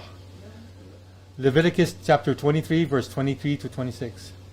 It was an important annual holy day for the Jews, okay? But not one of the three annual, but it wasn't one of the three annual festivals that required all Palestinian Jews to be in Jerusalem. Tishri 1 was also the New Year's Day of the civil calendar according to the calendar accepted in Judah during the divided monarchy. Now you do remember that after King David and King Solomon, the monarchy got divided between the two sons, Jeroboam and Rehoboam, okay, the divided monarchy. But again, this calendar was accepted during that time, and it has carried on throughout. This marked the first day, okay, of the reign of every new Davidic king. So ever since Solomon passed down the monarchy to his sons, every southern kingdom or king from Judah would celebrate his first day of his kingship on Tishri 1. What a significant day for the appearance of the Messiah to arrive on earth from the Jewish point of view. And remarkably, no other day of the year could astronomically fit Revelation 12, 1-3. The Apostle Yochanan is certainly showing forth an astronomical sign which answers precisely with the Jewish New Year Day. Yochanan would have realized the significance of this astronomical sense that he was describing. He knew what he was doing. He knew what he's writing. And he wanted to let us, his readers, to know about it. The sad thing is that during his day, his people understood this, that it was almost common knowledge. But for us, it's foreign. Because how many of us study astronomical data or look into the zodiacal system, and I should say the Hebraic zodiacal system, not the general worldly zodiacal system. Whatever the case, the historical evidence supports the nativity of Yeshua again in 3 BCE. Did I say 3 BCE enough times? I'm tired of saying 3 BCE. Okay. At the beginning of a Roman census, okay, and if we were to use the astronomical indications of the book of Revelations, his birth would have occurred just after sundown on September 11th, on Yom Teruah and Rosh Hashanah, the Jewish New Year Day for governmental affairs. There could hardly have been a better day in the ecclesiastical calendar of the Jews to introduce the Messiah to the world from a Jewish point of view.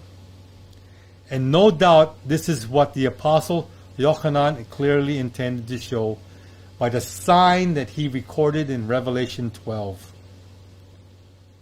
And this is, again, the end of the teaching. Yeshua makes his appearance to the world as the newborn king right then and there on September 11th from 6:45 to 7:15 p.m. And as all the Jews know, in fact, every Jew from the southern kingdom knows, this is when a king started his reign. Jesus reigns. Yeshua reigns. And all we're waiting for are for Leo to come around where he's crowned king. I can hardly wait. We're so close, you know.